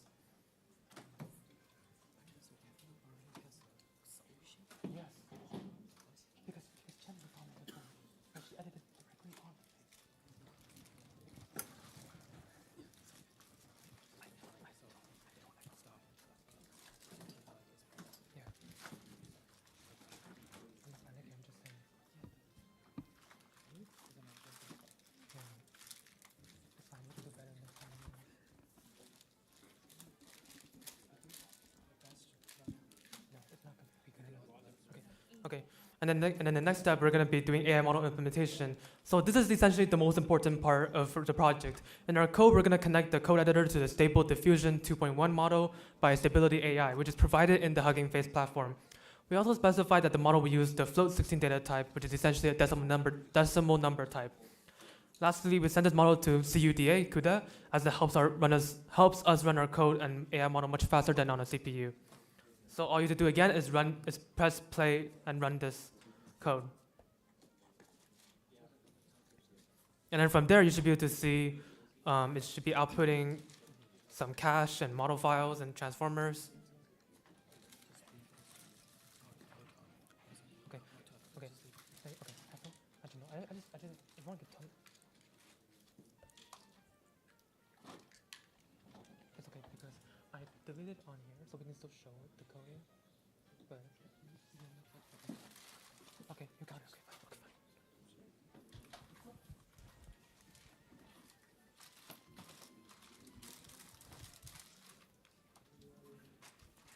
And as you can see, this is all the parallel processes that are happening. We're importing the models. We're importing all the other configurations for this particular model. Is anyone with us right now? Most people. Doing good? Thumbs up? Big thumbs up. I love thumbs up. Great. Nice to see. Nice to see. 1, 2, 3. Nice, nice. Thumbs up. More thumbs up. On the right side. Well, apparently that side will need more help. Okay, this is a competition. Okay. We will see which side can do better. And the best side that generate more fun, enthusiastic Pi Day image with an AI right here. Well, 2 extra credit. Perfect. We didn't Go commit talk to that, your but professors. okay. That's not our job. Yeah, that's not our job. Thank you, Professor Chang and Professor Guo. Great. It's taking a long time, but it should be running, and it's fine. It might just also be the Wi-Fi network that's a little bit slow, but just be patient. We're gonna quickly move on to the next step since it's just coding, and we're gonna wait for this to. If you're just stuck in a part, just raise your hand, and a volunteer will come help by. Next, I'm sure that everyone has the code already, but please delete it so that we can code it together. So this is the time where we will learn Python. And if you already know Python, that's great. If you don't know, that's basically English. So just copy whatever we write up there, and it should be fine. And if you want your experience to be better, just delete the code that's already there. That's a part on a mistake. So just, it should be like that. Yeah, it should be empty, just the comments, the green hashtag. Pretend like it was never there. Yeah, pretend it was never there. Sorry, Okay. guys. So first of all, we'll write a function that collects the image. So image output, which will be a string. If you took Python, you already know about this. But so we create functions by using define and def, and then we will name the function generate art. And then brackets, and there will be a parameter which we will name it prompt. You can name it anything you want, my cat, doesn't matter. Just semicolon, and press enter. And it should go to indentation. So there's an indentation right here. It's really important because in Python, they are really strict about indentation. And we can start coding right now. And then the next part is we're going to declare a variable called image. This is where we're essentially storing our new AI-generated images, an image. So we're going to do equals to. It's going to be model. And then we're going to do a parentheses again. And we're going to put in prompt, which is what we're essentially remember using. the model that we made up there? So we'll be using that model and putting a prompt, which is a string, inside the model, which the model will get and spew out something. And then next we're going to be taking the first instance of the images by doing images with an S, and then using square brackets with 0 inside. And then press enter.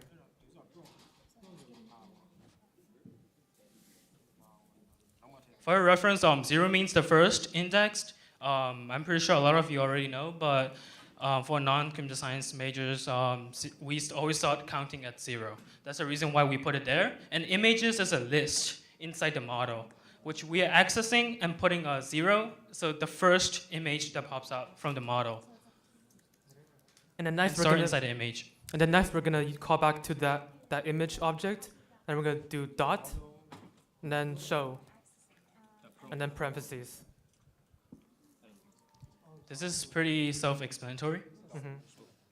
And then we're gonna use the return keyword, return image. And then you are done with the function. So that's the entire purpose of the function. It's just to get a prompt, which is in string, which is a user input that you can say anything about. And then it will give you an image in return. Pretty simple. And we can start code testing the variables. So next we're gonna be creating our own variable called my prompt. And then we're gonna put equals. So make sure my prompt has a underscore right here, and there's no spaces in between the variables. So it's gonna be my prompt equals to, and in these quotation marks you can do whatever prompt you want. So for example, I can do something like a raccoon eating a pie. You can do anything you want. Feel free to experiment with it, and feel free to do whatever creative prompt you want to do. Get creative. We'll see which size wins.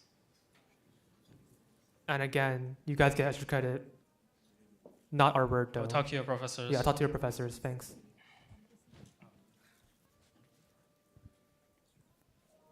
And then next we're gonna do generated with a past tense, and then underscore image. So this is a new object again, and this is gonna be equals to, and then we're gonna call our function that we created earlier, generate underscore art. And then we're gonna pass in the previous object that we created, which is my prompt. So whatever the image that the function returned will be stored inside the generated image. And if you notice, just be careful. It's generated with ed. Every single word matters, lowercase, uppercase, even underscores. And then now we're gonna double check to see if our previous code has finished running.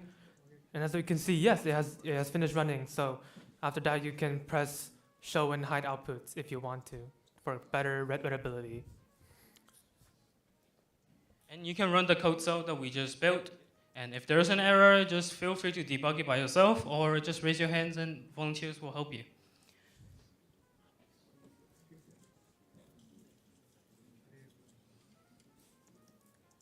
If it's working, it should start loading like that. And this means that it is currently generating the image from the model. Perfect, 100%. So it's good to go. We can move on to the next step. And the very last step is displaying the image. Because of time constraints, bro. This one.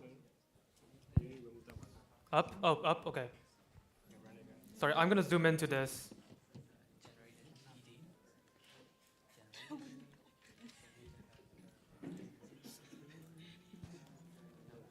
Is everyone okay with it? Anyone need help with coding this? Or anyone needs any other further concerns or questions?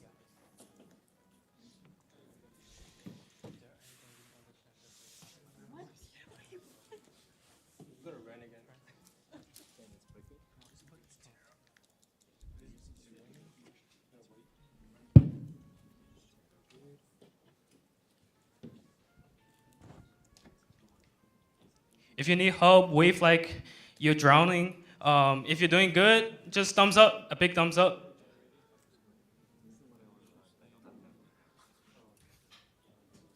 Sounds like most people got through this.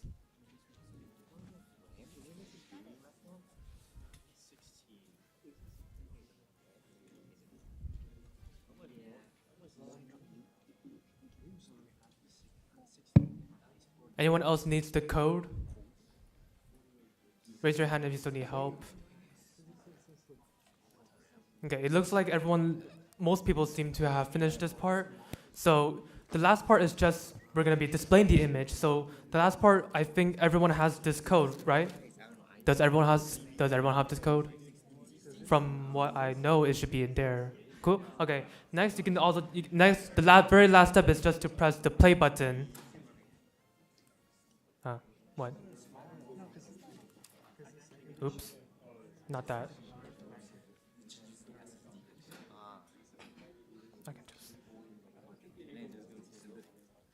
Okay, you might have seen a lot of different code. Just delete most of those and keep these lines. For imaginary extra credit.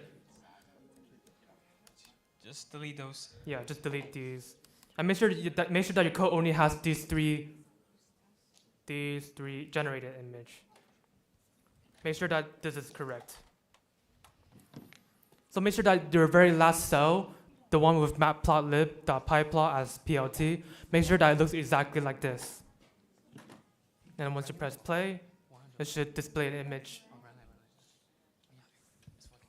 Can everyone see this projector? Okay.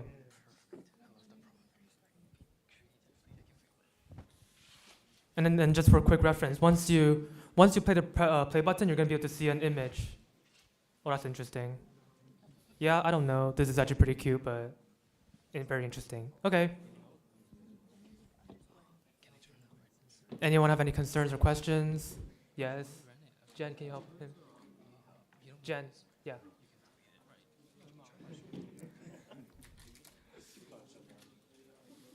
Did anyone create any creative prompts or images that look really funny or disturbing or maybe somewhat creepy and eerie? Anyone? Yeah? Clearly, from what we experimented with this model, it is not very effective at image generation compared to ChatGPT, but this is a good demonstration of how image generation can work and how you can implement AI.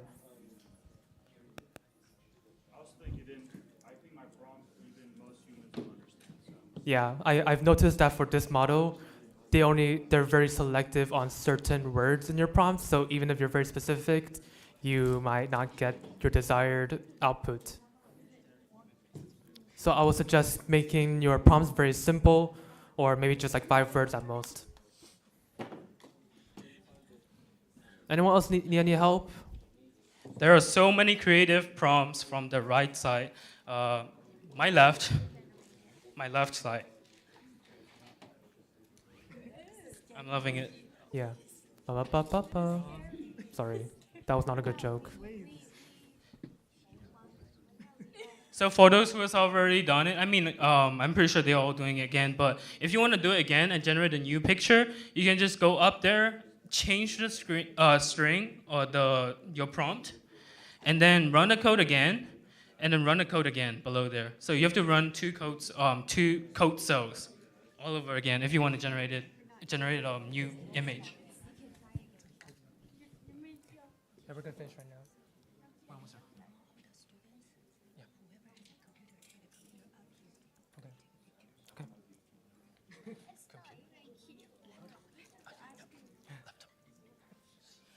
Okay, we're gonna wrap up this workshop now.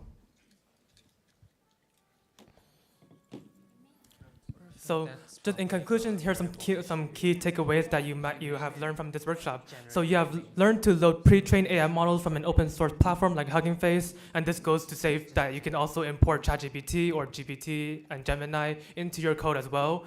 You also learn how to work with Python to build an interactive AI tool. So what are the next steps after learning this project and building it? Well, the next steps is that you can start building similar projects and learn to build them using online resources, including ChatGPT and Gemini and Copilot. And then you can also explore more AI models from Hugging Face, including text to audio or video generation, or there's like a lot of other sources. There's a lot of other AI models and classifications from Hugging Face. And then you can also try what is called fine-tuning the model on custom data sets of your choosing. So yeah, thank you all for coming to our AI project building workshop, and we hope that you all had a great intro to AI models and implementing them from open source platforms with an interest in software development.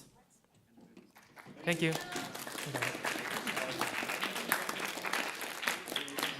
And then if you want to, please feel free to follow us on social media. And if you would like the answer key or the full version of the code for this workshop, then please join the Discord.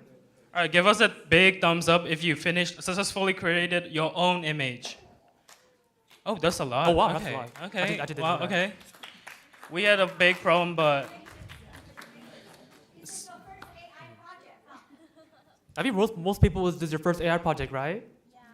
Anyone's second, third, fourth, or maybe countless times? No one? Okay. But yeah, and another thing is if you're interested in building more AI projects like these, feel free to join our club. We have many projects available right now, and we will have more events and workshops in the future about building AI and AI in the real world. Thank you. all right. If your laptop is small and carryable, just bring them up here. Show us your prompt. Show us your images. Everyone who gave a big thumbs up, just come up. So we're going to have a group picture for this workshop. So everybody come up here. If you have your laptop to bring it, you're going to face into the... Yeah. No?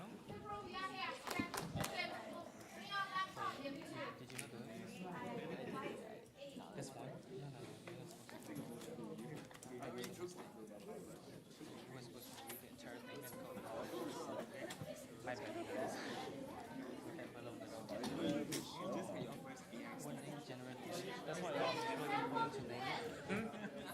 Did you make a custom prompt? Yeah, you were actually able to use your cell phone for this. In case you were curious, it's just way harder to code stuff, but it does work if you want to try it on your phone. Oh, perfect. Pigeon.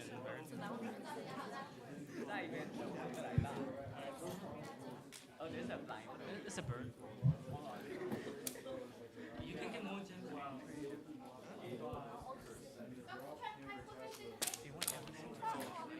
Everyone, please come up. Even if you don't have it, it's all okay. We just want to take a picture with everyone. Again, everyone, please come up here and take a picture. So you hold backside forward.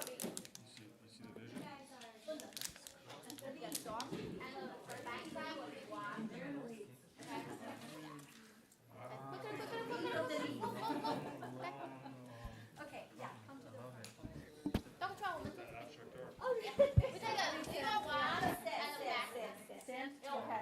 backside they have a people stand. Oh, really? Okay. We should be, yeah. Okay, Okay. all right. Okay, quickly. Move.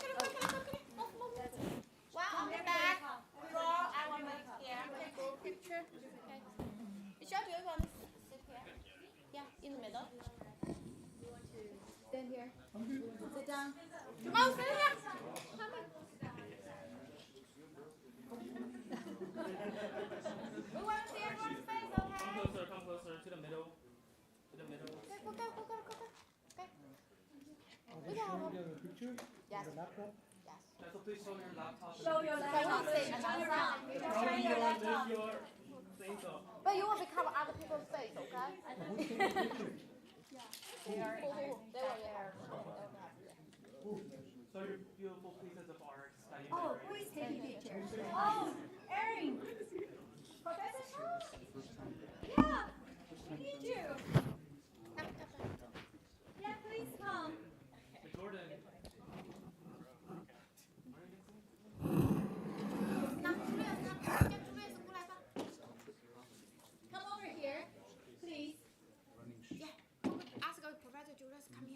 Can someone bring a chair for Professor Sean? Okay. Okay.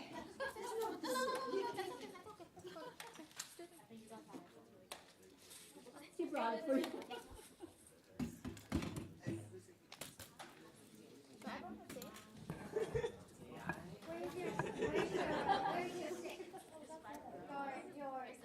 Oh, I know. I passed it. It's over there. Yeah, okay, please. Yeah.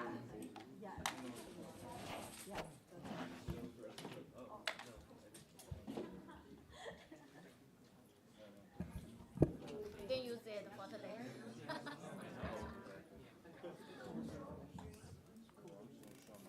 Turned off too. Do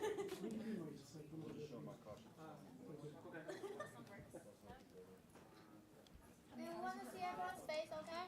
Okay, so.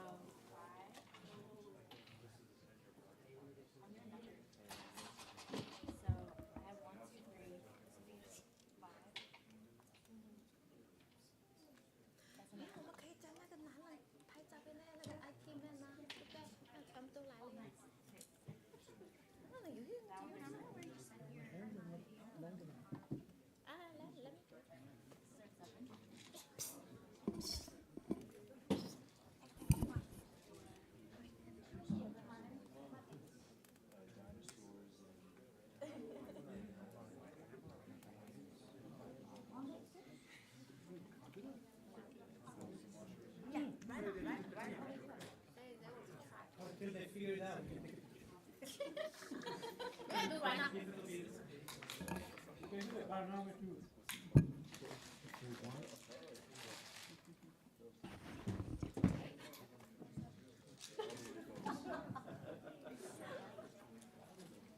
Everyone can see.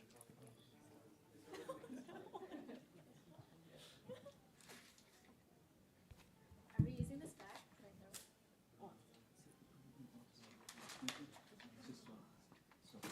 Everyone is in there.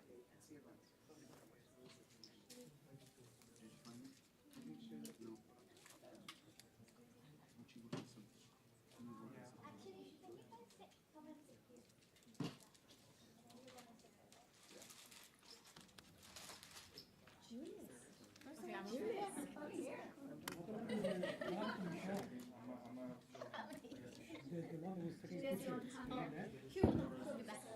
Yeah, okay. So there will be time setting. Sounds good. I'm gonna empty out the water bottles inside. I didn't finish the water. At least 10 seconds, okay? That was, you have a time. Yeah. 5? Okay. Okay, 5. That's a good picture. That will be more better. Okay, quickly. Hey guys, timer right now. I told you 5, 10. 5 will be too short. 10 will be ready. 10 will be better. Okay, have me.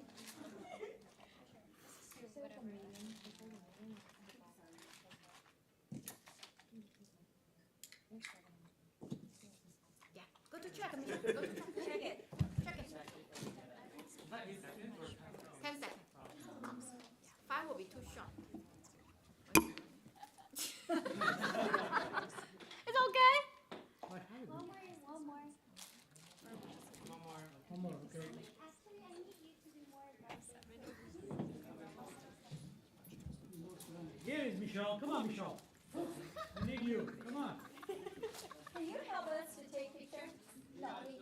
Yes, come over. No, he's here. Michelle is here. What? Yeah, I He's know. part of us. I know, but he was. Right here. Oh, we Yeah, have. we have. Come back. We have Michelle now. Okay, you should be in.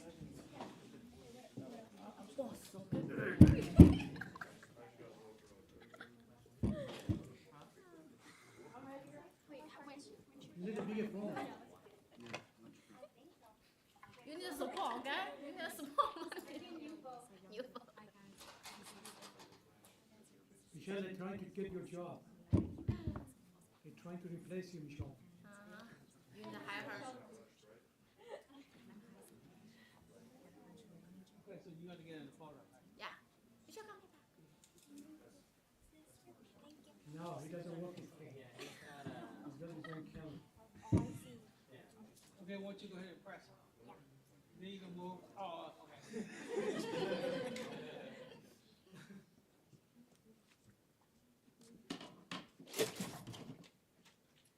Yeah, she is done. All right, cool. So. All right, move this.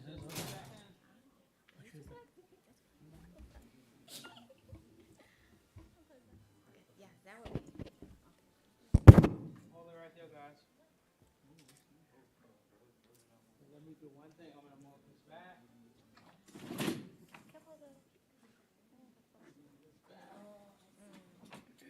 Okay. Okay. Everything looks good. Show your pictures. Okay, on three. On three. 1, 2, and 3. One more. Okay, thank you, guys. Thank you.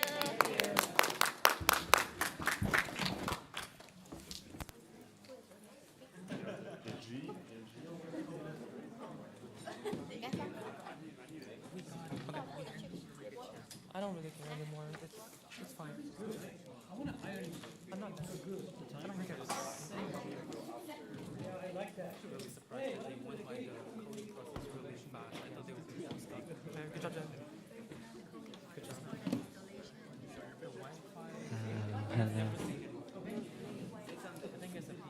Hello, hello. Oh, hi. No. Okay, so now we are going to have the next What are you doing?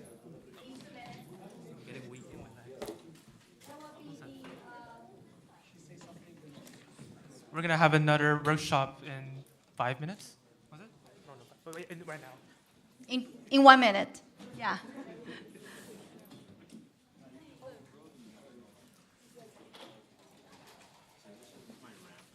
So maybe have a short break. Okay, we'll start at 3.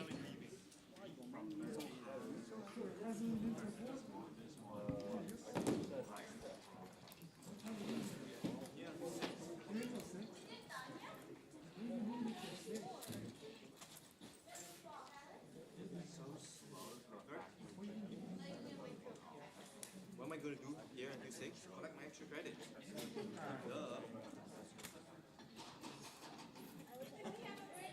In the back side, we have water, okay? Or and gather chips, okay? 可是不要给他，不要给他。After 4, you can get your extra. After 4. You want your extra credits? Yeah, we have a chip and the water, okay? We have water and the chips are served by yourself. If you have water and the chips, okay, you can go get them back. If you're hungry, we still have a food, okay? Fast food. Dumbass.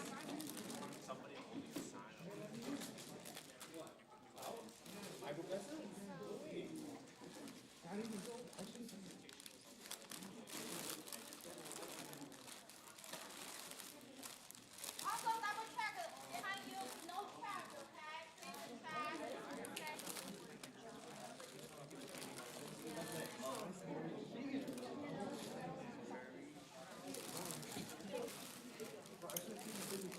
Okay, now all of you sitting for the underwater robotics project, can you move to the front, okay? Let's move to the front 2 row or 3 rows, okay? Yeah. I'm going to be underwater.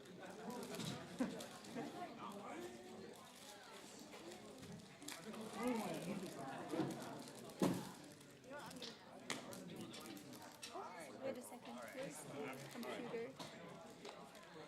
Will you try hard? You can use yours. And there's the adapter. With a bullet, no? Adapter. Adapter. Yeah. I didn't. I mean, what? I find that.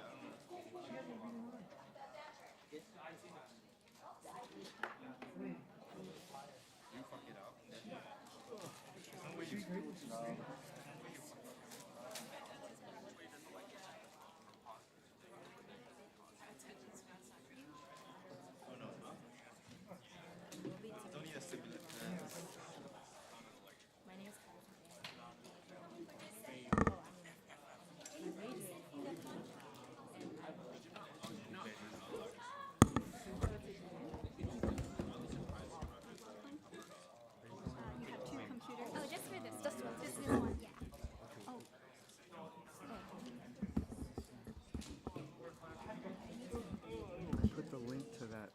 share video like, of the sunset. The sunset. the slides?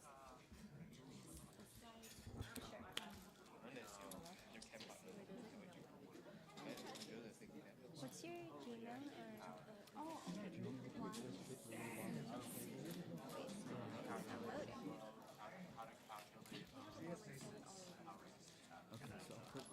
oh, can we move the R?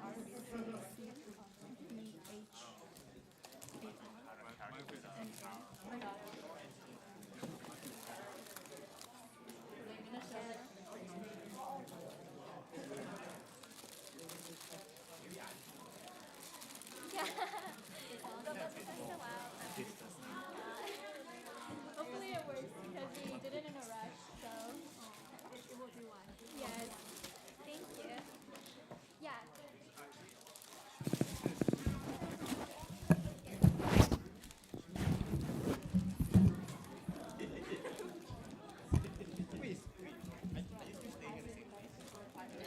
No, I will. Don't worry. Of course.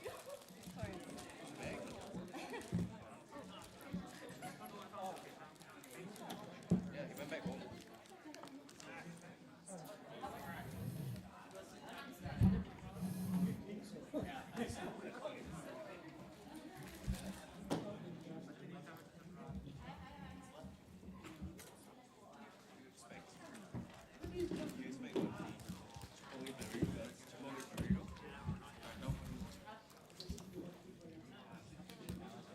Wait, it's a Chinese girl. You staying with you guys? That one Chinese girl?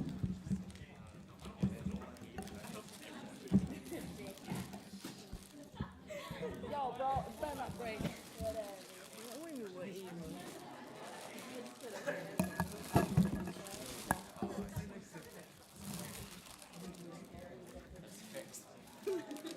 Did you start submitting it yet? I mean, did it come up there? Bro, we don't even have our booth. Where's our booth? Huh? At least they have posters that AI is choosing. Wait. Oh, our booth is right there. We have a poster.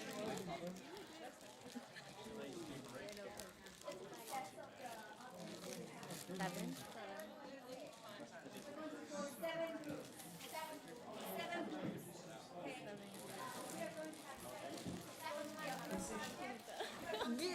Is this on? Get out of here. Hello? Did it work? Did it work? Hello?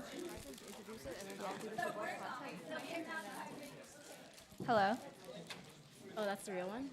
Hello? Hello? It worked, it worked. Okay, so... Okay, nice. Yeah, yeah. I'll hold your scroll. Wait, I want to hide. I want to hide. No. Why am I in the middle? Do you know what? Oh, it's good. I like it in the middle. Yeah, you're safe. I know. I'm safe on the phone.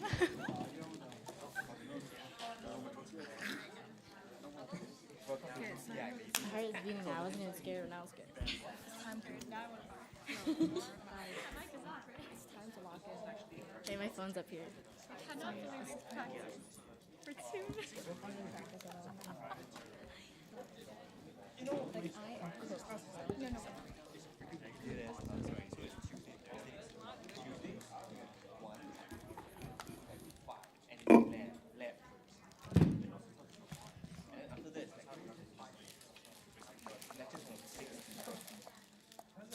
And then, funny thing is, Thursday class is just lectures. So it's 6 to 9. I don't know why. Like chem is normal, like, chem is normally just lecture lab, then lecture lab again.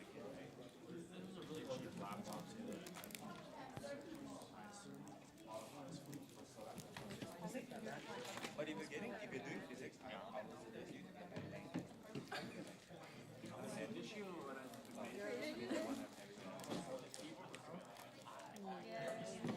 Wait, why are we all have glasses?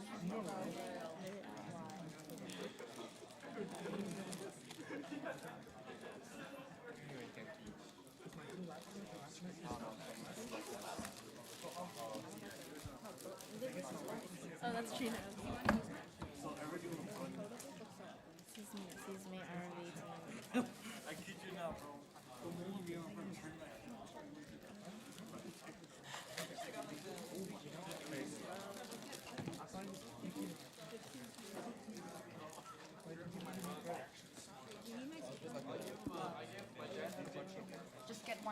I don't even know where to look.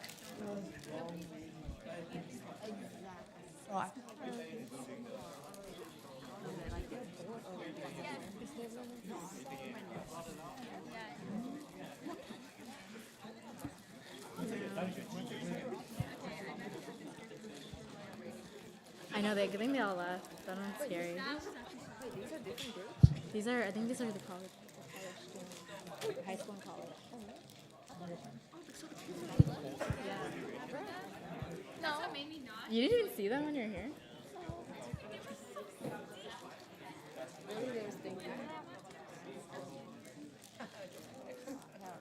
So guys, we have limited resources. We're gonna put some bins on the tables. Don't move the bins, you'll have to move to the bins. So it's a way to trick you to move forward. Okay, so move forward. So sit in the front, okay? Quickly, move. Sit in the front.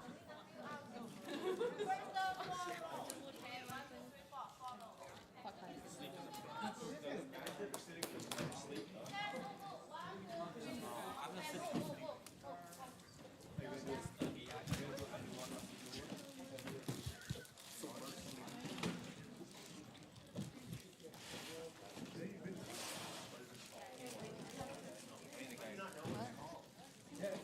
If you're sitting someplace and there's no bin and there's a table with the bin, feel free to move to the bin.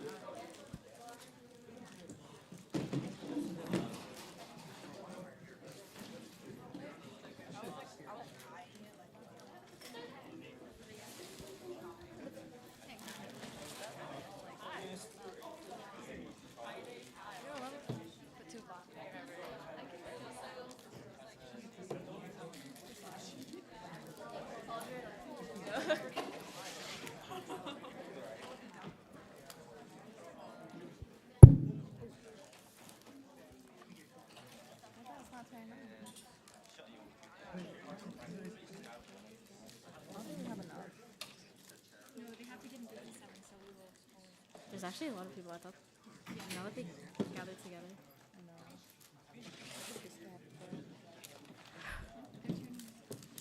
Yeah, I know. I know. Let's just finish. You gotta speak a lot for this shit. I know. I'm gonna take a lot of time. I'm gonna take a lot of time.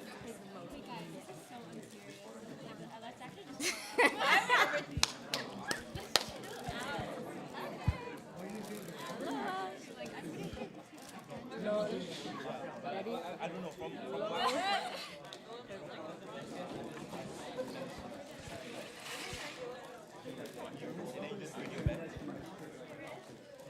Our office. They right there. Oh shit. Why are they our off? I don't know, cause I could. No, but the Shin guy came and helped after you guys left. Yeah. That's pretty good. While you're waiting, there's a little prop. Let's catch for a second. While you're waiting, there's a little prop inside the bin. See if you can actually put it on the motor. Some of them might fit, some might not. So we Hello, this is a prop.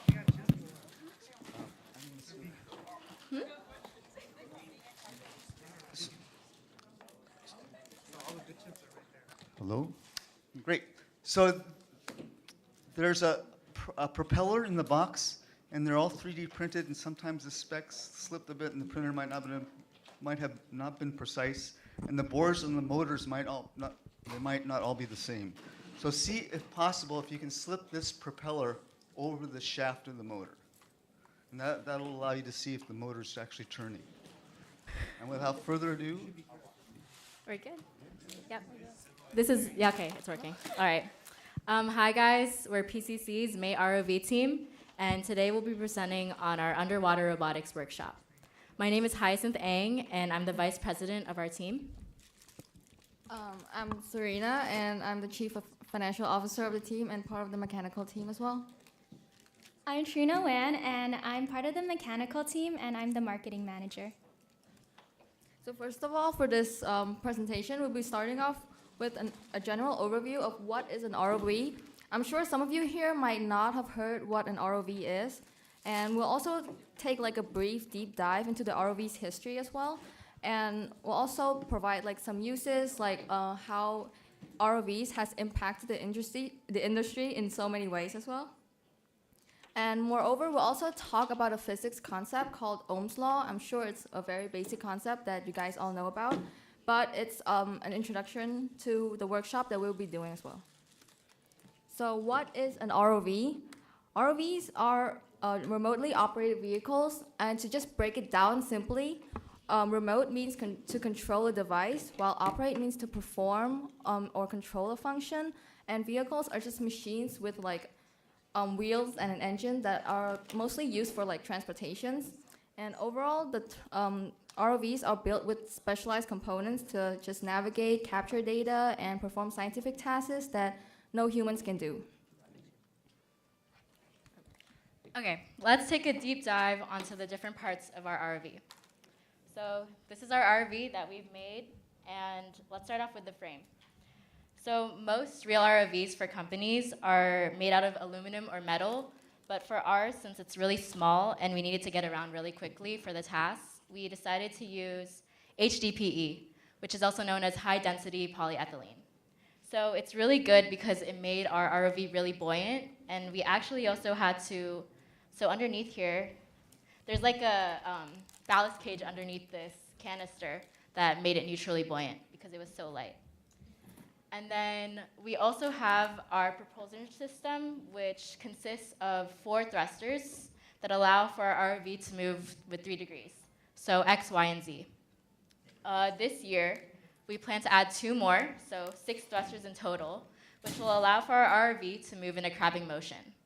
So right now, you can power either one of these more strongly than the other, and it will kind of rotate when we're trying to do our tasks, which wasn't as convenient for our movement. So once we add 2 more over here, it'll allow it to move more like this instead of like this.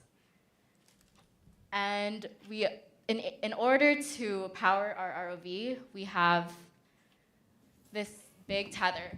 So all of our electronic components in this canister attach through this tether and to a power supply and 2 laptops. Ours is using an Ethernet cable, but bigger companies would use fiber optic cables. And along those lines, the tether also attaches to 2 cameras. Here's one of them. It should be on the robot, but it's in like a GoPro waterproof case, and they're supposed to be on the X, Y, and Z axes as well. So when the driver is moving our robot, he would look through a camera on a laptop, and it would show those 2 points of view. So you could control depth and see it on the camera, and also move forward and backwards on the other camera. And then finally, we have our claw, which is also not attached, but it would go right here in the front, and it would be attached to a rotating servo motor, so it could go like this, and it can also open and close. And we also designed an interchangeable one. So for the different tasks that we do, like grabbing PVC pipes that are supposed to represent coral reefs, we can have one that has more adhesive material. And this also, we made these little ROVs, and instead of us using HDPE, we used PLA, which is even lighter. And yeah, these are supposed to mimic each other. So when we get to the workshop, you guys will be able to see kind of what our ROV is like and how it works.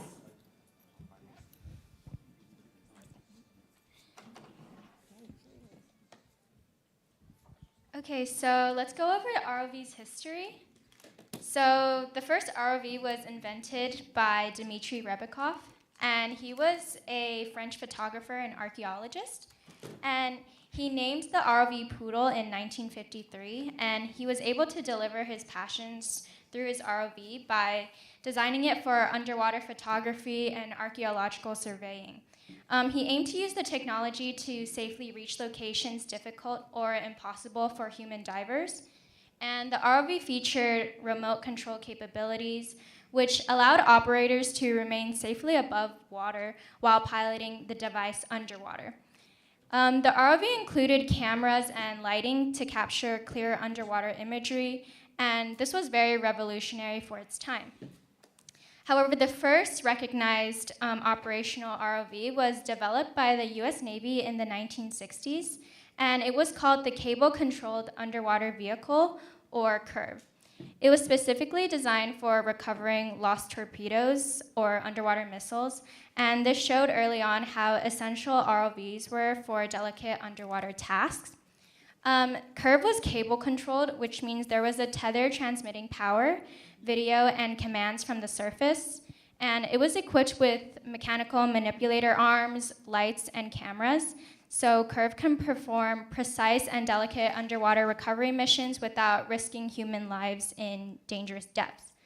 It also demonstrated the value of ROVs for complex underwater operations, and notably through its ability to perform tasks that were previously needed by divers or manned submersibles.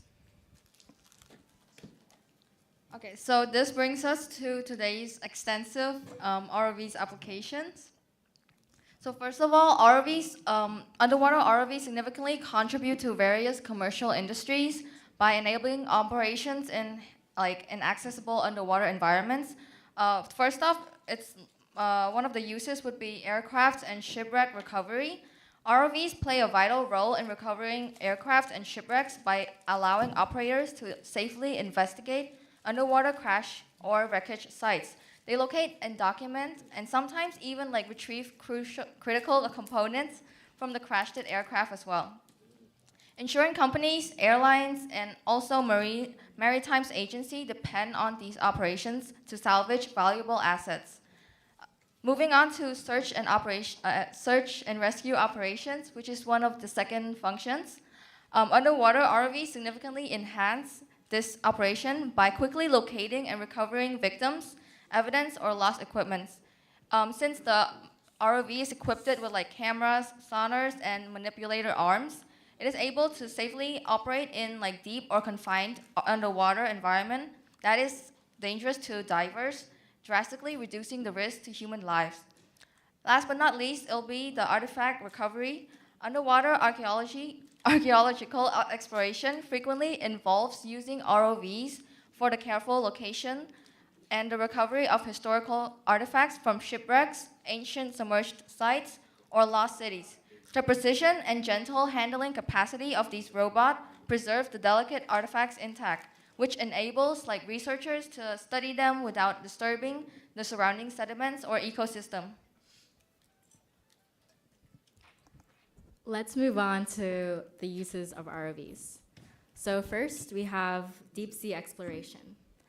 ROVs enable scientists to explore and document remote and extreme underwater environments that are otherwise inaccessible. They collect detailed images, videos, and measurements of deep sea habitats, volcanic vents, coral reefs, and significantly expand knowledge about marine biodiversity and geology. Next, we have seafloor mapping. Advanced ROVs equipped with sonar and mapping technologies produce detailed, high-resolution maps of the ocean floor.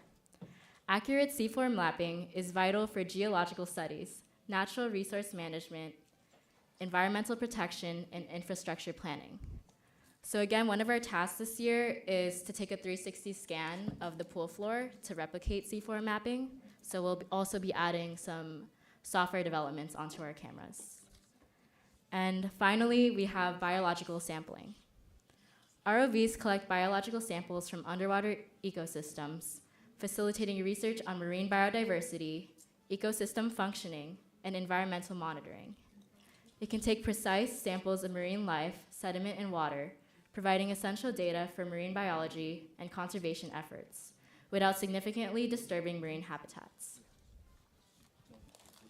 Okay, let's move on to their military applications. So it was useful in mine detection for ensuring the safety for ships and submarines. They used high-resolution imaging, sonar, and sensors to accurately identify and neutralize underwater mines or just to find unexploded mines. This significantly improved marine safety and security and also reduced risk for naval personnel and enhanced navigational safety. Regarding submarine maintenance, it was useful for inspection and repairing tasks.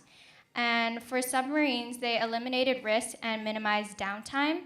because ROVs had high precision manipulators and inspection tools to efficiently access structural integrity and perform maintenance tasks and execute underwater routines. So lastly, for underwater surveillance, military operations used ROVs for underwater monitoring, and this was useful because ROVs had advanced cameras and sensors, as well as communication systems, so they can provide real-time data and secure asset inspections. Okay, last but not least, we just need to introduce one physics concept, and then we'll move on to the workshop. So, first of all, we're going to be talking about Ohm's law. Ohm's law states that for a fixed resistance, the electric current is directly proportional to the voltage. Simply put, like if you double the voltage, you'd also double the current. Mathematically, this is expressed from the picture in the triangle. V equals to IR, which means voltage times current and resistance. And so now let's just transition into our mini ROV workshop. Show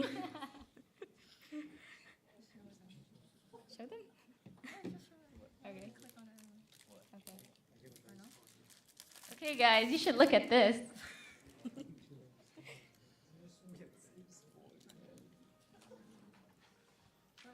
Can you tell them?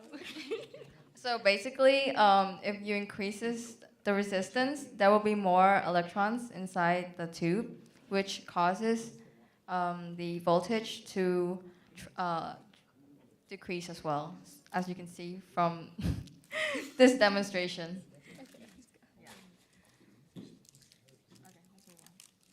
Okay, guys, we're gonna start the workshop now.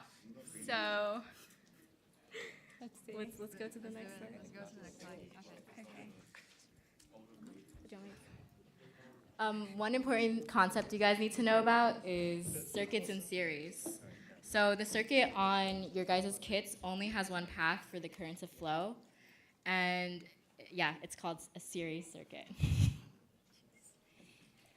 Okay, so we don't have enough mini ROVs, so let's just work with what's in the basket, and then we can show you guys the mini ROVs in a bit. But this is what it looks like inside the control box. So there's batteries, which should be inside your bin, and we're gonna start by measuring the voltage.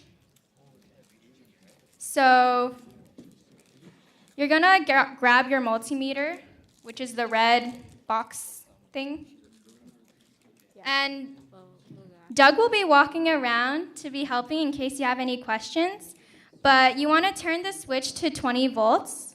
And then, yes, everybody good on that?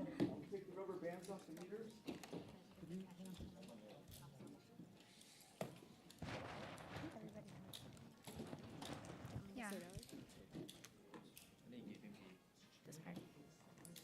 And the thing, Professor Hyatt, Yeah? and you mentioned that this is called a range switch. Oh yeah, let me see if I have a voltmeter.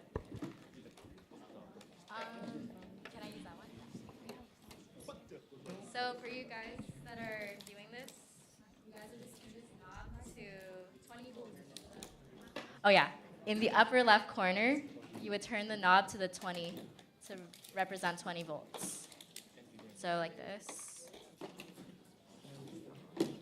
You guys, yeah. Raise your hand if you need help doing that.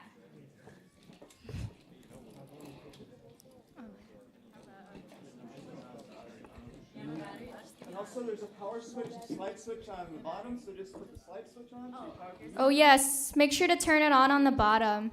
and when it's in the 20, when it's in the 20 volt setting on the range switch, you should see zeros across the display.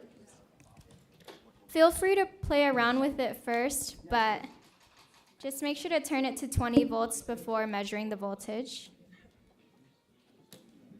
And also the range switch has a beveled end, so the beveled end with the little tiny arrow should, the little dot should point to the 20 volts DC.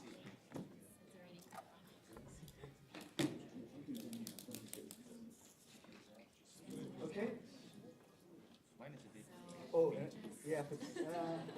Okay, try this one. Then there's there may be a couple meters that are tweaked.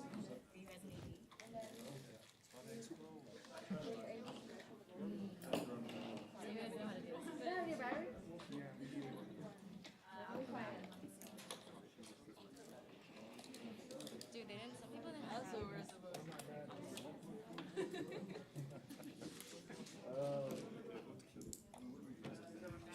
Just give them the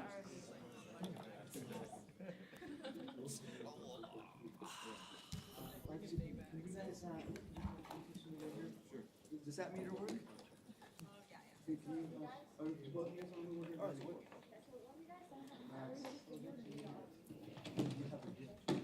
Thank you. Okay, we'll try it. Okay, anybody else?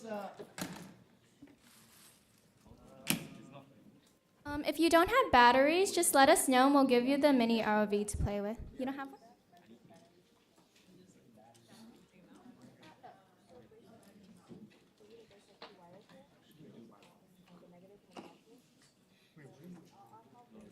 And if you get your measurement on that first page, They don't for have battery? the data sheet, those are just some explanations. If you turn to the second page, it says voltage total, and it's a V1, so that'd be the voltage of the first battery plus the voltage of the second battery. Those are said to be in series. So if you measure the voltage across both of those batteries, and if you've never ever looked closely at these are AAA batteries. Does anybody know what the voltage of a AAA battery is by chance? 12 volts, a little bit high. 1.5. Very good. So 1.5 volts, and if you add 2 in series, you get 3 volts. So and 12 volts actually that's a very common battery, especially if anybody's working with cars and stuff. All cars are 12 volt batteries. And the chemistry is lead acid, so that's a very popular type of battery because it's rechargeable. Oh wait, are you guys all sharing like one battery pack per 2 people? Yeah? Okay. So yeah, once you measure the voltage, pass it on. If there's a group next to you that doesn't have a battery pack, pass it on. This one,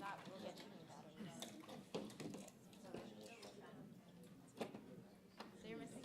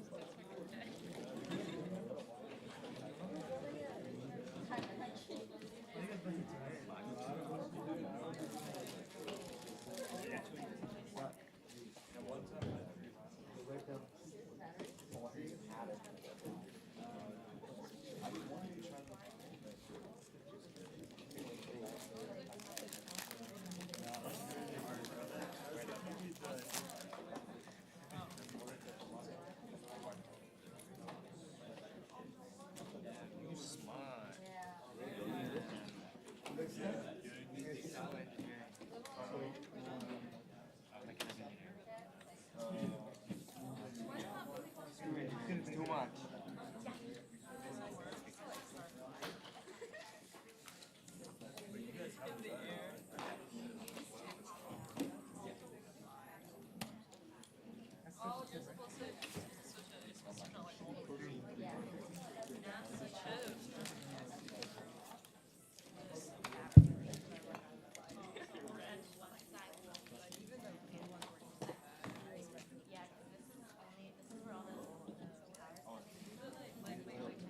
Okay guys, so once you find the voltage of your battery, find the total voltage.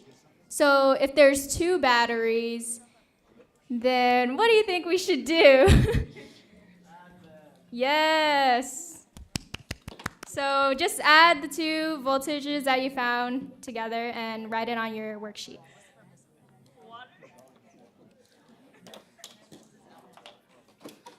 Should we be like, raise your hand when you're done? Or no, it's like.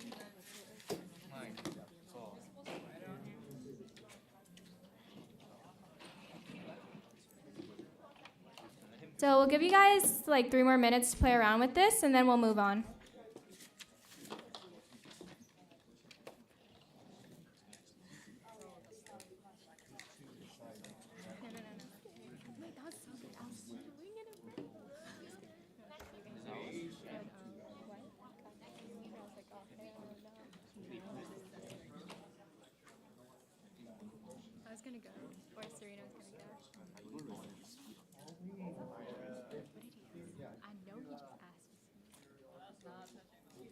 tell you later.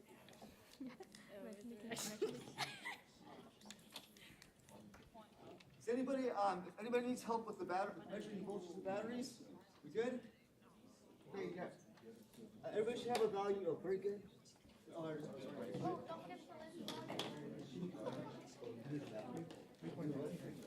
if you don't have a battery at the table next to you, just pass the battery around. You can use the battery.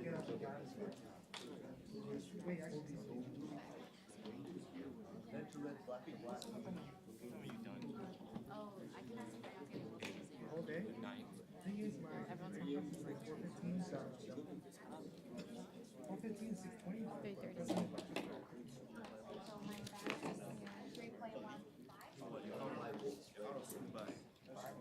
That's actually, each of these is 1.5.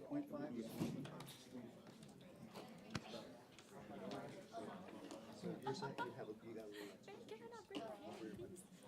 Anybody else not have the voltage now?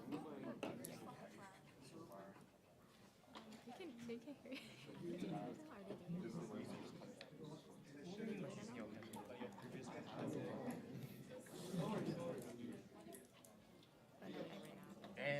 Anybody else not have a pen? Anybody else not have a pen? Okay, everybody got a pen.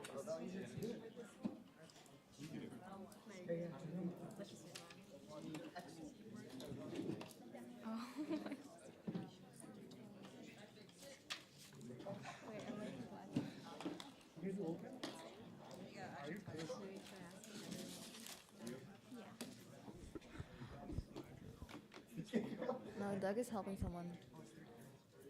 Should we wait till Doug finish or? Just say Okay. Are all of you guys good so far? Like, give a thumbs up. Alright, I think Okay. we're good. Let's move on. Yeah. Okay, so we're gonna measure the resistance now. So we can start with the white wire, and then you grab your two probes and you press down really hard on the wires. And then you measure that resistance. Got it? You can look at the pictures as well. And if we gave you guys an ROV, you would have to open up the control box, untwist the cluster of wires, and then they'll split, so you guys will probably know which one to touch. But if not, we can help you. So I think everyone does have tether, right? Do they have tether? Because they're all attached inside the control box. Wait, let's walk around. Does everybody have the wire in their bins? Does anybody not have the wire? All right. Oh yeah, that's the wire.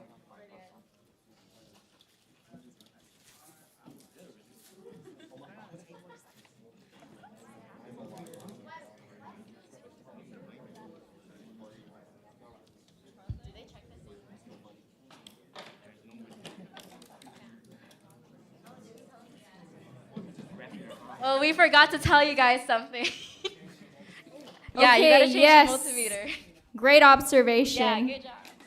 So if you look to the picture on the right, there's a multimeter, and you want it to face the resistance. On what number? How many? 20?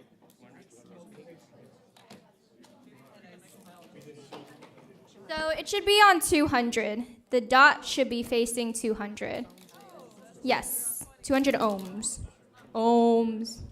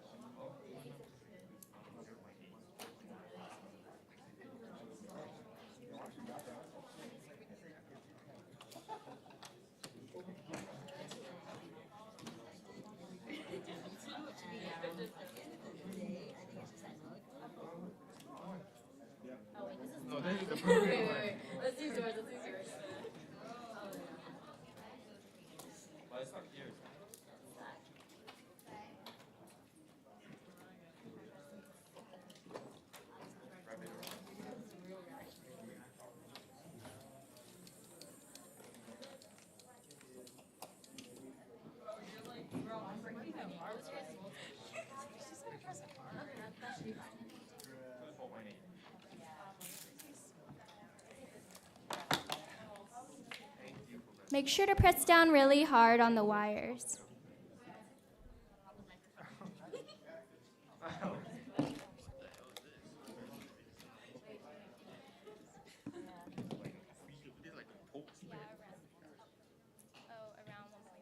Okay, so if there's a spore, then it should be around the same. Like resistance and also should be around the same.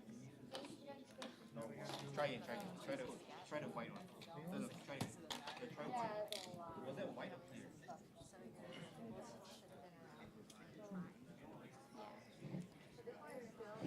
So your guys' voltage number should have been around 1.5, and your resistance should have been around 1.8.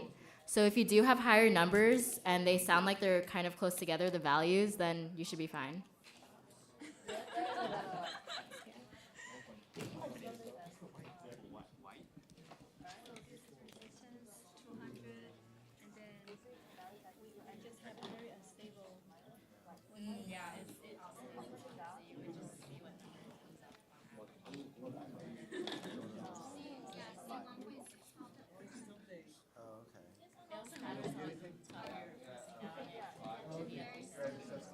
There might be some variation in the wires because there might be different lengths to it. Anything around 1.5-ish, that's probably probably good. And you need one to add. Yeah, or take the load.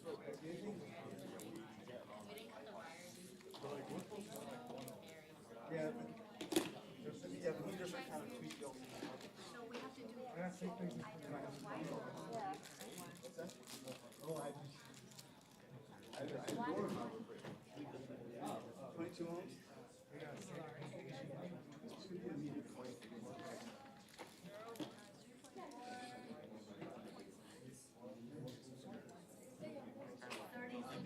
I saw one.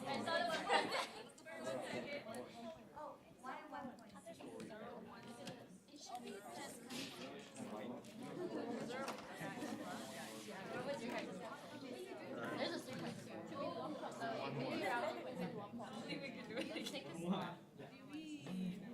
Yeah, so you're getting like 2.7. The good thing is, it's 6.8. Oh, is there resistance?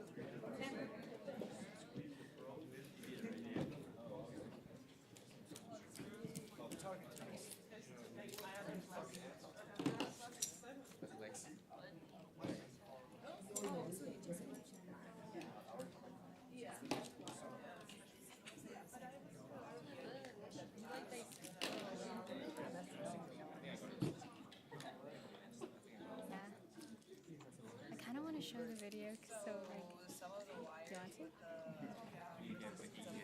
So we're gonna start moving on, but it's okay if your values were a little bit high, just as long as your values were similar to each other. So we're gonna measure the voltage across the motor. So you're gonna wanna place your probes like this, and then switch back to 20 volts. And then you can go ahead and turn on the switch and let the motor run.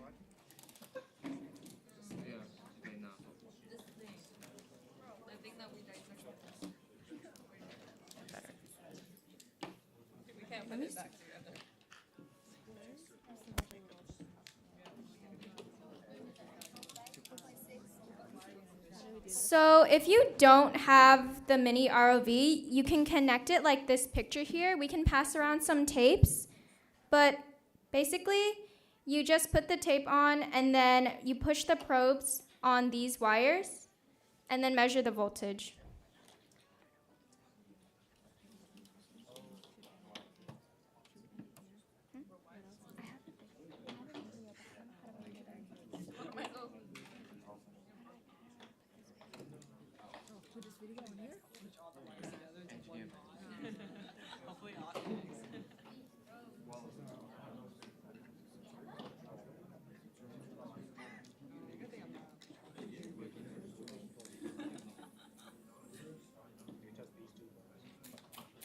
Everyone has this bat. Oh wait, no, they do, right? Okay, look. So he just got the battery and connected the wires like that. Bro, this is bust. Yeah, let's just watch.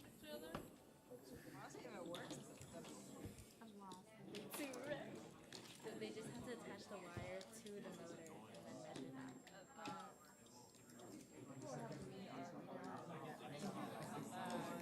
Going up and down.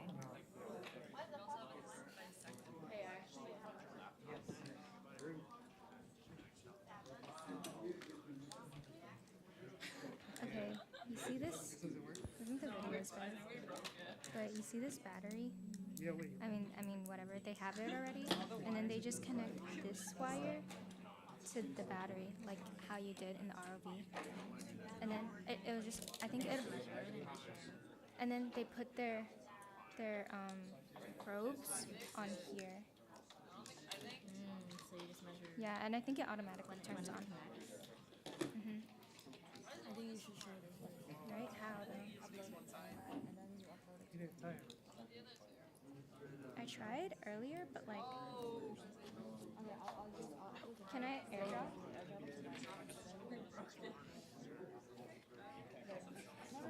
Oh, mining asset. Oh, that's so cute.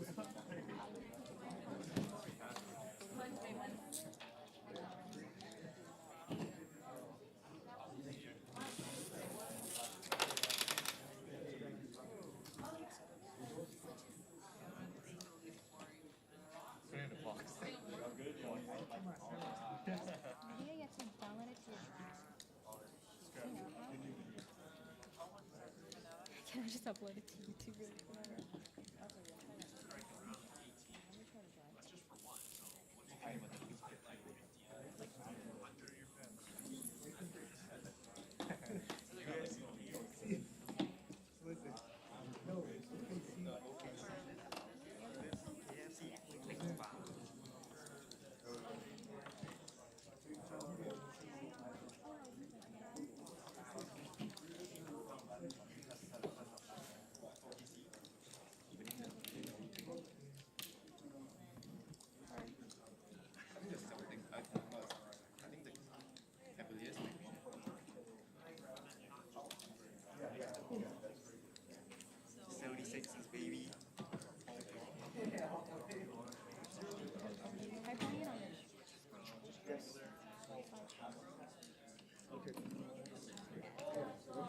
Why is it gonna be sideways though? Can I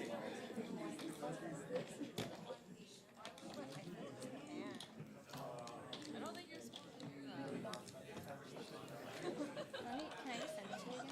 I don't know, basing it off the. Alright. I'm gonna send it to you. spare battery pack? Battery pack? Oh, thank you. I'll be right back. Thank you. Is it hard to save teacher?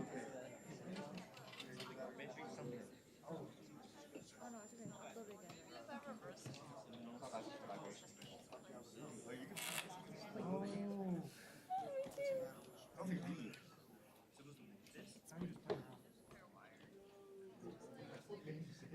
Just put on a whole new slide, to be honest. Oh!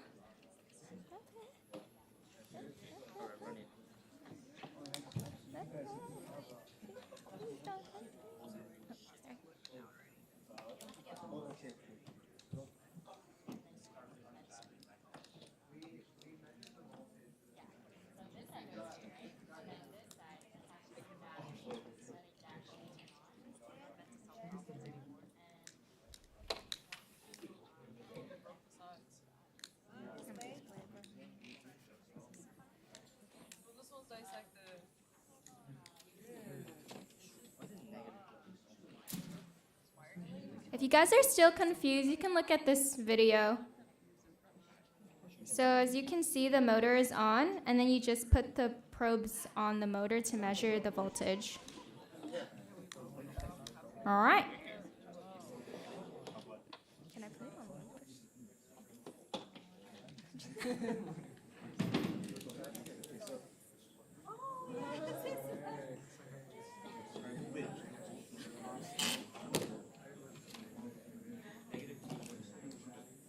If you need help, just let us know.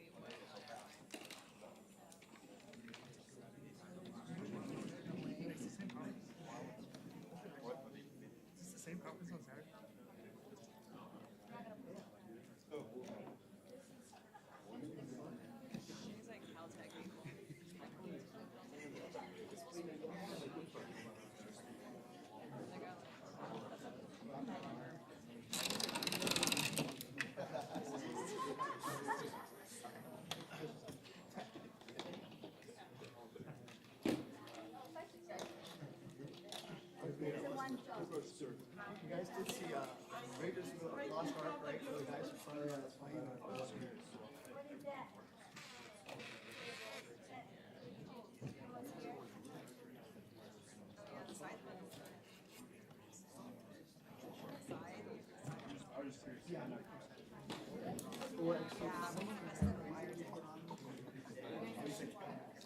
There's a chance that it might be Saturday.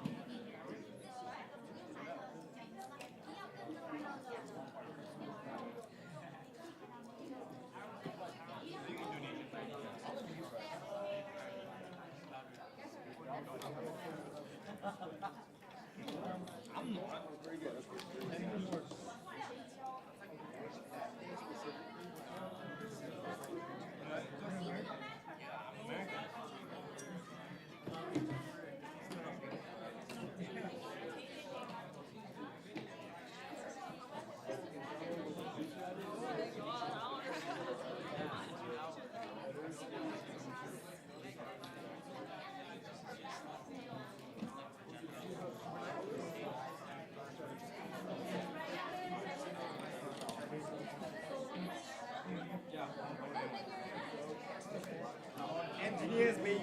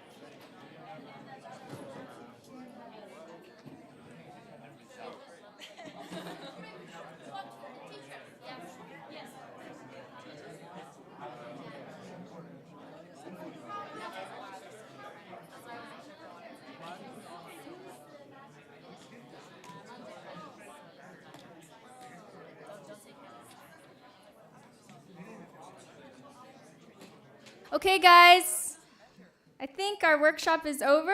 So thank you for joining us. We have an Instagram on the screen. And if you guys want to play with the mini ROVs, there's a water bin up front, so you can just place the ROV inside if it worked. Some of the batteries are dead. If you guys do have a mini ROV, if the wires inside aren't attached and you want to use the ROV, call us over, because some of them might have come apart. Yes. Thank you. Bye, guys. Thank you for coming.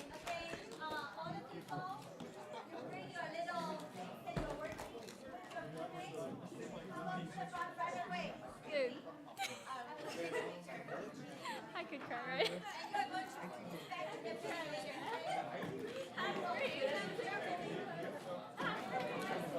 We did take one of ourselves.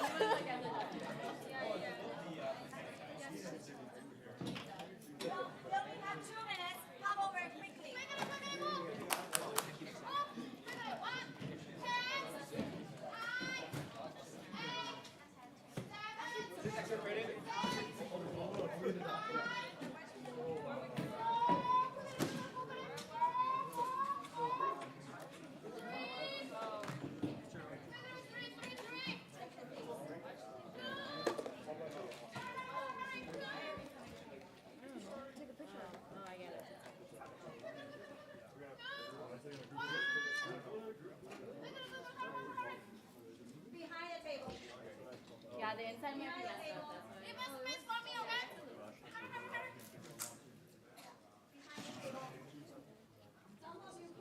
She started counting so fast.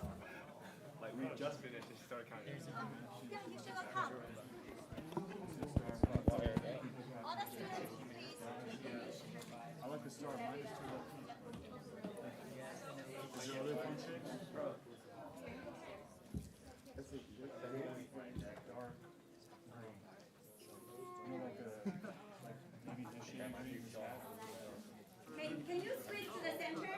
Okay, only have 1 minute. Yeah, just stand it. Just stand it here.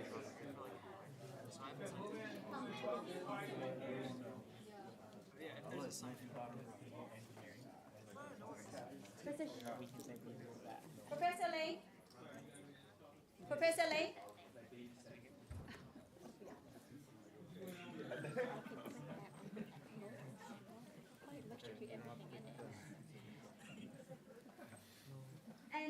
have your object, yeah, show people. Show people your object. Yeah, holding our Felix, you're in the right place. Not the wrong route.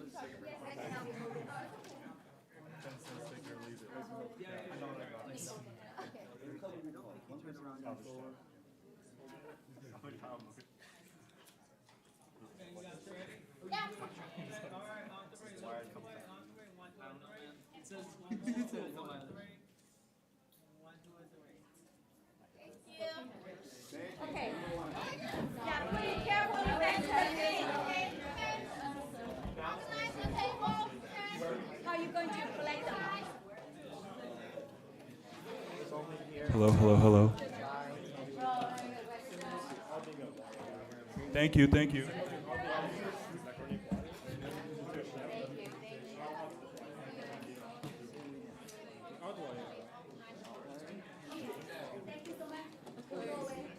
Go away. Okay. Sorry.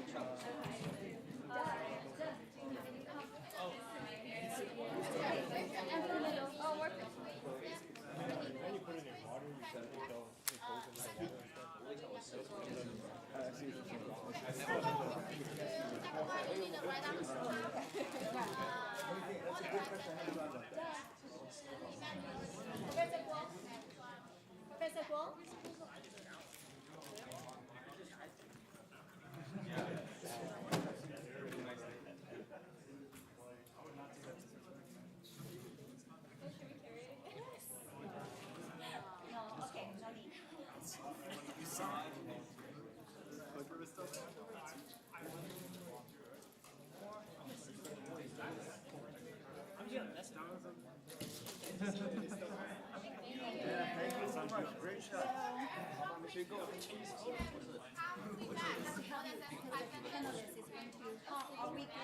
What can we do? Let's put everything to the side. I have to.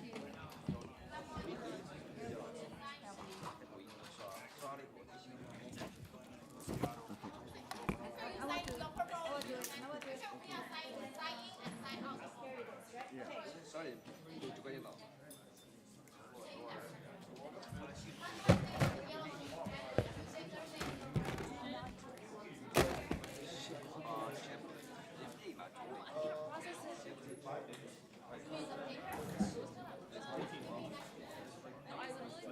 Maybe I'm wrong.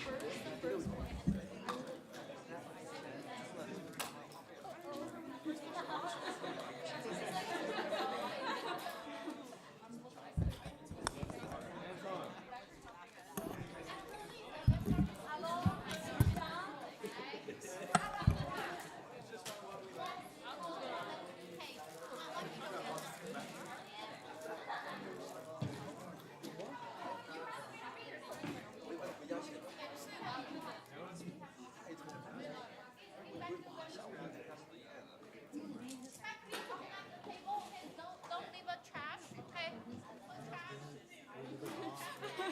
Please, pizza.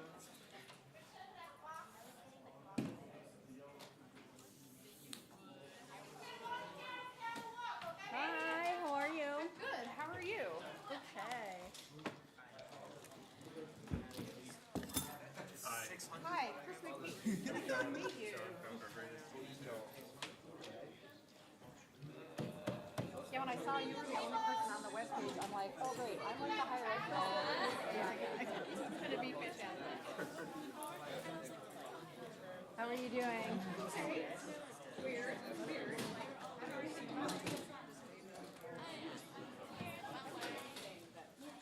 Oh, well, that's nice. She gets you to do a lot as well. Are you guys gonna hang out there? Yeah, I think so. We're gonna hang out where the questions are. I just had them here. I know. Good. Yeah, I've got some.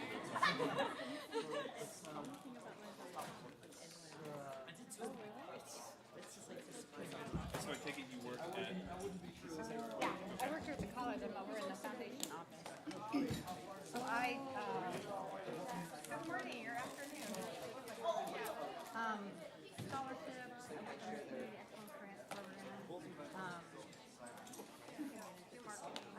Manila and they have most of it all the time.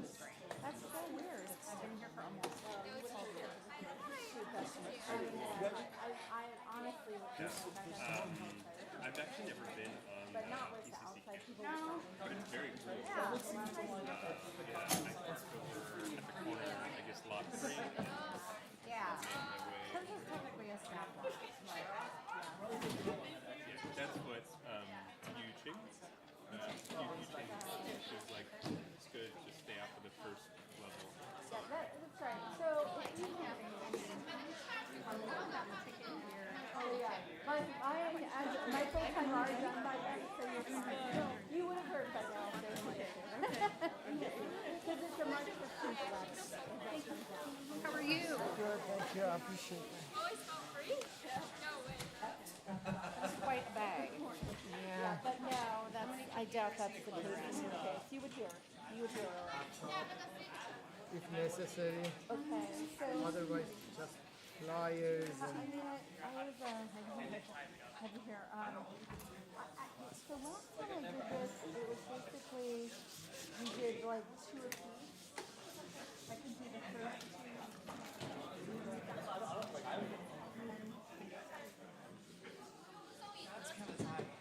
What I'm scared about is that we might run out of time, so one of us should be paying attention this time. And I think oh, okay. So, but it runs through. How are you? What's that? Oh, no. Love it. You made that? Okay. Okay. All right. Of course. So finally, we have a pie on Pie Day, huh? Yeah.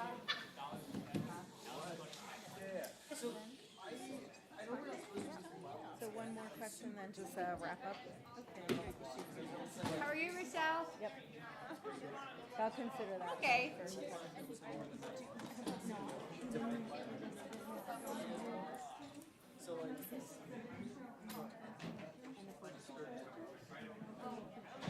supposed to be 4 of us, right? Or there's 6 of us. Okay.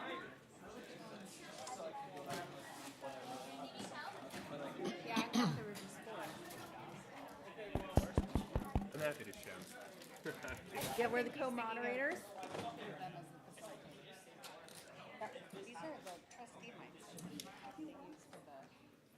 So they're only missing one person. Yeah, Ashley, right? Ash Lopez.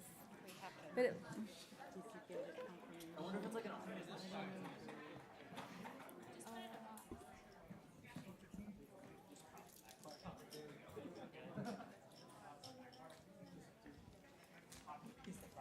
Is it on or? 1, 2. This mine is working. well, your light's on, so.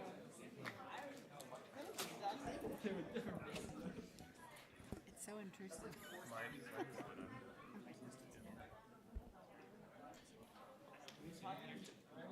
I hope so.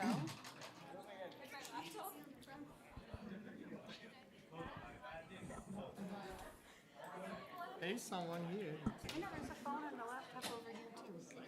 I don't know what that's all about. Hello, everyone. We're just waiting for everyone to settle down, and we're going to be having a career and internship panel.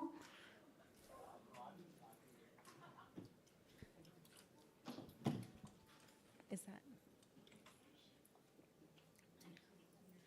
We're just curious because one of the panelists isn't here, so we're kind of looking around. Yes.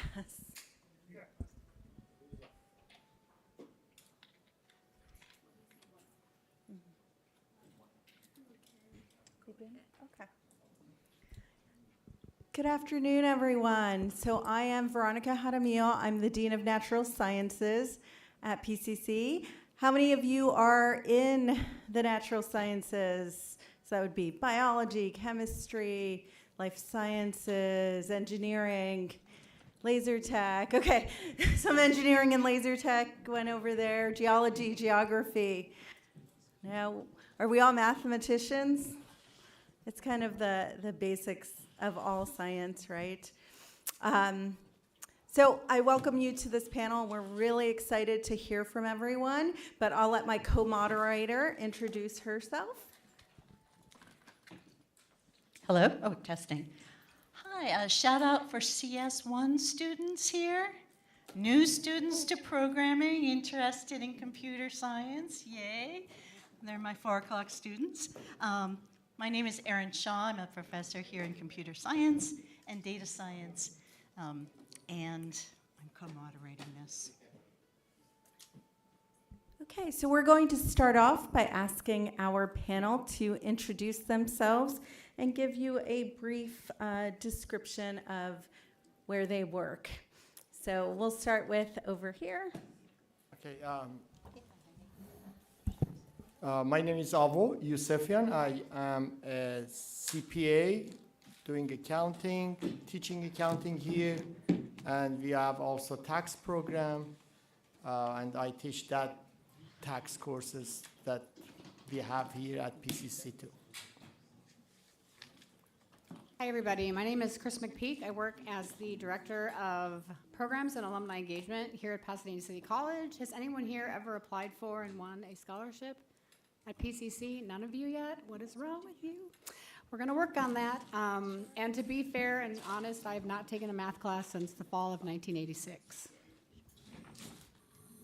Good thing math hasn't changed too much since the 80s. Nobody laughed at me, so I that's know. a problem. Hi, friends. My name is Sean Comcar. Happy to be here today. I'm the Chief Technology Officer at a company called Zest AI.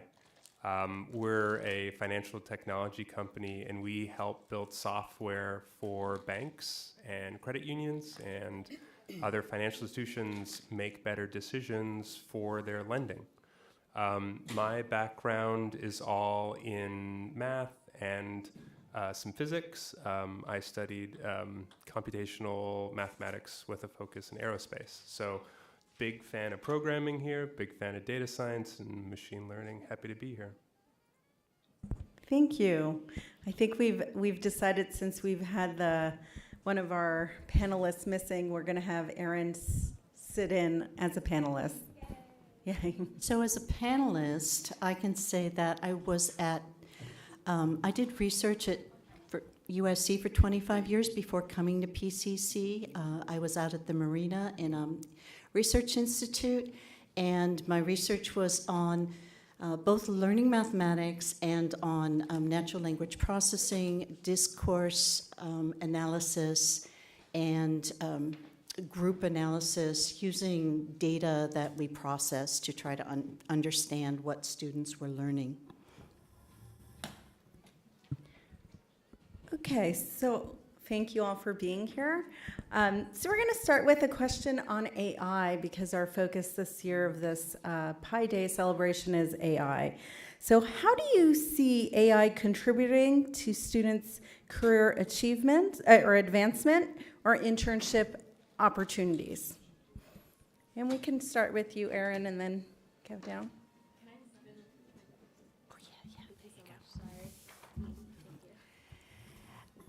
So as far as education goes, I've relied on AI. I rely on it to build better assignments.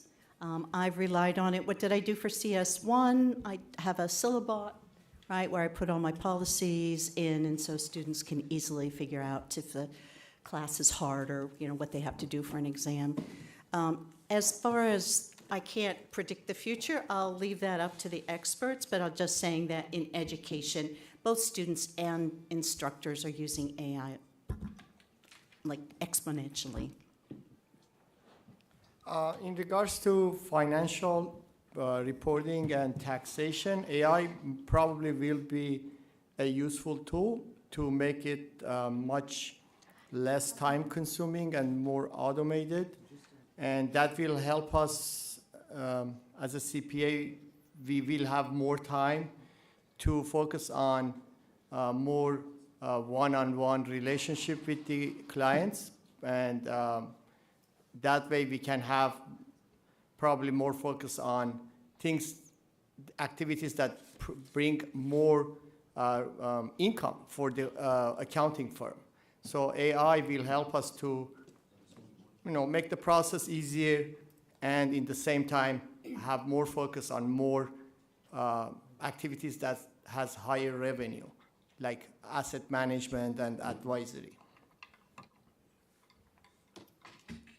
I was first going to say I yield my time to Sean, but then I was thinking about, as a scholarship administrator, my board is always looking for an understanding of how our students potentially using AI in scholarship essays and things like that. So I'm always thinking about how that tool can be useful as a sort of a strategic tool as opposed to an actual writing implement per se. And as for myself, like when ChatGPT came online, I got on board playing with it to see how much fun can I have with it. And I think it is a really useful tool as somebody who has obviously never done math in a really long time and doesn't focus on math to do their job. But I find it fascinating what we're able to do with that tool. And Zhao Den is in the room. She actually came to meet with me last week about a grant application that she's putting in that would allow you guys to use AI chatbots, I think, in the classroom. So anyway, I'm looking to learn as much as I can because I think it's fun. All good answers. I could tell you guys about all the amazing things we're doing at ZEST, but I actually think it matters a lot more to you guys right now how you're using it to learn, right? And I think, when I think about my career and I look back, I think about the hours and weeks and months I probably spent in anguish trying to decipher very complicated textbooks, to understand pretty complicated lectures, to read pretty terse, hard papers. And to the point where, I remember throwing papers across the room just because I was like, I don't get it. I don't understand it. I don't know what's going on. And the fact that now we have a device in our pockets that carries the ability to connect with these foundational models, where you have these assistants that are always on, fairly reliable, extremely patient, and really flexible, right? I think the opportunity for me that I really see is sort of hyper-specialized training and support as it comes to learning. Because I think at the end of the day, right? I mean, you could certainly use ChatGPT or Claude or any of these state-of-the-art models to get you the answer, but if you're doing that, what's the point, right? I think it's really around using these foundational models to better understand the why, to better sort of probe and to make sure that you understand the foundational sort of ideas, the sort of the theories, and there's always additional depth that you can go, right? In terms of you can have a cursory understanding, you can kind of go a little deeper, and you can focus on the areas that you find interesting. I know that when we talk to new grads that we're interviewing, one of the things that I always enjoy most about thinking about how we hire is how, we don't expect students coming out of grad school or undergrad to be experts in credit lending. Of course not, right? That would be silly. But we do expect really good foundational knowledge. And I think the foundational knowledge allows you to extrapolate into other domains so that you can solve some pretty fun problems when you get out there and start working. Okay, that's a great lead in to the next question, which is what skills would you advise these STEM students to develop to best prepare for their future STEM career? So we'll start with you, Sean, this time. Sure. I'll actually bring up a story about my kids. I've got two little kids, a 5-year-old and a 7-year-old. It's hard to believe that they're that old now. But, I think being a dad is fun, but it's certainly more work than I probably appreciated. But I think one of the most enjoyable, most memorable parts of the journey for me has been sort of stimulating curiosity and getting my kids really excited about how the world works, either from a natural sense or from a man-made sense or people-made sense. And so I think my kids are kind of lucky just because I really put the time, right, into helping them build brains that are sort of naturally curious. However, I know, personally speaking, and I know a lot of parents out there are like overworked, right? They're tired, right? They just can't do it, right? They can't answer all of the curiosity and all the questions that the kids have. But the fact that like you have essentially access to something that's always on, relatively affordable, that like you will tire out before it does, is pretty remarkable. And so generally having strong sense of curiosity allows you to sort of show, you know, your future peers, your future employers, how much you really care about solving real problems. I think beyond that, and I'm biased with, I think, my second answer around logical thinking, but you know, taking programming classes, who knows what programming is going to look like in 5 to 10 years, right? Maybe we're all vibe programming by then. I'm sure you've seen the videos where people are just sort of talking and you're just kind of looking at code. I still think programming will always serve a purpose because it's really sort of an exercise where people can learn to decompose problems into divisible units and to kind of solve those challenges independently. And so big shout out to everyone teaching and taking any kind of computer science classes that they can get. And then also, I think certainly, you know, the one that I can't go without saying is really big on soft skills, right? And I think some people it's just more natural. Some people it requires more time. But the more time that you kind of put into it, the more comfortable you'll be about talking about your past experiences. My hope is that for a lot of the foundational models, it helps level the playing field, particularly when it comes to how people communicate. I think, you know, historically, you know, people have often been judged more on how they sound rather than the ideas and thoughts that they have. And, you know, my hope is that this really helps kind of level the playing field. Thank you. Yep. Here? Well, the soft skills thing, I think, is spot on. I was going to talk a little bit about that. I think you could be the absolute smartest person that ever walked on this planet, but if you can't communicate that, or you can't work in a group, or you can't lead others, then, you know, your career won't take the trajectory that you want it to take. So I think focusing on that is really important. I think also you need to have a really good sense of, I don't want to say balance because that word is thrown around a lot, but alignment with your work and your life, and having a comfortability factor between the two of them overlapping, but not letting one take over the other. And I think it's really easy in education, but in technological fields too, to get really sucked into the work. So making sure that you're taking care of yourself so that if you do find a spouse, find a partner, want to have kids, all of those things, that you're not, you know, burning yourself out. And then the other thing I wanted to say in terms of skills is more resources, because when I was your guys' age, we didn't have the same type of career center that you guys have here. We didn't have people that were willing to walk us through interviews or building resumes. I learned all that stuff by myself, and you guys have amazing resources at this college, between the Freeman Center, between the fact that this Pi Day thing exists and that now it's 2 days. I don't ever remember it always being 2 days, but these are fantastic things you have access to. So the fact that you're here today, I think, is impressive, and that's the type of stuff you should be really taking advantage of as a student. Yeah, that's all. Okay, Alpha. Okay, so in regards to working using the knowledge that you have about computers and information system, in accounting, one of the CPA options to take that exam is information system. That means if you have knowledge about coding and making programs and understanding the computer science and the information system behind it for accounting, that is by itself one way to get the CPA pass. The other way is being focused on taxation or being focused on public accounting. So information system by itself, it's an important part in accounting. So anything you touch touch anything you like right now. Anything you see, anything you use, without accounting and tax and budget will never happen.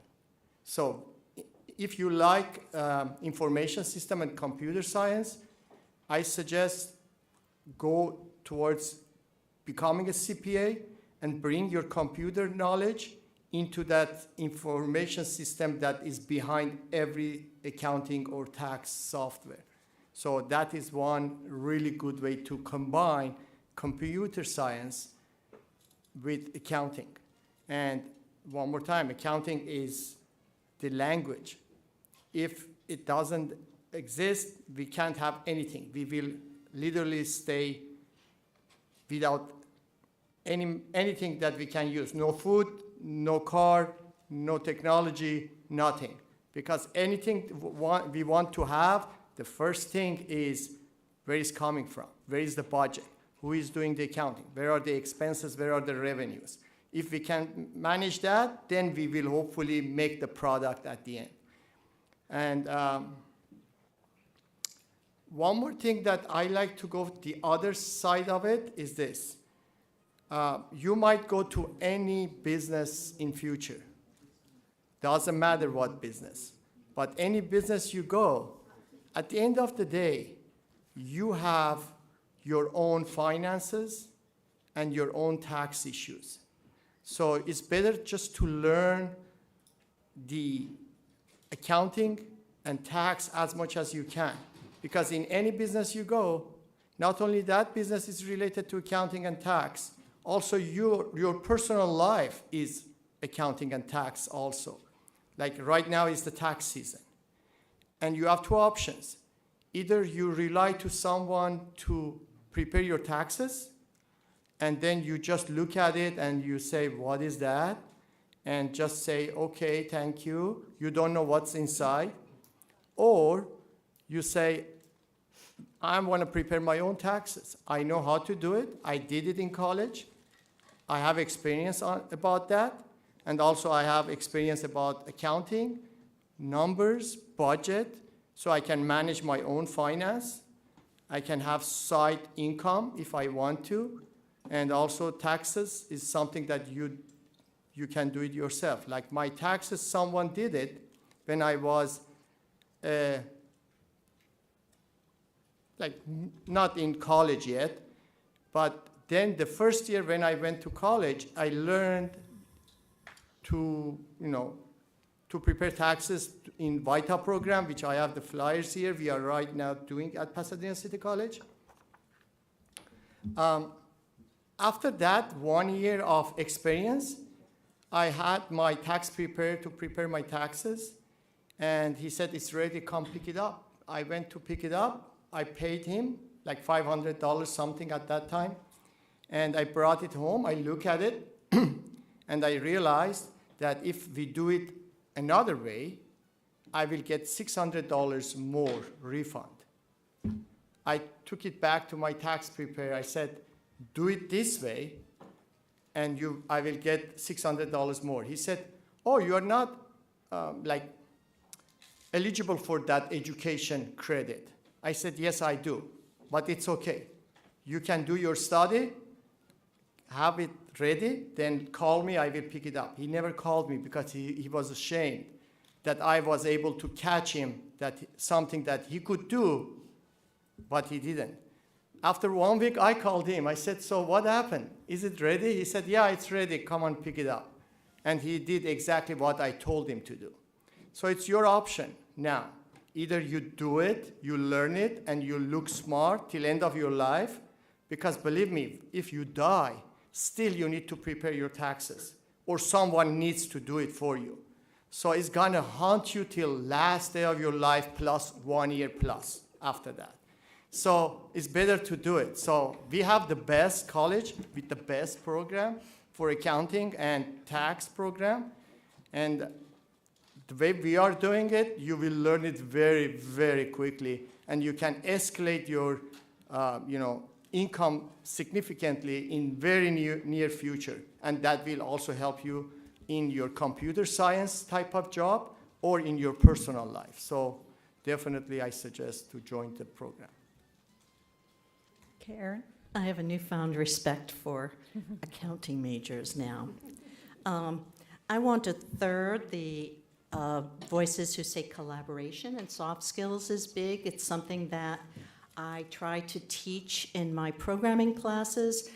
I find that students kick and scream. I don't want to work with anyone. They're absent one day. They would rather do something themselves. And it's like, it's okay, but that's what we're going to that's what I'm teaching you. So just you're going to have to put up with it this semester and just do it. And hopefully it helps them in their future. Certainly, if you're going to be on a programming team, it will help.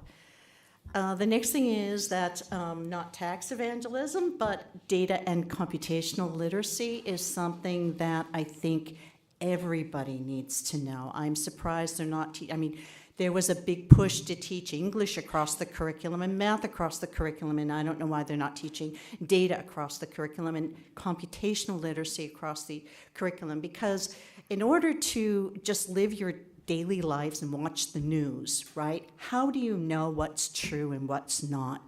And a lot of these data sets are available, and understanding them is something that requires a bit of knowledge in logic and computation and programming, and you can do it. Anybody can do it. We have an intro to data science class here that has no prerequisites, and it mimics the UC Berkeley class, which is the most popular class on that campus.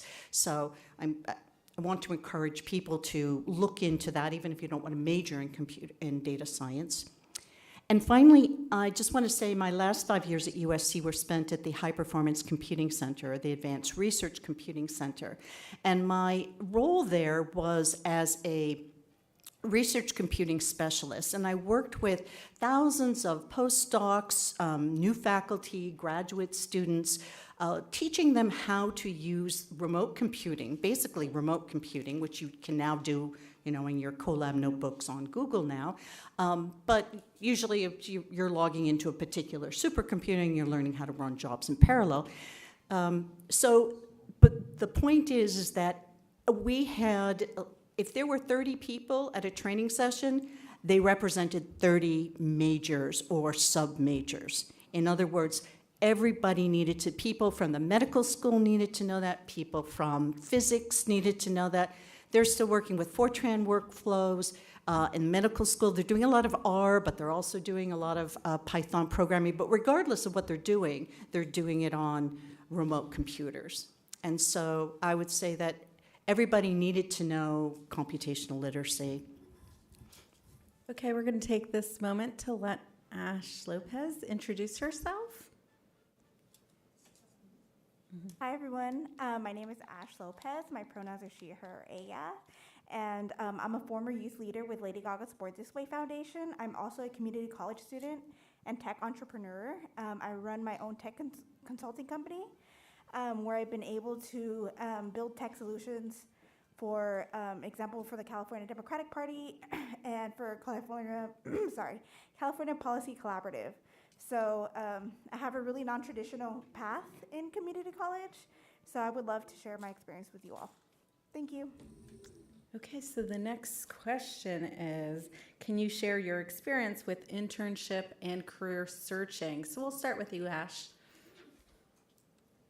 Yeah, because I've had such a non-traditional path, I was able to take up some web development bootcamp courses while I was caregiving for my grandmother, and caregiving does not pay a lot of money. So I couldn't really join a tech company because my hands were already full. So I decided to start my own business. I started small with small businesses around me. I started building projects and just sharing them on social media. My friends caught on. A huge chunk of my friends aren't techies themselves, but they're more like comms folks, they're business folks, they're folks who run nonprofits. So it was really a great opportunity for me knowing them, because they're like, hey, my sister's starting up a small business, she needs a website.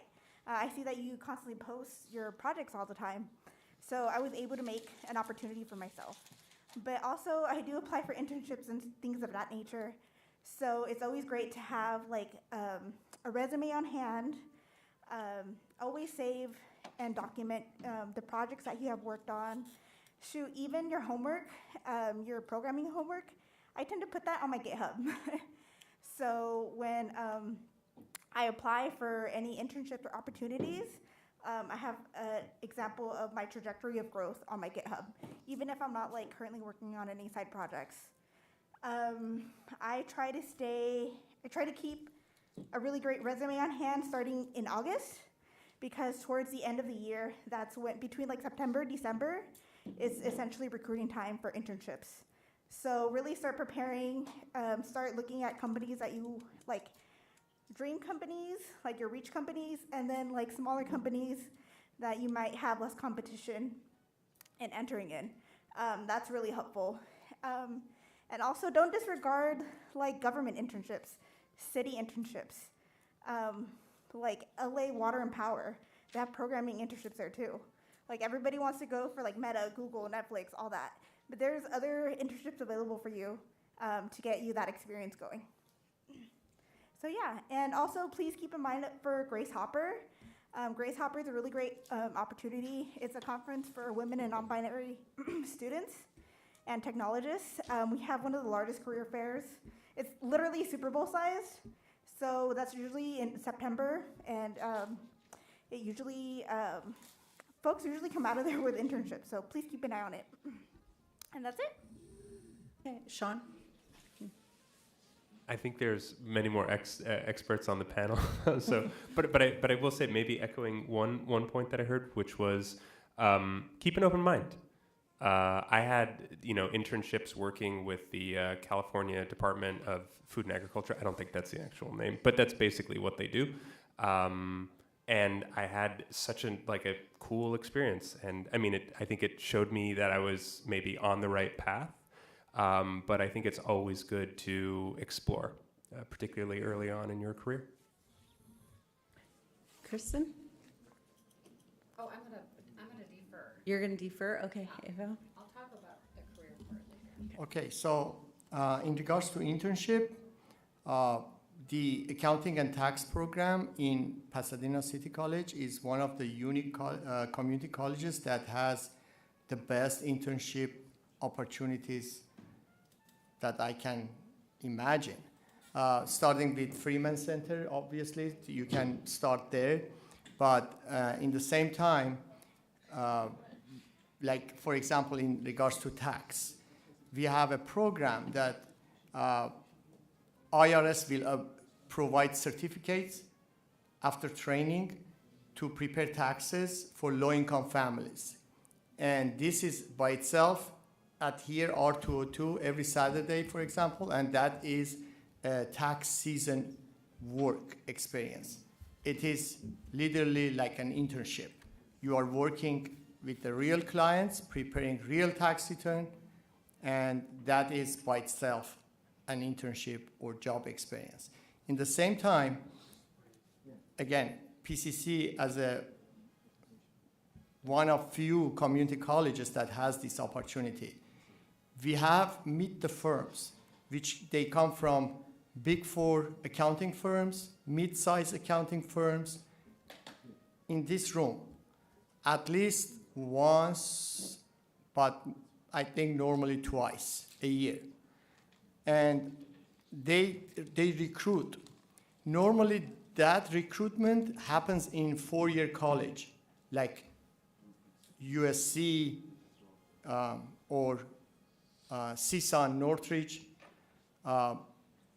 But that recruitment happens here in Pasadena City College. That means you are in here as like your first year or second year, and you get recruited for internship program.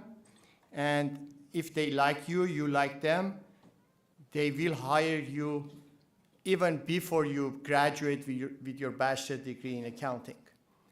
And accounting firms, the big fours, they like people in business, in information system, computer science, accounting, tax, economics. They hire everyone because they are running all these big multi-billion dollars companies. Every one of those companies that exist on this planet, all of them need accounting firms. They don't exist without accounting firms. And when we are talking about accounting firms, it's just not accounting. It's advisory, it's information system, it's economics, and tax, and all those things that might happen in between. So we have very good internship programs, and I have announcement literally every semester that this company has internship program, navigation program that you can start.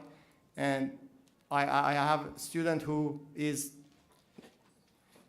right now less than 18 years old, high school student, but is in the same time at Pasadena City College and graduating with AA degree and high school diploma at the same time.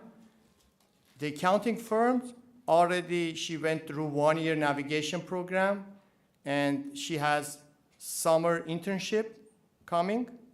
And the company said, within middle of your bachelor degree, we will hire you full-time, and we will also pay for your master program. So, I mean, every single opportunity you can imagine exists in this college. All you need to do is just go for it and take it. Take it seriously, show commitment, and the opportunities are unlimited. When I was a student, none of those existed. None of those.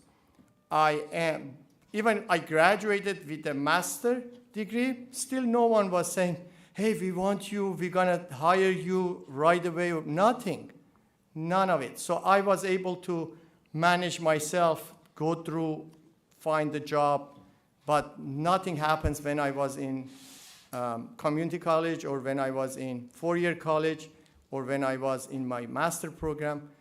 None of those. But now all those happens right now in your community college as we speak. So just take it. Erin?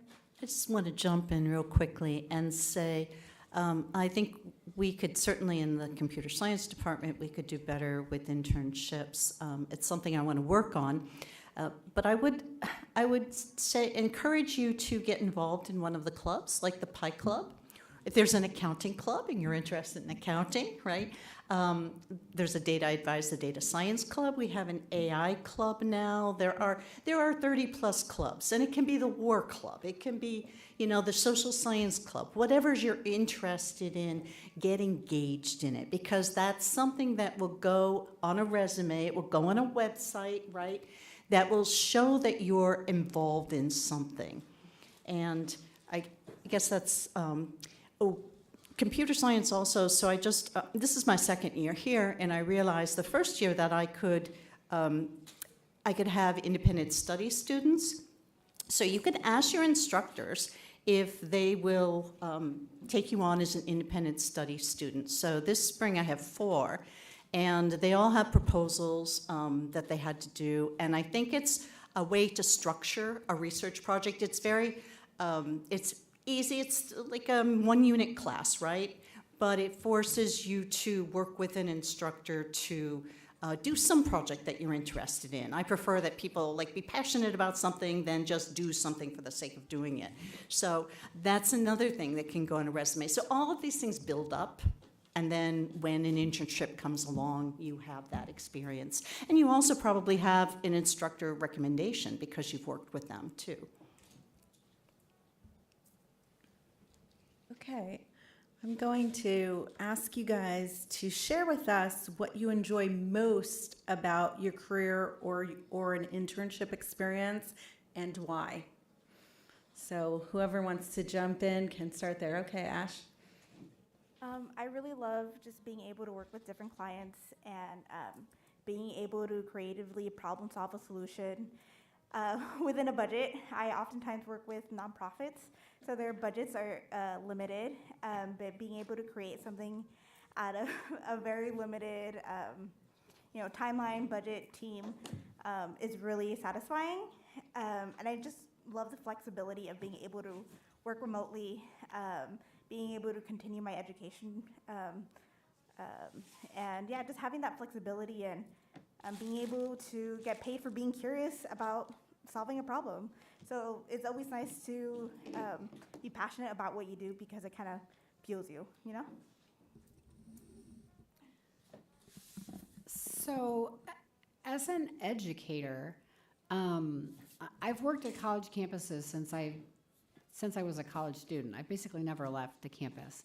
And what I love about this place in particular is that you have faculty here that could be working at big-time Research One institutions and publishing and doing all kinds of, you know, crazy projects at universities, but they choose to be here because they love to teach and they love to see students develop. And that's one of the things that I think is so amazing about being a student at PCC and being part of this community.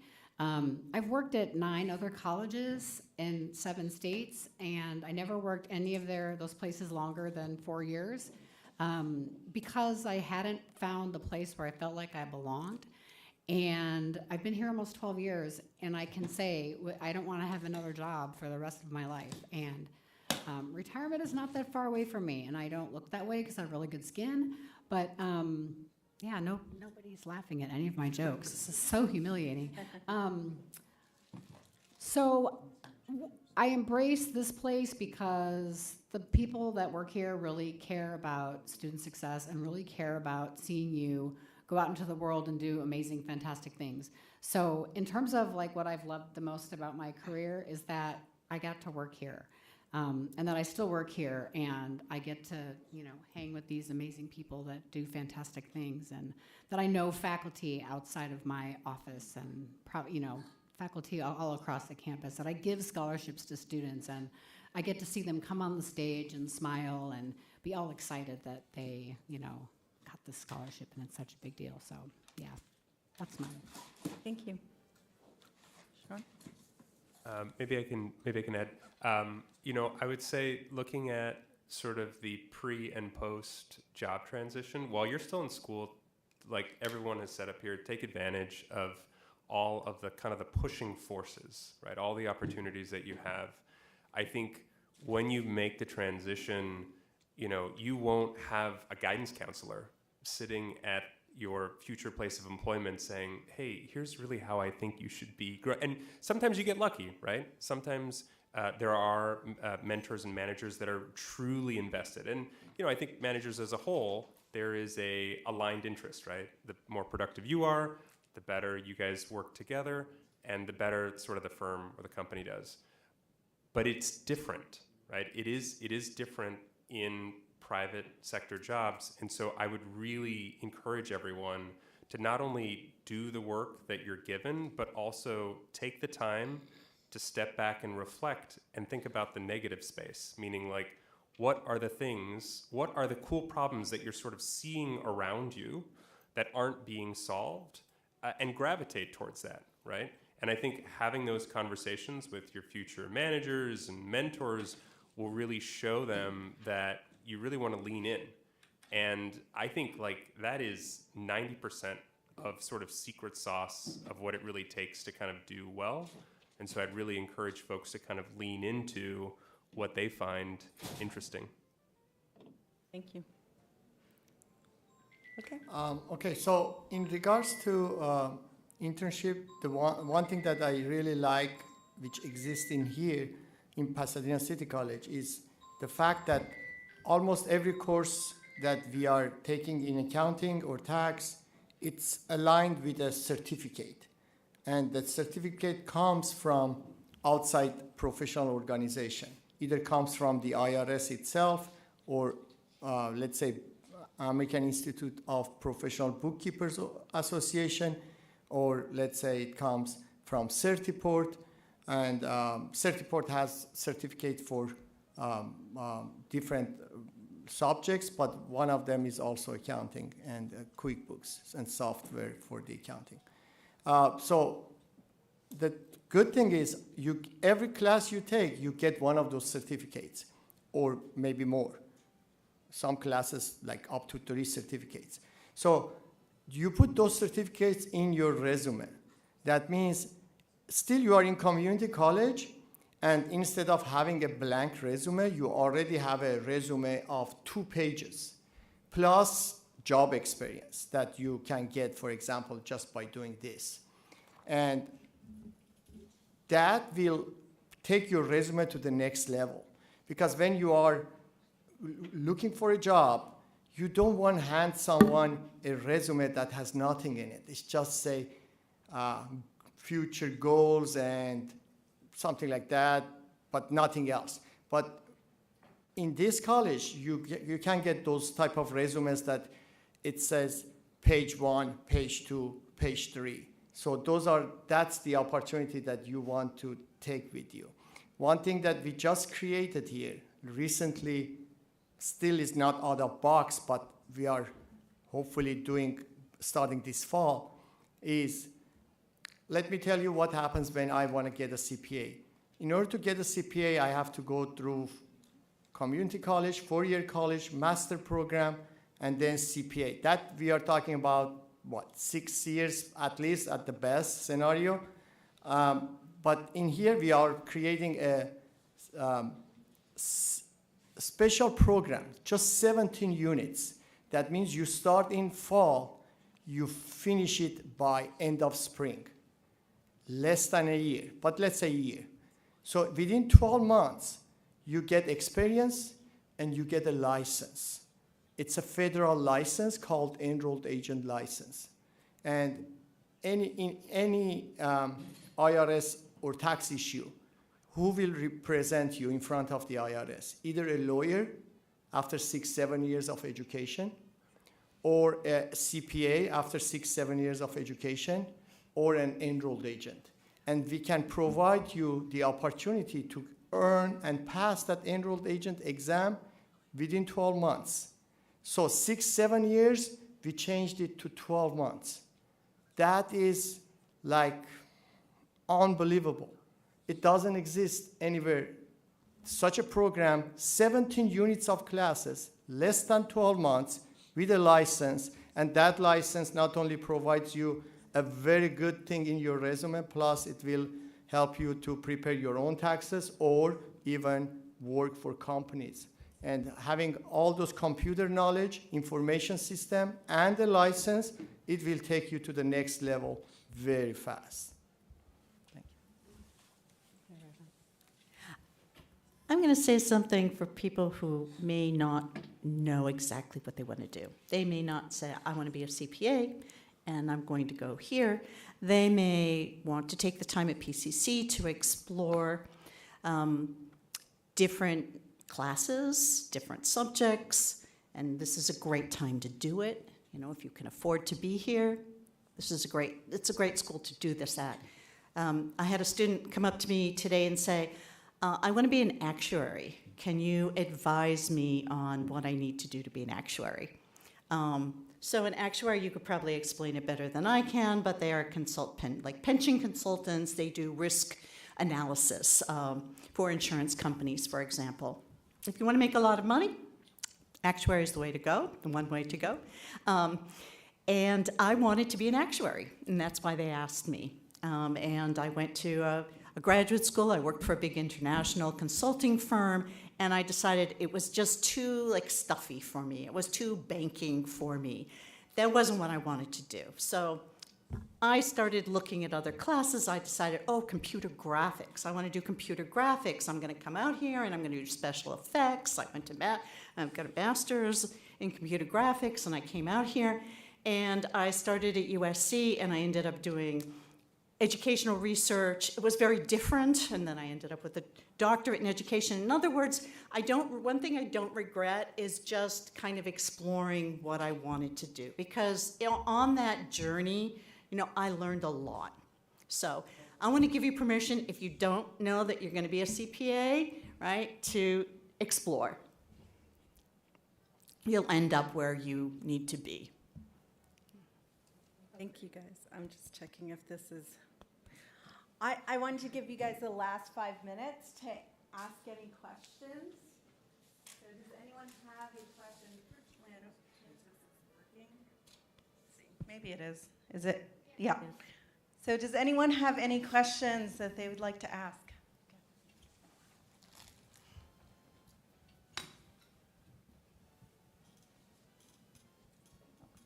So I had a question for Ash Lopez. So you said that you started up a tech company, or like a tech consulting company. How did you get to the point where people came to you for advice, starting from nothing? Yeah, it was actually kind of accidental. I was, being a Latina, there's only like 1% of Latinas in tech.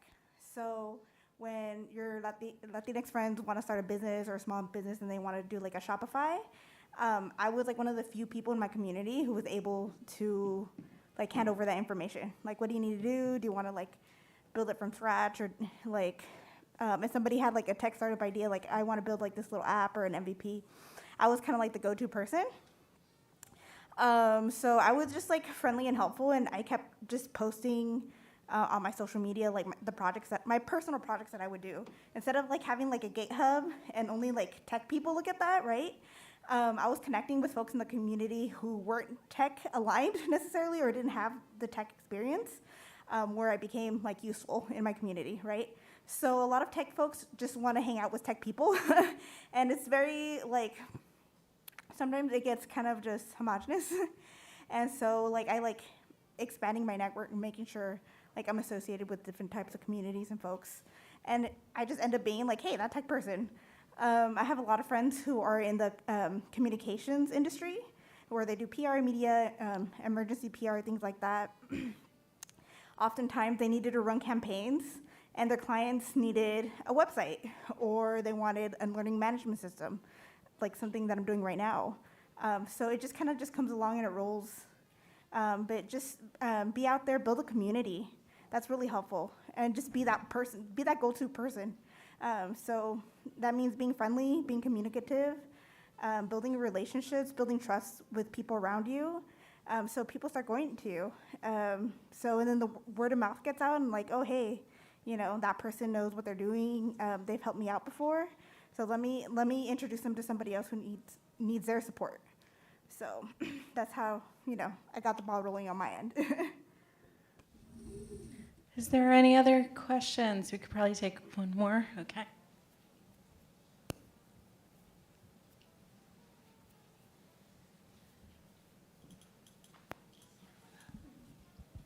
First of all, hello everyone.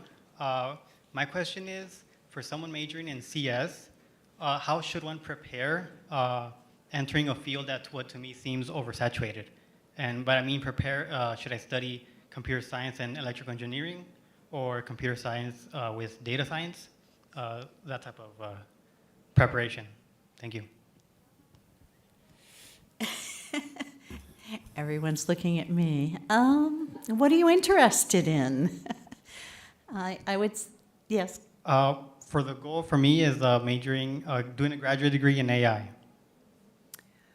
All right, then go ahead and, I would say go ahead and study computer science. You can't go wrong if you're going to go onto a 4-year school, and then you'll have more options there. So I was talking to someone earlier this morning from Cal State LA, and they are developing new majors. So you'll see new data science and AI, machine learning majors come in.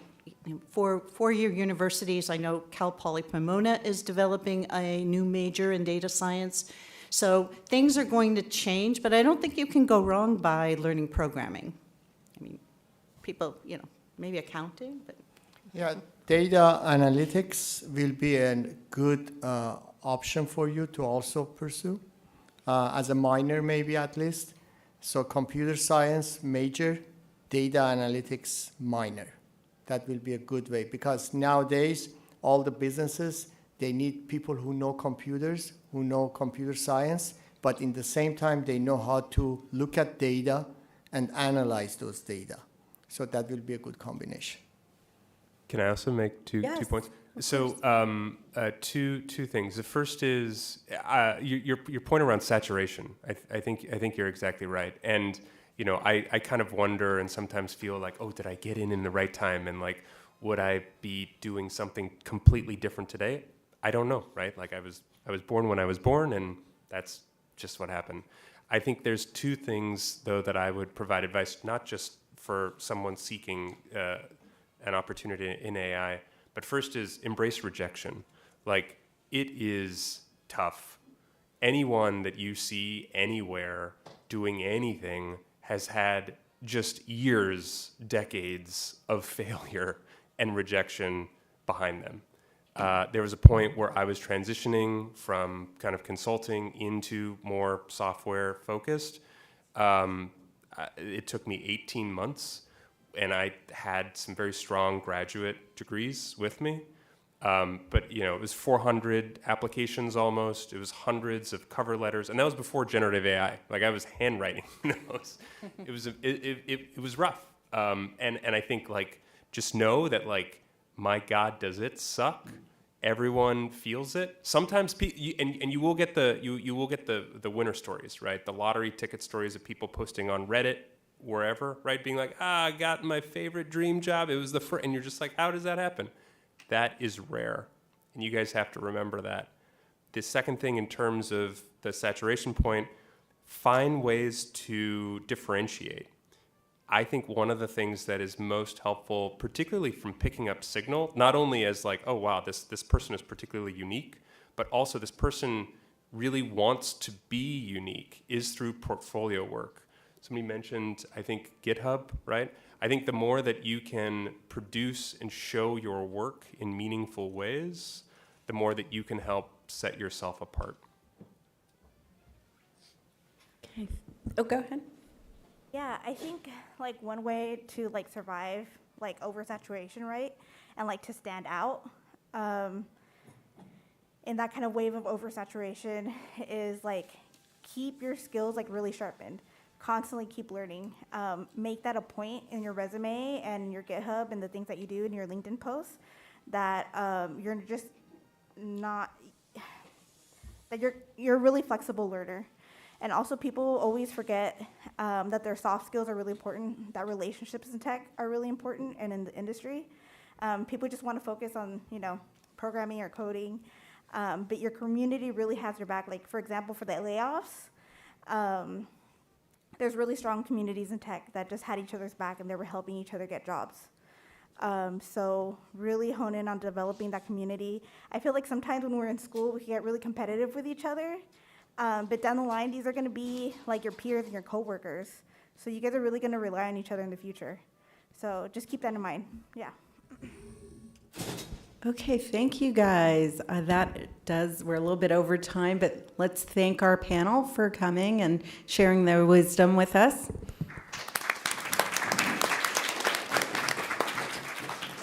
Okay, and I think there's another panel coming after this, so I'm going to let them set up that. I'm sure they're going to want to take at least one picture of this panel, so please don't leave till we get one picture.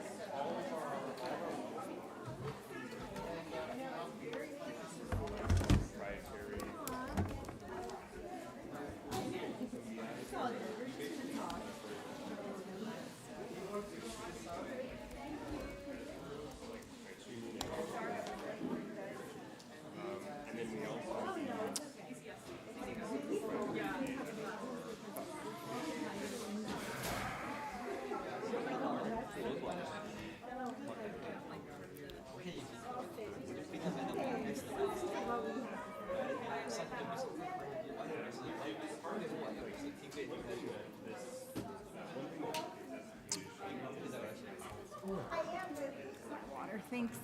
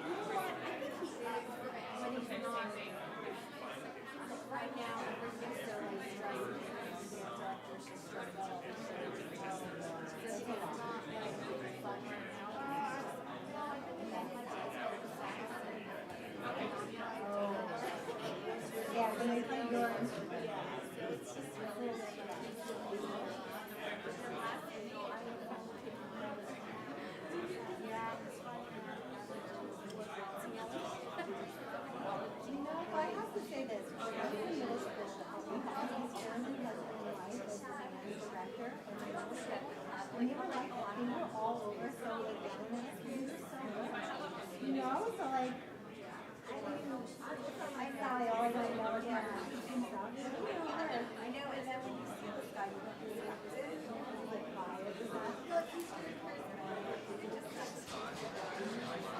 and all of a sudden, it's like, I guess he was. It's like that whiplash. I was just gonna say, that movie was awesome. I loved that. Even though I didn't agree with the teacher side, I did really like that movie. So I think that got really good. They don't want to be yeah. So you're still play? I do. Yeah, I mean, I don't really think anybody likes it. But yeah, it's going pretty well actually. I love the playing my songs and the chorus. I'm gonna try to play them in the house whenever I get to the dance class. There's two.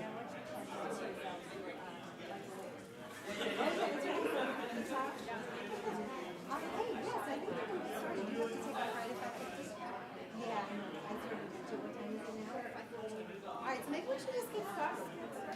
Okay, you guys want to get started? Yeah, I'm going to make a little announcement here.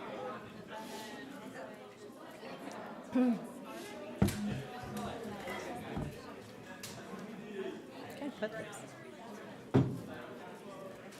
Hello? Hello?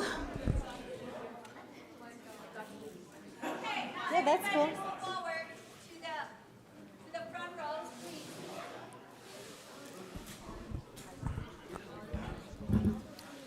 Check, check, check, check. All the scenes are so close together. As well, Cynthia. Daisy, nice to meet you. Daisy. Daisy, I'm Evan. Nice to meet you.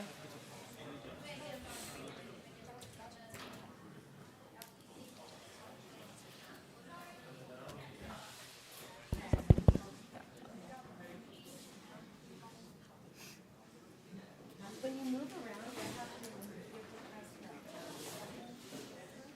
Cal State, CSUN, a lot of Cal State LA, sorry, CSUN, Pomona. I applied to UCLA or I haven't heard from the UCs yet, but I got into CSUN in LA. Nice, and Pomona. Thank you. Hi, everyone.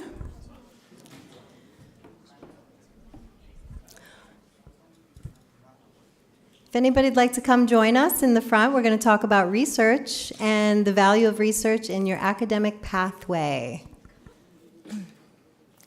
Okay, we're going to get started. All right, so hello, everyone. My name is Jillian, and I am a professor here at PCC. I teach chemistry and environmental science, and I also lead a research group, which has been a wonderful experience for the past, well, probably about 10 years now. Currently, we're funded by the National Science Foundation, and we focus on future manufacturing. We do research in what's called synthetic biology and DNA nanotechnology. Does anyone know what that is?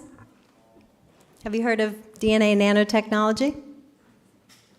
No? Okay, well, maybe you'll learn a little bit about it through our wonderful participants here. Okay, so I guess we'll get started with some introductions. We'll start here with the first panel participant, Daisy, and she's just going to tell you a little bit about herself and her journey here. Hi, everyone. Can you hear me? So my name is Daisy Pitawala. I went to PCC for 2 years. I transferred in 2022 to UC San Diego, and I graduated in June of 2024 with a degree in business psychology. I'm currently taking my gap year, and I have plans on attending dental school. I was part of Dr. Blatty's first cohort for her DNA NanoStar lab, and it's been an amazing experience, and I'll get more into it when she asks questions. But yeah. Thank you, Daisy. Let's hear from our next panel participant. Hi everyone, my name is Cynthia. I am currently a student at PCC. Actually, I'm a third year. I'm a bio major and I'm waiting to transfer. We'll see where it goes.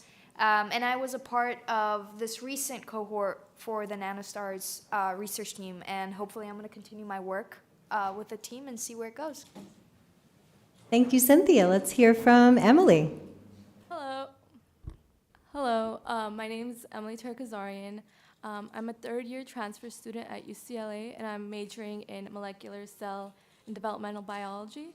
I transferred in the fall, and I was in the third cohort with Cynthia of Dr. Blotty's NanoStar team, and we did research last summer.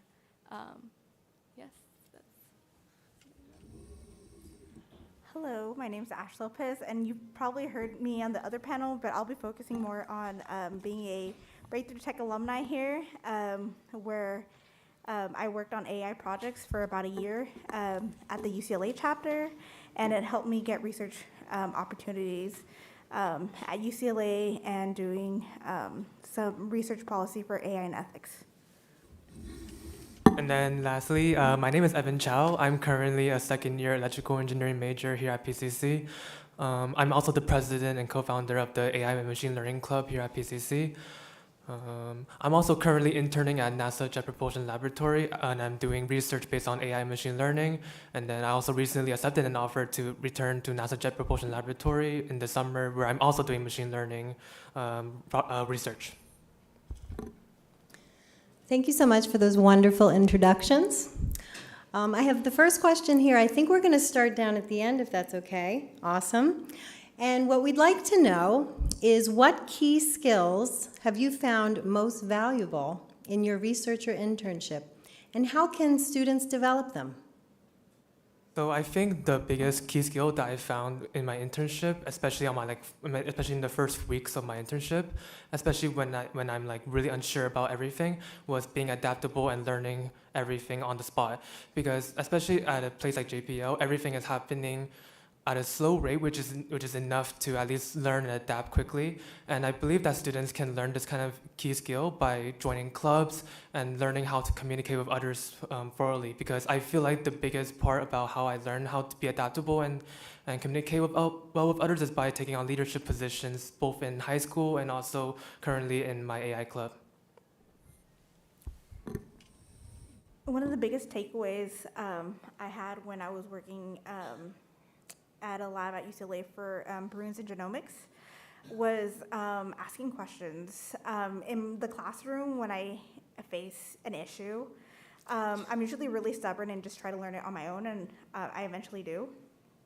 But because we were so time crunched in the research, and research was so new to me at the time, I needed to ask questions in order to really get through my work. So that was really helpful, just communicating with the advisor and the other graduate lab students.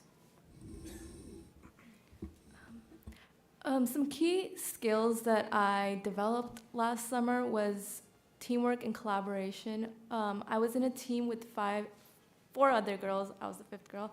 And we had to be able to come to an agreement even amidst disagreements about experimental directions. So it was about focusing on one direction and giving it your all, even though it might not have been the direction that you wanted to take that day, but giving everything your all. And also adaptability. When faced with an obstacle or a failed experiment, rerouting and rethinking experiments, and not letting an obstacle or a disappointment get in your way and prevent you from moving forward. I would say curiosity. I know it's like we're just throwing key terms at you, but I think curiosity is really big, because not only does it allow you to kind of be focused and be able to put your all forward, but it also allows you to have fun in the process. And I think growing that curiosity outside of the lab as well, of just reading up on things, getting better at literature review, especially, to be able to read things and have kind of like an independence and that kind of authority and power in your own learning process of being able to make sense of things, and not only feel like the research or the work that you're doing needs to stay in the lab or stay in the classroom setting, but you could actually be interested in it and have fun and make it a part of your, just interest. Read up on it, look into other people, watch videos, just really get immersed and involved in whatever world it is that you choose to step into. I would agree with almost every single skill that the rest of the panelists have mentioned. I would say that stepping out of my comfort zone was definitely a skill that I picked up on and really embraced.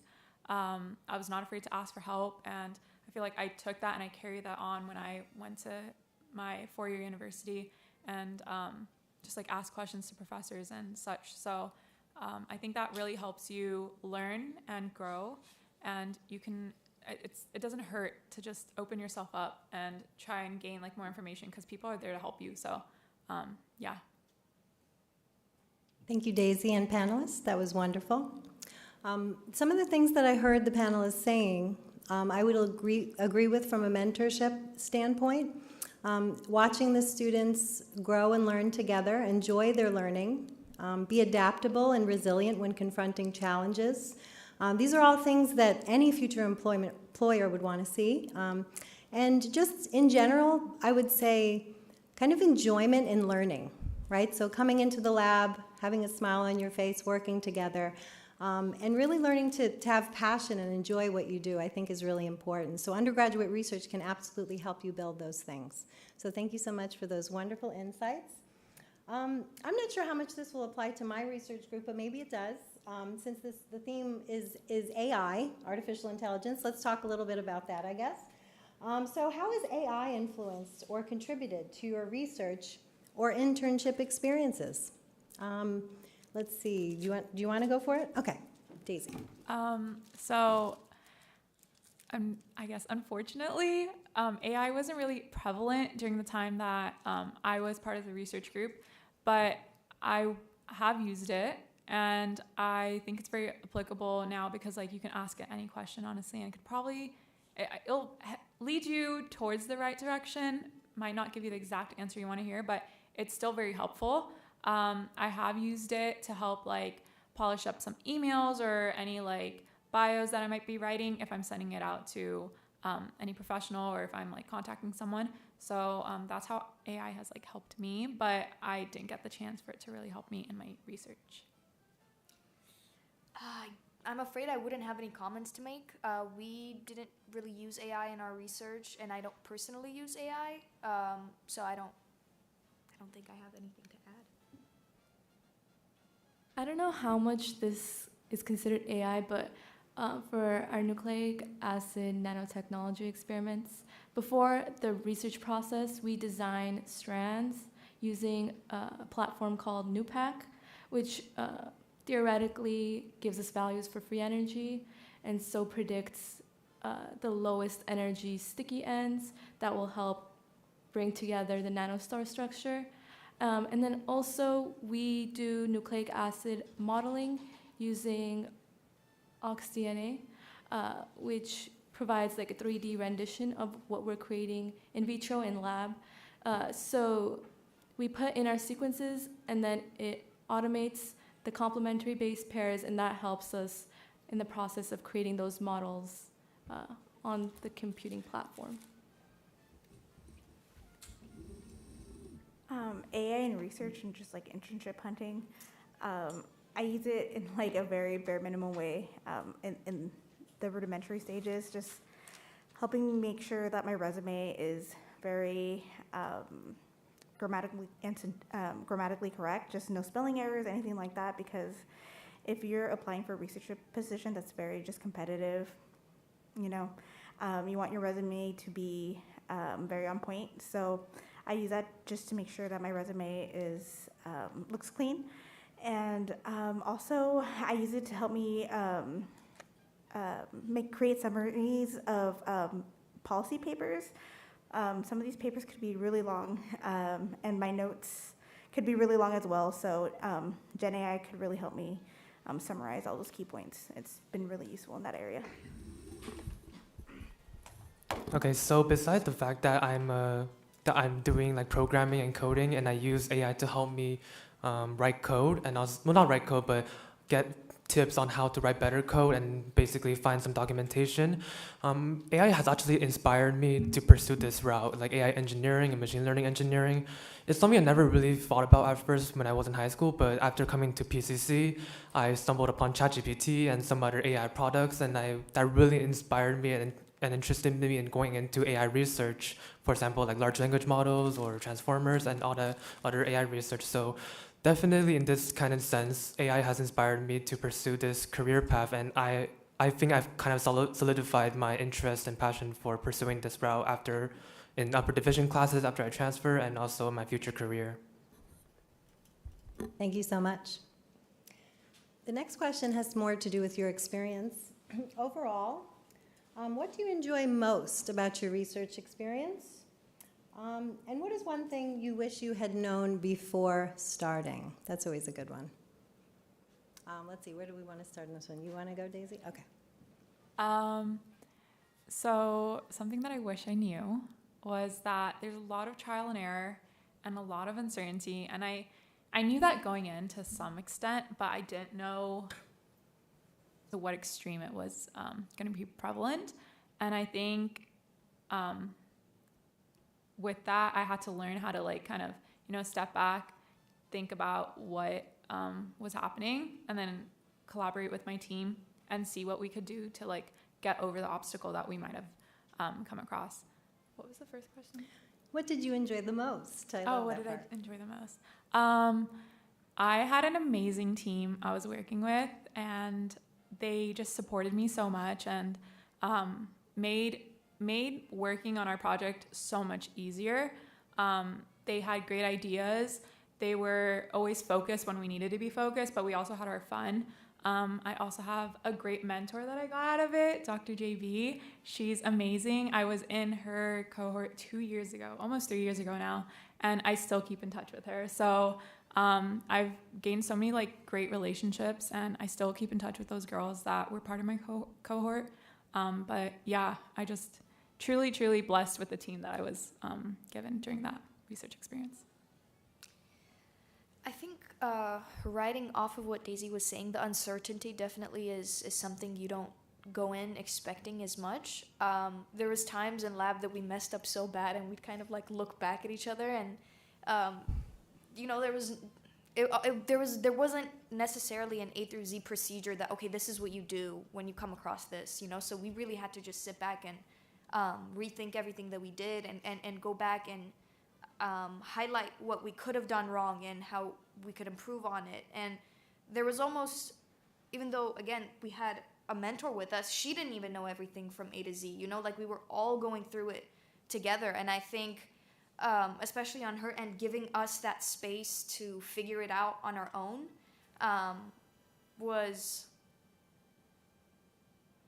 very enjoyable in the sense that it made us grow in a way that I guess I wasn't expecting to grow throughout the process. And so, yeah, I think I'm very appreciative of the space that we were given to kind of figure things out on our own, and the trust that was put in us. So, you got it. You could figure it out. You could tweak a little here and there, and it'll turn out okay. And you know what? It did more often than we thought it would have. So I think that was beautiful in the way that it came out. Something I wish I knew before I started research was that it's okay to make mistakes. It's okay to forget to add a reagent. It's okay to get a failed experiment. Now I'm working in a lab at UCLA, and I still make mistakes, and I have to remind myself of this. When I get frustrated at myself, I'm like, how could you forget to add this reagent? And I'm like, it's okay, I'll just redo it. And I'll redo it again and again and again until I get the result that I want, or a good result. Something that I enjoyed. Mm-hmm. Building off what Daisy and Cynthia said, I really enjoyed having a cohort of 4 other girls who always had each other's backs, found opportunities for one another, something that they thought everybody else would be interested in. We'd send in the group chat. We always supported each other, and beyond just my cohort from last summer, we built a community of nanostars from 2 summers ago, like Daisy here, and we get to talking and we share ideas, share opportunities, share experiences, and it really is great to have that backbone of support. And also another thing that is always enjoyable is when we get good results, which we did get a lot of last summer, which is great. Yeah, one thing that I didn't expect going into research was that when you're working with a Python code base, or any code base for that matter, from a lab, especially in an area that's cutting edge and innovative, that the code base may not have in-depth documentation. So it's not like Amazon Web Services where they have like books and documentations and white papers. You know, this code is like sometimes written by like graduate students who may not be like super professional coders, especially in computational biology where they just like picked up Python. So sometimes the code might not be like super well commented. But what's really supportive and what I really enjoyed is one of the professors sat down with my group and we were just going through the Python code base together. It was incredibly complex at some points, but incredibly really simple and just useful at other points. So that was really amazing, and just being able to just be better at reading code and complex code bases that aren't well documented was really great, and just having that support was amazing. So I'm gonna answer the first part of the question. What was the question again? It was, what did you enjoy the most? Okay. And what did you wish you had known? Okay, so what did I enjoy the most? So especially at an environment like JPO, there's a lot of cool people there. There's a lot of engineers and scientists who have been working there since like the 80s and the 90s, when they've seen like a bunch of NASA missions, that they've been on so many like projects and robotics projects. So I think as someone who is like the new generation that is trying to learn the new technology, trying to get this knowledge from these people, I think it's really honorable that I get to learn from all these people and then also communicate with them and learn more about like my career passions, like in electrical engineering, like communication systems or robotics. And another thing I like about my research is that my mentor and my team that I'm working with, they're very supportive. They provide me with all the resources I need to succeed and in my projects, and they're always there for me. They always check in with me, and it's amazing. I love the experience. And lastly, hopefully this is not too off topic, but I love the food at JPO. It's amazing. Thank you so much. That was wonderful. A few more questions for the panelists. The next one is going to be, how has your research or internship experience shaped your academic or career goals? Like, how has it influenced them? How has it led to different decisions or anything like that? So I had never had the opportunity to research prior to joining Dr. JB's lab, but it reassured me that I didn't want to go into research, because there is a path of doing like dental research, and I wanted to check off the box of being like, okay, is research something I want to do? Would it be intriguing to me?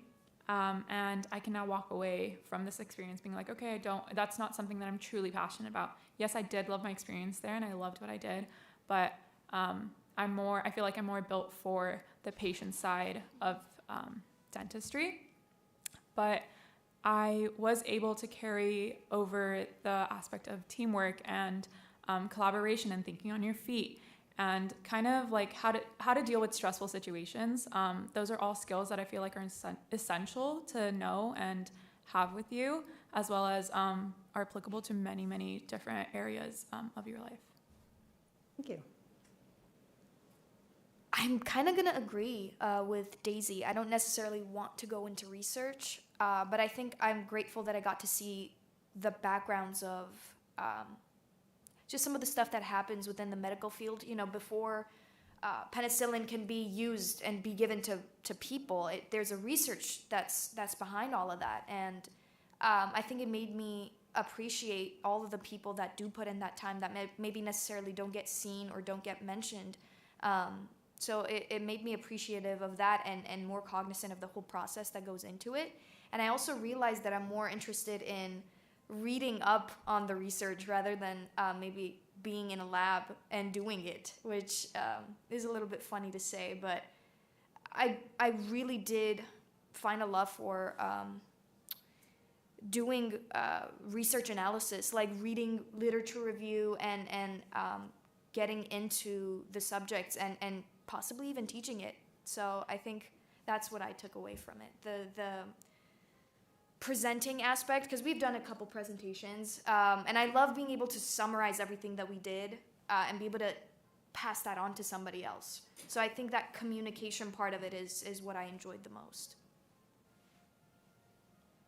So when I started at PCC about 2.5 years ago, I had no idea what I wanted to do, so I was just taking STEM classes, which I really enjoyed, but it wasn't really getting me closer to figuring things out. And I was starting to get anxious because it seemed like everybody else had things figured out. So I was looking around campus for opportunities of different academic or career opportunities around or at at PCC, sorry. And so that's how I discovered the NanoStar program through a flyer posted near the Science Village, and I decided to apply. And through that experience, through a summer of experimentation, presentation, paper writing, I knew that research was something that I wanted to be integral to my future academic and career pursuits. Not only did I have a lot of fun working as a team, but just the experimental process of creating spreadsheets of the tubes that we would create and anneal and view under the microscope, to later summarizing that information and planning the next day of experiments. That was something that I truly found enjoyment and fulfillment from. And from last summer's experience, now I know that research is something that I really want to be a part of my future academic pursuits. Could you kindly repeat the question one more time? Sure. It was about how your research or internship experience shaped your academic or career goals. Yeah, being part of the Breakthrough Tech AI program really shaped kind of the trajectory that I wanted to take in terms of AI. I actually changed my major because of the program. I wanted to focus more on a data science major. And it also made me realize that I wanted to be part of communicating difficult technical subjects to policymakers who may not necessarily have that technical expertise. So it helped open the doors to different opportunities for me, like at the Federation of American Scientists, at different summer ethics programs at Northwestern. But yeah, it really helped change my career trajectory and even my academic trajectory because I was exposed to different projects and different leaders in the field that I was really inspired by. So I'm really grateful for Breakthrough Tech for that. So like I said earlier, AI has solidified my career path in this field. So I can say the same about my internship and research internship. However, like Cynthia and Daisy said, I am not entirely interested in the research part of AI. I'm more of an applied research person when it comes to AI. Like, I'm not interested in creating all the math algorithms and all the other hardware and that kind of thing. It's not my thing, and I've realized that after reading a bunch of newspapers and news articles and research publications, and I'm like, yeah, I don't think that's for me. I don't think I can come up with something like this. But looking at applied research, applied AI, applied machine learning, that is much more of my interest, especially when it comes to using AI for businesses, using AI for social impact and so forth, especially in like robotics and embedded systems. Thank you so much for those answers. The next question here is, what advice would you give to students looking for research internships or academic opportunities to enhance their skills and career prospects? Securing that internship is something that we all have to find and overcome. So do you have any advice for your fellow students? I would say literally put yourself out there and just ask. Ask your professors, do you know anybody that might be having any research opportunities or that has a lab, or do you know any resources that I could use to find a lab that I want to get into or an internship? A lot of professors have these like resources, and they've been through it. They've had students that have been through it, and they come back and they tell them, oh, this is the resource I used, this is the platform I used, whatever it might be. So that's really helpful. It doesn't hurt to ask, because if anything, you're just going to gain something from them, right? You're going to either leave knowing what you know, or you're going to leave knowing something more. So put yourself out there, ask. I also had to shadow, because for my career path, to apply to dental school, you need a shadow, or you need to have a certain amount of shadowing hours. So I literally would walk into a dental office and be like, hey, my name is Daisy Pitawala. I'm a pre-dental student. I would love to shadow you if you have a few days that I could do that. And I went to like multiple offices, and literally almost every single office said yes. So it doesn't hurt to ask and just put yourself out there. And once you get that first yes, it kind of like fuels you and like allows you to like push more and go and get more and more shadowing opportunities or research opportunities or whatnot. So yeah. I think it's that S that's tricky, because everybody starts off kind of confused, not knowing what to do, and they want to do everything. And so they are looking for opportunities. They do want to do research. They want to be a part of research labs. And it's so broad, and it's so, it could be so overwhelming if you kind of are trying to do too many things at once. And so even finding one good mentor, one good opportunity, like even with Dr. Blotti, almost every week she sends us like 10 different things that we don't even know what to do with, you know? Oh, here's this event, here's this lab, here's this thing that you guys could be a part of. So even if you find one good person, one good mentor, they're gonna go out of their way to help you get more opportunities. So I think it's good to ask around and kind of try to put your eggs in as many baskets when you're starting off to find one good opportunity. But I think once you have a good opportunity, just stick to it and put all your energy into that and invest in it. And yeah, don't overwhelm yourself with kind of just thinking you have to do everything. Do one thing, do it good, invest in it, and build relationships in that, and then that will push you forward to open more doors for you. So I think my biggest advice for people looking for undergraduate research opportunities is to have patience and keep trying.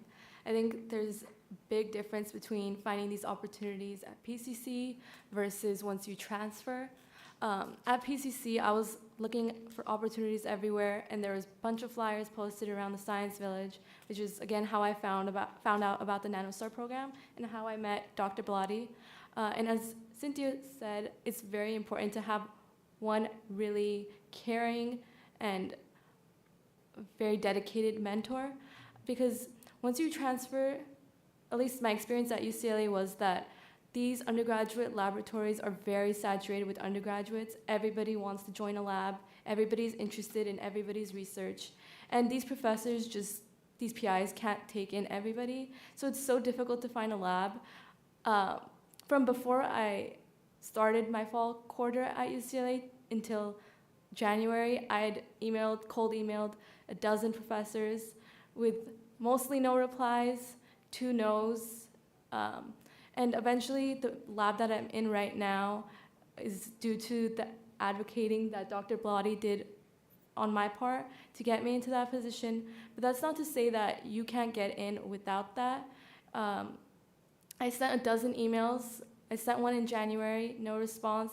And I got a response a month back from one of those professors about a position. So it's not impossible. You just have to keep trying. You have to have patience. Those professors might still have you in mind, even if they're not responding, and have hope that they will get back to you. And just keep trying, find labs that you're interested in, take classes with those professors, get to know those professors, talk to them about those positions, and they're more likely to accept you into those roles once you transfer. In regards to like internships or research opportunities, but this is more like internships, I like being very strategic about it. I like to make sure that I build relationships with my STEM professors enough to where I could ask them for a letter of recommendation. I like having kind of like them write just like a general template of recommendation, because I'm going to be like, hey, later on I want to apply to internships, but I want to make, or research opportunities or whatever, fellowship opportunities. Can you make a template for me? I don't want you to keep writing a letter of recommendation over and over again. We could just make it like a template. And if they ask you to send it, like I'll send you an email telling you the directions or whatever. And I also like to have another letter of recommendation for like an internship or somebody that I worked with. So having a faculty and somebody that I've worked with write those letters of recommendation for me, having those on hand so I won't have to hurry up and rush and ask the professor, hey, like this is due in like a week, can you write me an LOR? That's kind of helpful. Also, just making like a database of internship or research opportunities, putting deadlines on that database, what they need, and also having like a master copy of your resume, just listing everything that you've done, and once you get an internship opportunity that you see that you like, you can cut things down to one page that's relevant to the opportunity. So just being very strategic, being aware of timelines. Like you could research internship opportunities, and if they're not offering that internship opportunity that you really like, take note of it, put it in that database, and make a note of it saying that, you know, keeping track of this for next year, saving the URL, and just strategizing that way has been really helpful for me. So I'm currently a second year, but in my first year, my first semester, I absolutely knew nothing. I had zero knowledge, zero experience. I only knew the Java programming language because I took a high school class, AP class.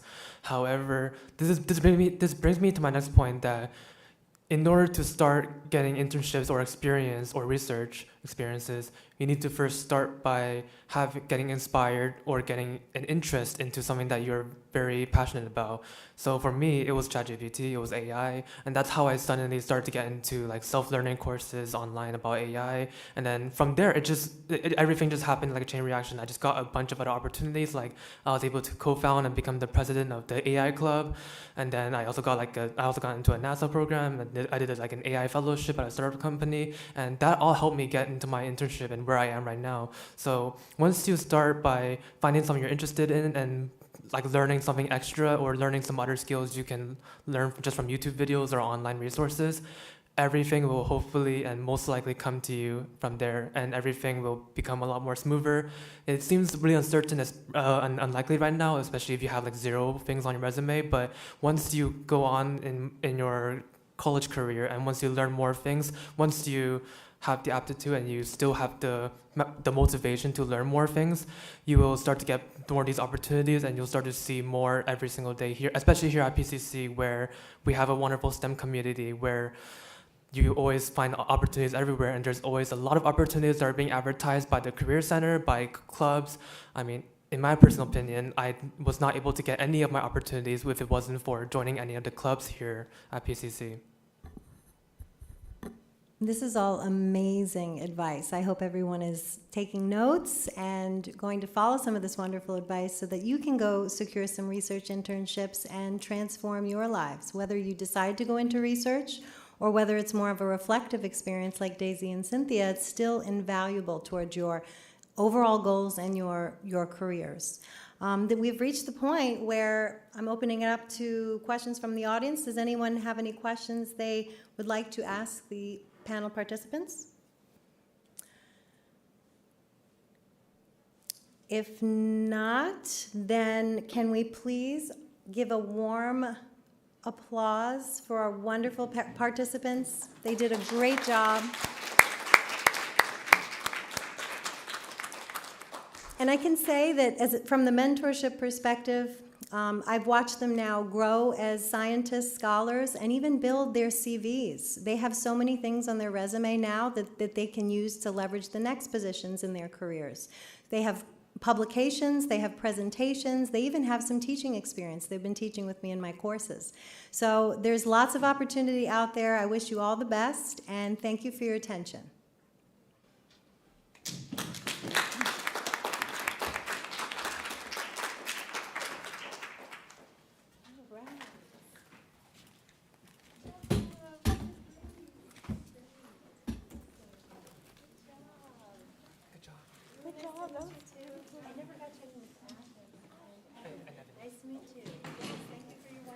Thank you very much. Yeah, absolutely.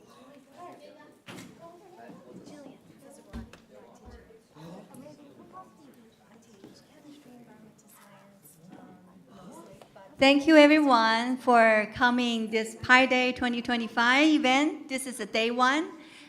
We have day two on Saturday. It's an AI symposium starting at 1:10 to 4:30. Some of you just share with me that you really open eyes about AI today, and you even started doing an AI project, and you are able to, learn some special terminology and language. That is wonderful. Okay, we're going to have a last group photo. Okay, so Professor and our deans and professors, we are all together. Okay, so let's come to the front, and then we are going to have dinner. Welcome to join us. We can have further discussion or networking with the speakers. Okay, all right, come forward.